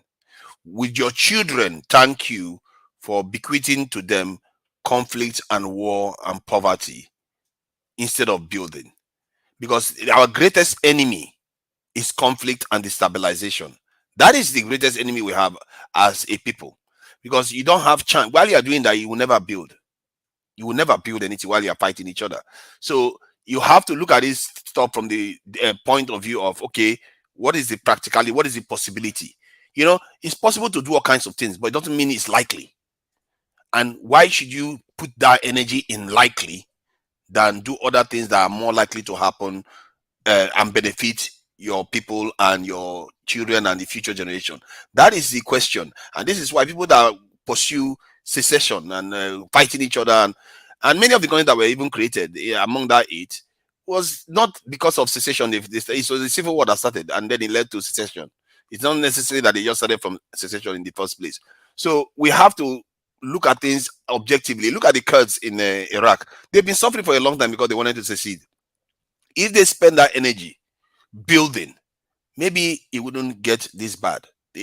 Maybe Iraq would even be better off, because the UK too, they have people that want to secede, but they are not allowed to. But the good thing with what the UK managed to do is that they managed to contain it without it leading to some serious problem. When they tried to do something that was out of control with the Northern Ireland, that they call the Troubles, they call it the Troubles in the UK. Why it's actually a civil war? They are fighting the Irish in the UK. That led to their prime minister was almost killed. Like she was in a building and they blew the building up. They killed a member of the royal family. So wars, when they realized that this war is not paying us, Clinton came along and talked peace. And since then, UK has not looked back. So sooner or later, people have to decide that, you know what, let's stop this fighting and talk to each other. And I fear that the reason why our wars are going on too long is because people are fueling it from the outside. This talk of Islamic extremism, it's not only Islam they want to spread. After they spread Islam, the next layer is Arabization. And this thing that Africans keep fighting other people's wars, we really need to start checking ourselves, just like we are checking our leaders. Because sometimes the way we talk, like Jude is so angry with his government and his people, the other side, that he forgets that we are just wasting time when we should be building. So I will just leave it at that. I thought I should just address that point from all the information that I've gathered over the years. Can I let me quickly drop one That was a great point, though. Many of us believe that if you split the country into I don't know how many it will be, that we will start living comfortably. It's not going to happen. For instance, like me, in my own personal life, none of my tribal person from my tribal district has ever helped me in my life. It's always other ethnic groups who have come into my life and gave me opportunity. My own people, none of them has ever helped me once. So we should pay attention in growing our economy, then building our environment instead of trying to split. Let your leaders themselves in Cameroon, in Southern Cameroon, negotiate for better deal. We can't come here and be crying all the time. Let the leaders negotiate for better deal. At least when they are discussing the parliament or wherever, they are part of the team. They sit on the table there. They should fight for their people and demand more for their region. I don't see the reason of splitting the whole place. If you split, let me tell you, even if they even if they give you freedom, there will be other ethnic group in that Southern Kaduna that will bring their head, come out and say, we want our own nation again. So it will be total chaos. Tunaja, can I look? If the Europeans had left Africa with 280 countries in Africa, will have been, it will have still been the same problem. If they have left us with 300 countries, it will have still been the same problem. This is the thing. A marginalization, it seems like most people in Africa do not actually know what marginalization is. Marginalization in Africa is a very big problem that most of the time, when you don't solve it, it escalates to the level that it becomes terrorist. Talk about jealousy instead. No, let me finish. And this is why many people are calling. You have to ask yourself, why do many people call for separation? Why do they want to separate from from the country that they call their own country? That should be the question that you should be asking yourself. Compete. They can't compete. That's why they want to separate. When these guys said the people should be making good laws for their own people, it makes no sense, because the laws that you are claiming that they should be making in parliament, the government is the one that controls that system. If the government says the system is not working in that region, it's not working in that region. Take for instance, why have you not asked yourself that in a country where everybody is fighting that country should develop, certain regions in that country is not developing? Why? And this is why I call selfishness, because most of us are selfish. We want to take all the resources, all the manufacturing companies into our own place, and forgot that our own brothers that live in the north, west, also have to enjoy these same companies. At least send them somewhere. They don't have to fight for it. So if I cannot fight and for my own region to have things, I should be less starving in my own country. Come on, to Niger. So it doesn't make anybody sense to Niger, anybody that you don't have to anybody fight. to Niger, Yeah. let me give you the impact of what these people are doing here. So you're talking about an impoverished country, right? A group of people who decided just to fight the government, right? For a reason that we don't know. So they live in a certain region and they know this country is poor, right? So they blow up bridges, shut up school, destroy roads. That's a good thing. No. Tell me if these people want this country to succeed. So all these things they are doing. No. Let me finish. Let me finish. These roads and bridges, this cost money, a lot of money, sometimes borrowed money, to implement all these things in that country. And this group, they come in, okay, no, throwing tantrums, blow a bridge. Tomorrow, destroy a school. Oh, you know what? Let's shut up a school. So Do you understand what I'm talking about here? Sam James, there's evidence that these people are being sponsored by external forces. Absolutely. Jude doesn't understand what the impact. Listen. That is what the government used to fight against the people. They use them as controls. Should they allow people to talk? Should they allow people to talk now? Allow people to talk about these things. They receive money They from use them as controls against our leaders. If our leaders want to step out of line, they will tell them, we are going to fund this dissident group against you, and you're going to have problems in your country. This is one of the ways they can blaming the government for letting things escalate. You should be blaming your government, not blaming you the can people. blame the government. See, we are already blaming the government. We're already blaming the government, but the people themselves also need to be in the right mindset, because if the governments are easy to manipulate that way, because people are crazy and ready to you cannot be in the right mindset when your people are living in poverty. Hold on, everybody. Hold on. Let me tell you about Nigeria. Let me tell you about Nigeria. Nigerians, almost every part doesn't have a lot to go by. So most parts are, if you want to look at it from that point of view, they are marginalized. There was this lady that comes online, her name is Mama Hecho. She says, and which is what I believe in, it says the true marginalization is between the oppressed and the oppressors. And if you can understand that, you are going to see that almost everybody else is suffering, not because they build one school in one area and one company in the other area.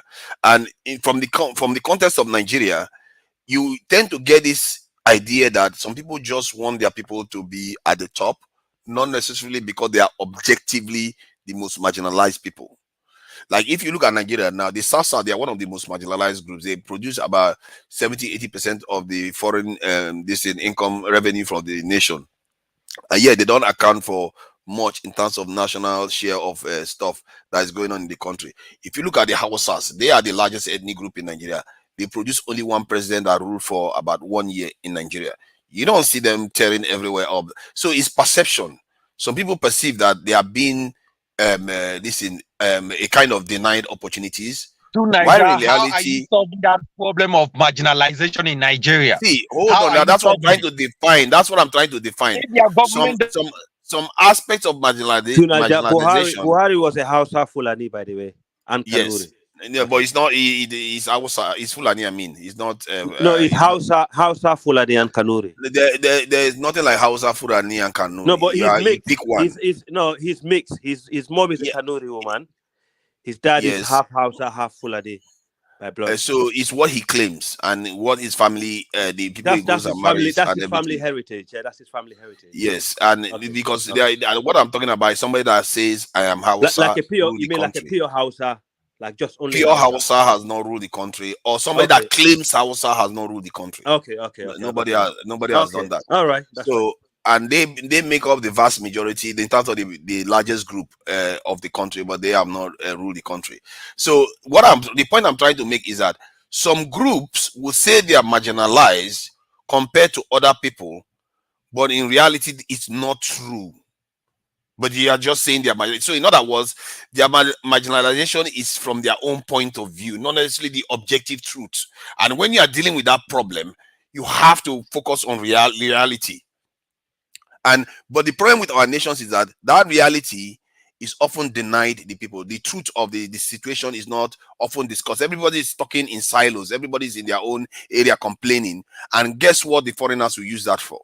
Whenever our leaders want to step out of line, they'll say, those guys, I'll give them the arms they need and your nation is poof. So you can see how they use these divisions amongst ourselves to control us. And this is why whenever I'm having conversations online, I said, everybody should be welcome. You have to bring everybody in. That it shouldn't be limited to one side, because if everybody's on there talking together, what you tend to get is that the truth starts emerging. Everybody knows where everybody belongs in the equation, and you are more likely to succeed when you're working together with other people anyway. So it's not a good idea to just be. Some of them are just tribal supremacists. They just want their own people to do better, and they will say they are marginalized. They don't care whether it's true or not, even if the numbers don't show it. They will still claim it anyway. I'm happy you bringing that out. That's what I was trying to say. Maybe I was trying to, I didn't know how to explain myself better than you. That's what it is in the Sahel regions. That's all it is. They just that's all want it their own is. people to dominate. They don't care whether it's fair or not, whether it is a fair thing. They don't care. That's not what they are looking at for. It's what their parents told them. Their parents told them that those people are oppressing us, so we have to fight back. But you tell them, look at the numbers. Your area is even more developed than theirs. Like, you know, when some Southerners say the North is oppressing them, but you look at the South, it's more developed than the North. I'm like, where is the equation here? How are you being oppressed when you are more developed than they are? You are more educated than they are. Marginalization is not only marginalization is not only about development. Oh, so you want everything. You want everything. You want development. You want education. You want everything. So they become slaves for you. Exactly. If other groups are benefiting from this stuff, that's what I call tribal supremacy. You want to control everything. My question is, if other groups are benefiting from this stuff, how come I cannot also benefit from it? Because you can't benefit from everything. It's not equal. You see, what you can get is fairness, balance. There are certain groups in Nigeria that are benefiting from a lot of things that other groups are not benefiting from. And that is where the pool of people that were supposed to be, even Tunaja, you yourself, you mad at your government. I am mad at my government. We all mad at our government. So the pool of people that were supposed to be mad at the government just to fight them should have been bigger than their group. But they're the smallest. They're the smallest group. I cannot imagine that the same group of people have the same problem in Mali, have the same problem in Burkina, have the same problem in Nigeria. I cannot believe it. Exactly. Because these people have been relegated in the background. Because they fight in groups. They recruit one another. They pump the kids. Listen, Tunaja, basically, right, lately, the last 3 months, our soldier, you know, they have not even been fighting this group. They have even been trying to help them. We get a lot of kids with AK-47 in this region. We don't even shoot them. We take them to camp, try to help them. That's why I'm trying to tell you, these people, even they come back, they say we were brainwashed to believe that you guys were the enemy. That's what I see here. This is the Western media don't put this kind of videos for you guys to see. I see them here. This is where you know foreign I mean, you should be putting your stuff online, not the Western media. Come on, man. No. We put them online, but you listen. That's what you don't understand, because you listen to Western media. We put them online, and people don't see them. That's what I'm talking about. We have the link, the videos, and everything. You guys don't see them because listen to come in and show videos of your country. Listen. Let me tell you again and again. When you say these terrorists, right, in our regions, they don't even fight the military. They're so weak. They can't. They go about their business at night. They just run out a group of people, shut up school. Let me finish.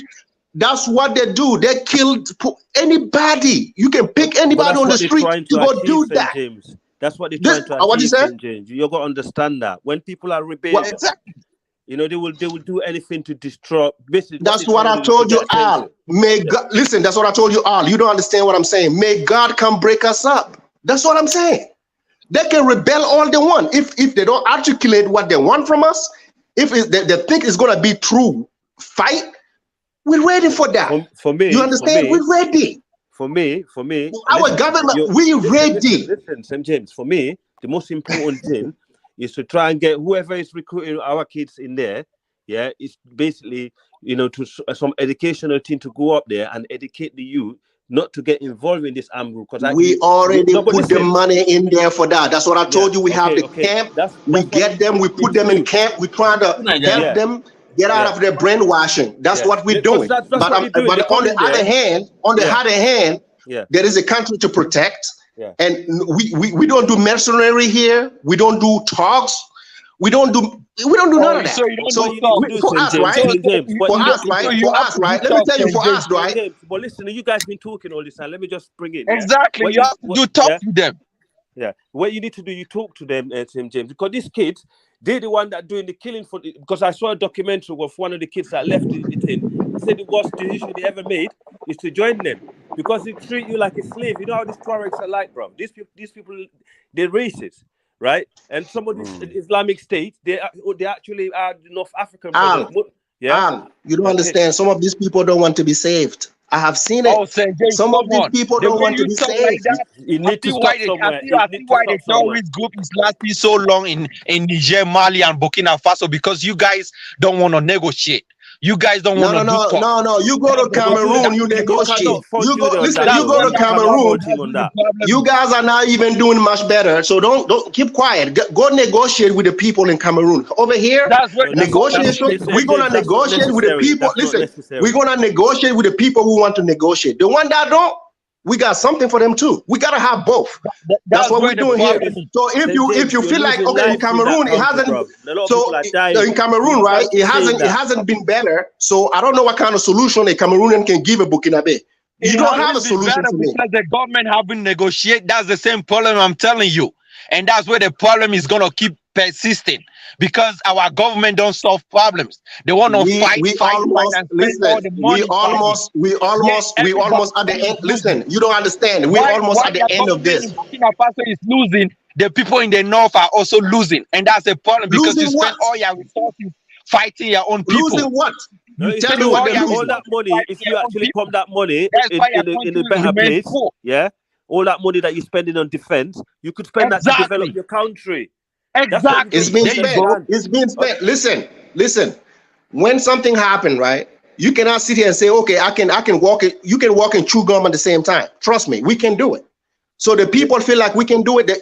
Even the people here in Burkina Faso, they're the one who are giving their own money so we can fight this war. St. James, Do you your guys understand? No, are let me finish. listen. Our Okay, people so are listen, getting killed over there every time. Don't say that, bro. The people that you're worried about, the people that you talk about, okay, we need to develop our country. These are the same people that giving out their money to the government so we can buy all we need to get rid of this situation.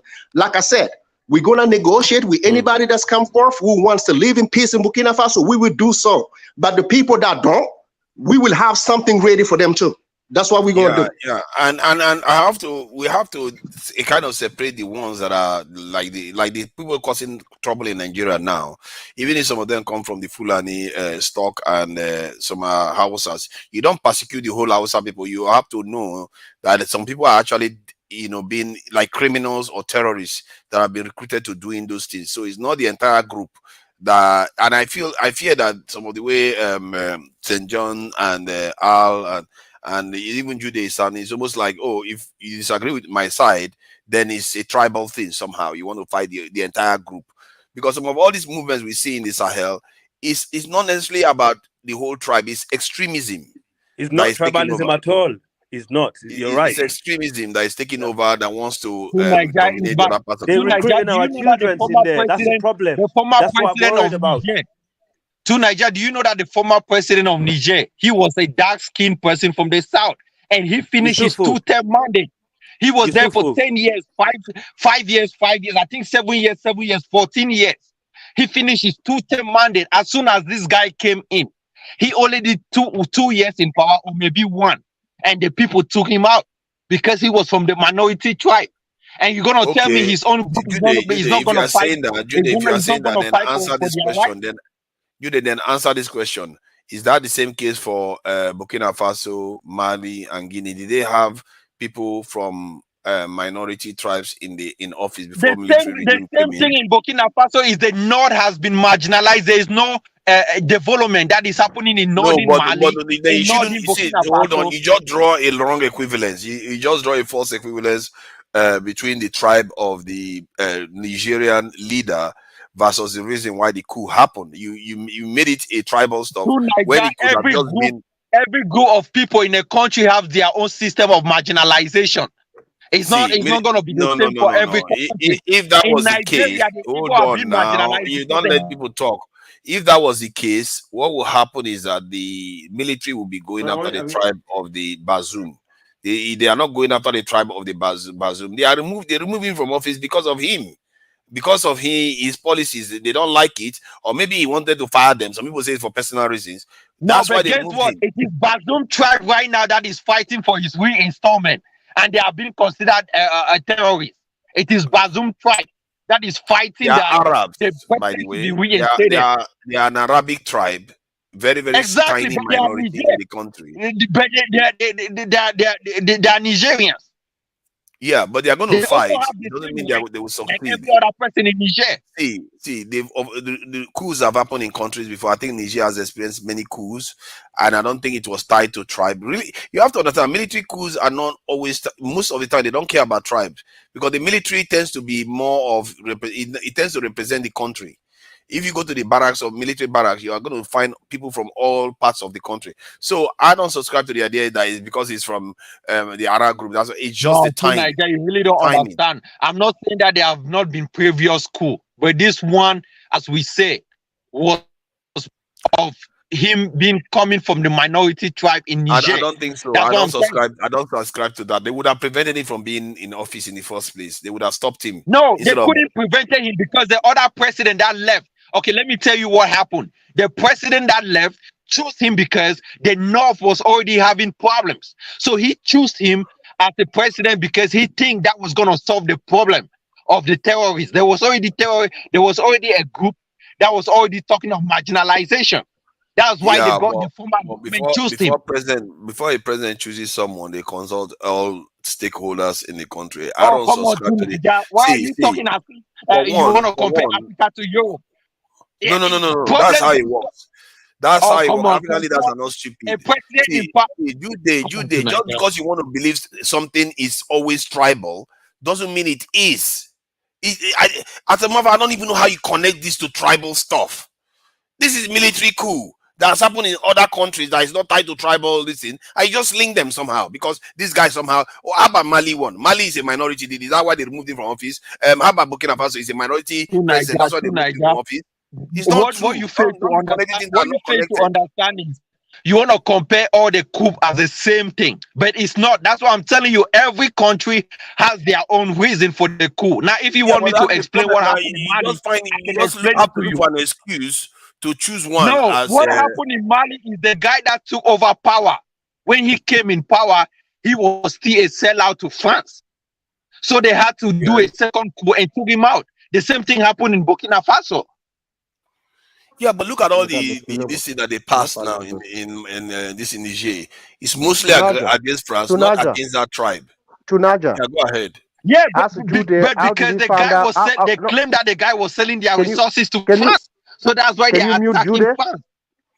Tunaja, Yeah. can you mute That Jude? I'm doesn't going to ask him. Tunaja, I'm going to ask him a legitimate question. Just a legitimate question. Tunaja, ask Jude when did he find out about the tribe of Bazoum? When did you find out? What tribe he come from? I've never followed Niger Republic till after when they took him out of power and then I went and read the history. The Sahel problem is not to do with tribes, man. The Sahel problem is simply Islamic problem. That's it. There's no tribe. Yeah, but the Islam people are the Tuareg people. Yes, and they want to use they're using the Islam thing to galvanize themselves to take, to gain independence. Macron was the one Macron was the first president to talk about Bazoum tribe ever since that conflict happened. Macron, the president of France, oh, he was the one who talked about. He was the one who talked about Bazoum tribe. Oh, you No. Officially, come on. Officially, on an international podium, Macron was the first one.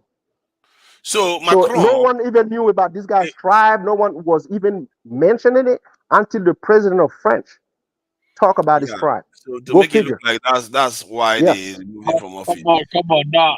I met Nigerian people on different parties. They were always talking about how he's a Tuareg.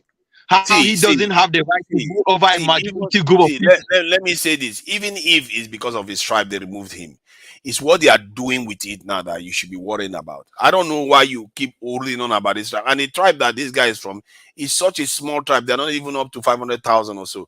It's a really, really small tribe in this Niger Republic, and he ended up becoming president. They removed him from office as a military guy. They could have chosen to remove him and leave the vice president in office. They didn't do that. They removed him and completely removed him from office. So the idea that it's his tribe that is tied to the reason why they removed him, I don't necessarily subscribe to that.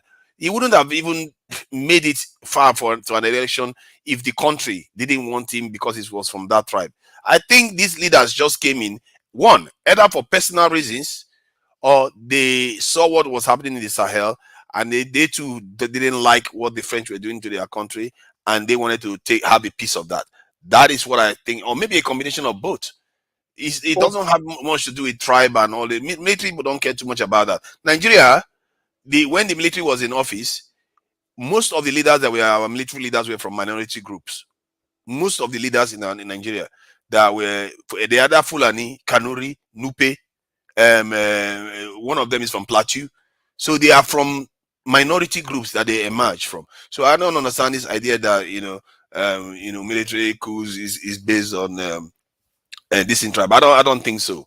The French guy, I don't know, maybe he mentioned it based on the fact that democracy was flourishing and the guy came from a minority group, because the French Macron can't just come out openly and say, oh, this guy was removed from office because he was from a tiny minority group. I don't think that's what they will say. I think they will try to couch it in a different way. That the democracy was doing very well. They even elected a minority president. Look at now, they've removed him, these evil dictators. And for me, the French, the biggest mistake they will make is if they go and attack Niger. And I think that they would have given Africa a gift that Africa, the counseling Africa needed to get to that point would have been insurmountable.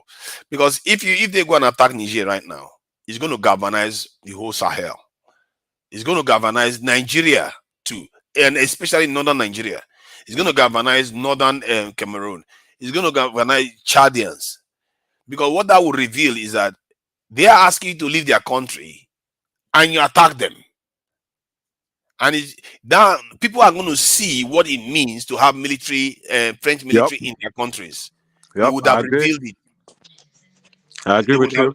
They would have just revealed it, and I don't think they want to reveal it now. They want to reveal it when it's the time for end game, when they really want to take over the continent again. That's when they will reveal it. If they reveal it now, that is premature, and that will wake Africans up, and Africans will want them out. Forefather, may I say something, please? I'm happy that you took it to where you took it now, because many of our people, we end up fighting ourselves, even though, like you said, it is not our war. When this thing started, when this madness started, and it was another invasion of NATO in the northern part of Africa, they swept through Egypt till they got to Libya. When they after they had destroyed Libya, I remember back then, I was in Nigeria 2014 or 2015 or 14. The American State Department was predicting a civil war in Nigeria. And at the same time, in the same caption, they were talking about what will happen to all the weapons that they used in Libya. And they said it will end up, yes, in the Sahel. The problem that we have in the sub-Saharan is not like a group of people woke up one day and said, oh, we have been too marginalized, oh, we're this. No, it was one of the proxy wars of America, of NATO on African soil to cause instability amongst nations. It's the same thing they are doing in Asia. It's the same thing they are doing in Ukraine. It's the same thing they are doing in Taiwan. They are the ones supplied. They are the ones that supplied weapons to them. When Buhari came out, one of the few times that he was being honest, and he said that the problem of Nigeria of the Boko Haram was from outside. It was coming from Libya. He was saying the truth, because out of the weapons that they caught from the Boko Haram people, you could see the NATO emblem on their weapons. And NATO is still pumping, they're still pumping weapons into the sub-Saharan, because they will always find a group of people that they put money in their pockets, because it's all money. It's all about money, what is going on. It's not like one minority group hates the majority because they have been marginalized. No, they are the ones that go to the people, put money in their pockets and give them weapons, and then they fight for them. That's the same thing they're doing in Taiwan. Our biggest problem is still NATO, the nations that colonized us. We should never forget that. I'm done. Yeah, thank you. I think I need to be rounding up now, actually. I think it's gone well past the time I wanted to do 4 hours. We are now 5 hours. So UFC, I will round up, but we're going to do, because I have another session tomorrow to town hall meeting, and on the doctor damages, which will even have more people present. And I hope everyone shows up. And if you have not subscribed, subscribe. I need the subscribers. It's surprisingly, my channel is quite small in terms of I guess I've not been streaming for long anyway, so it's only fair. But it's also good that I market it, isn't it? This is you have to try to have people to subscribe to the channel. So what is the name of your channel? What is the name of your channel, my brother? yeah, it's to Niger. To Niger. Okay.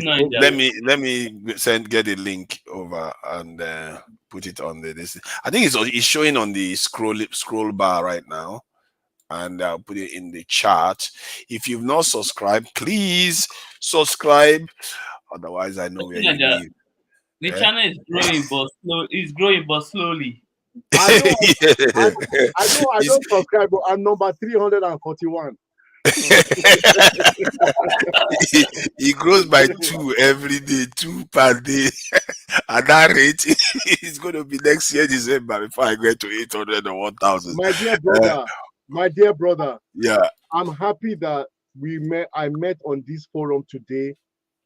Brothers from was it Cameroon, from Burkina Faso. This is the thing that Bob Marley was saying before that man died, before Germany killed him. But I want Nigerians to know that it was the Germans that killed Bob Marley. They killed him. And it's for us to unite. Europe does not want us to unite because they know that in our unity, we are strong. So divided we stand, Africa, united we fall. There's nothing like secession. If we secede, you cannot stand alone. It is Igbos, we are marrying with Yoruba. Benin, you are marrying with Hausa. And what is wrong with the black man? What is wrong with us? It's hardship now.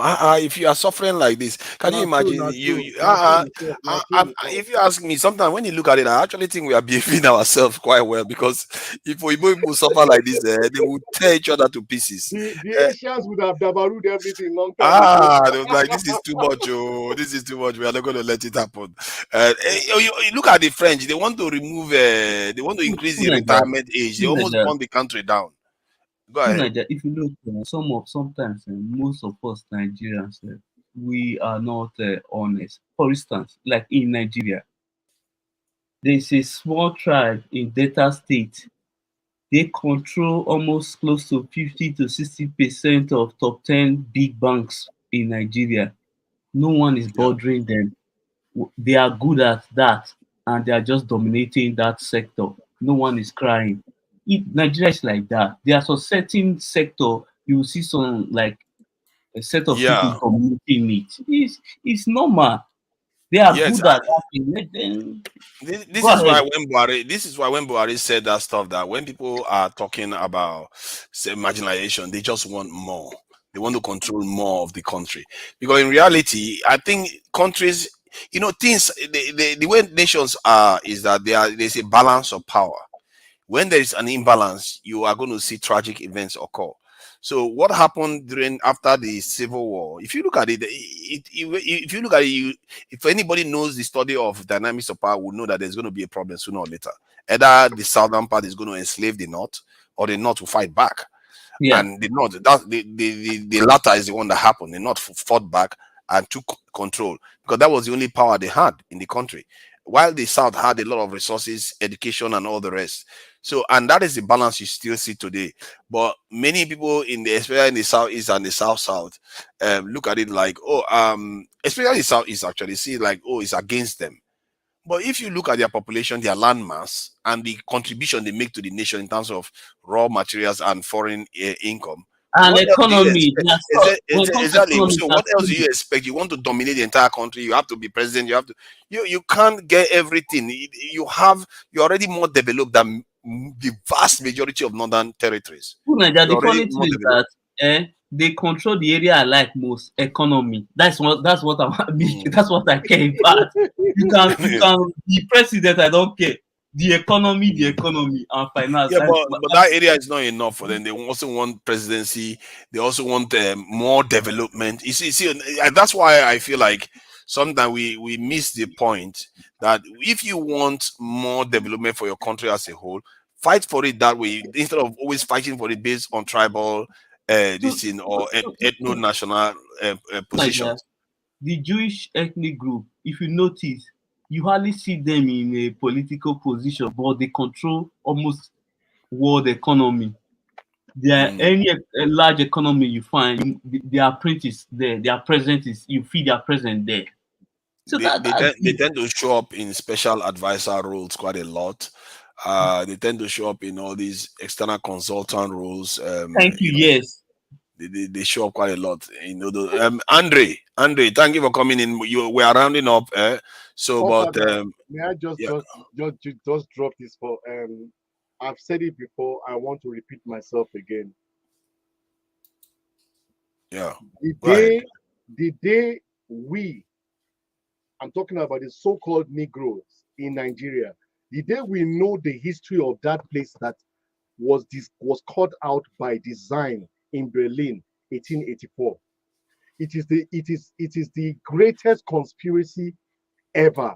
The day we understand what happened in Germany to the division of Africa and putting our borders in the north, west, south, and east. The day we know who we are as a people, bro, that day Africa will cry. But when Africa gets up, the world who is that? Oh, sorry. Is that from me? Yeah, it's from you. It looks like the family is taking over. Ha! I know. There's a coup, there's a coup taking place, and they're about to dethrone Wale. Wale is going. He's about to fall. It's not me. So where I'm going to is that I know who I am by the grace of the Almighty. I pray that the African man will know who he is. And that is the day that Europe will leave him alone, because now he knows who he is. Because we are the people of the scriptures. We are the people of the book. We were the ones that were once kings and are now slaves. But we need to get back the throne. And we can only get back the throne only when we are united as a people, not divided. Yeah, that's true. And Andre, go ahead, Andre. Who is that? That's Andre, isn't it? Yeah, that's me. That's me. I just want to And I say, thought it was Wale all this while. no, Wale, no, no. sorry, it was Andre after all. Okay, go ahead, Andre. Tunaja, I actually looked the map of Tunaja. Excuse me. I was looking at the map of the wealth in Nigeria.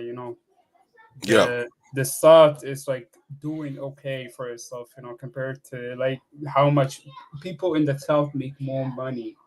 But if you look at the north, you have regions and provinces that are lacking behind. It's like a day and night because those people are not experiencing the economic successfulness of Nigeria. It's not bringing up to them. We gotta address that. The economic divide is more than the culture and the religious divide. It's there. You gotta remove that. You gotta you gotta actually give people chances. If every region has a chance to develop, they will be so happy, and the union will be so strong that people will fight for a union of Nigeria. So if it was economic divide, so which area did the economic divide favor? North or south? Lagos is the south for sure. You have Okay. regions in the north that are like I can compare it to like I don't think you will experience a Nigeria, like because they're not experiencing the economic power of Nigeria because they are making less than the south, like they're making daily, the year, how much yearly they make is like how a southerner makes a daily. It's really Yeah, crazy. You gotta true. actually work. You gotta work for this because like if you look at north and the middle of Nigeria is actually very resourceful land. It has a crazy potential agriculturally and everything, and it's really sad, because that region gets ignored. It's not looked up. People look up Lagos more, because it has so much power economically. But we gotta actually make every region of Nigeria strong and unified as economically. We got to unify as we know we're one country, but you got to unify the people under one economy. You know, you can't have two different economies. Like everybody have to be the same growth. You know. But you can't have the True same growth Niger, everywhere. It's true impossible Niger, in any true nation. Niger. See what I Papa, Man, discovered great yesterday. I was oh, point. hold on. I need to quickly pass this message. To Niger, yesterday I discovered that they are building trains from Port Harcourt to Enugu. It's an ongoing project. Yes, they are laying this thing that's true. on the floor. I didn't know they have commenced that project because I know Buhari signed it. Like they said, okay, they approved the construction. I didn't know they already start. Like as we speak, it's still ongoing. Yesterday, I see people were working on the site. They are on site working. Fofana, Yeah. please, can you grant me just some few sentences, because it's Go all ahead. because of what Andre said, and you see that is where we go again. Um, I believe with all my heart But that Andre is Nigeria. right. Yeah, I know. Yeah, I'm agreeing with him. But you see, there's so many mysteries about that country called Nigeria that is not known to our people not yet. Yes. You Yes. see, that country was a country that you all read about in the scriptures that is flowing with milk and honey, not the fake Israel that was created by Europe. Our people need to wake up to this. That's the reason why the River Niger's name was changed from Euphrates to River Niger. That's what I've been trying to tell this forum for some time. Our people need to know that there is no corner of Nigeria that is not blessed. There's no corner. No corner. The north can stay alone, the east can stay alone, the west can stay alone, the south can stay alone. But united we stand. That is very, very true. But our people need to understand in what country they are living in. That's the reason why we are surrounded, because those who surround us know who we are, but we know not who we are. Am I making sense? If you go into, you are making sense. Go ahead. Yes. You definitely are. I have been to many museums here in Europe. I have been to their museums. We have cried our eyes out. In fact, my mom told me before she died, 2019, she said, please, son, don't forget Humboldt University in Berlin. When you go there, tell them that your parents were in the basement, that you want to go to the basement and see what they saw. And my mom told me back in the days in the 60s, when they got down, they did not even know whether you were from Ghana or whether you were from Igbo land or Yoruba. They were all united, one African spirit, crying down their eyes as they saw things that made them know who their forefathers were. They were not even upstairs in the museum.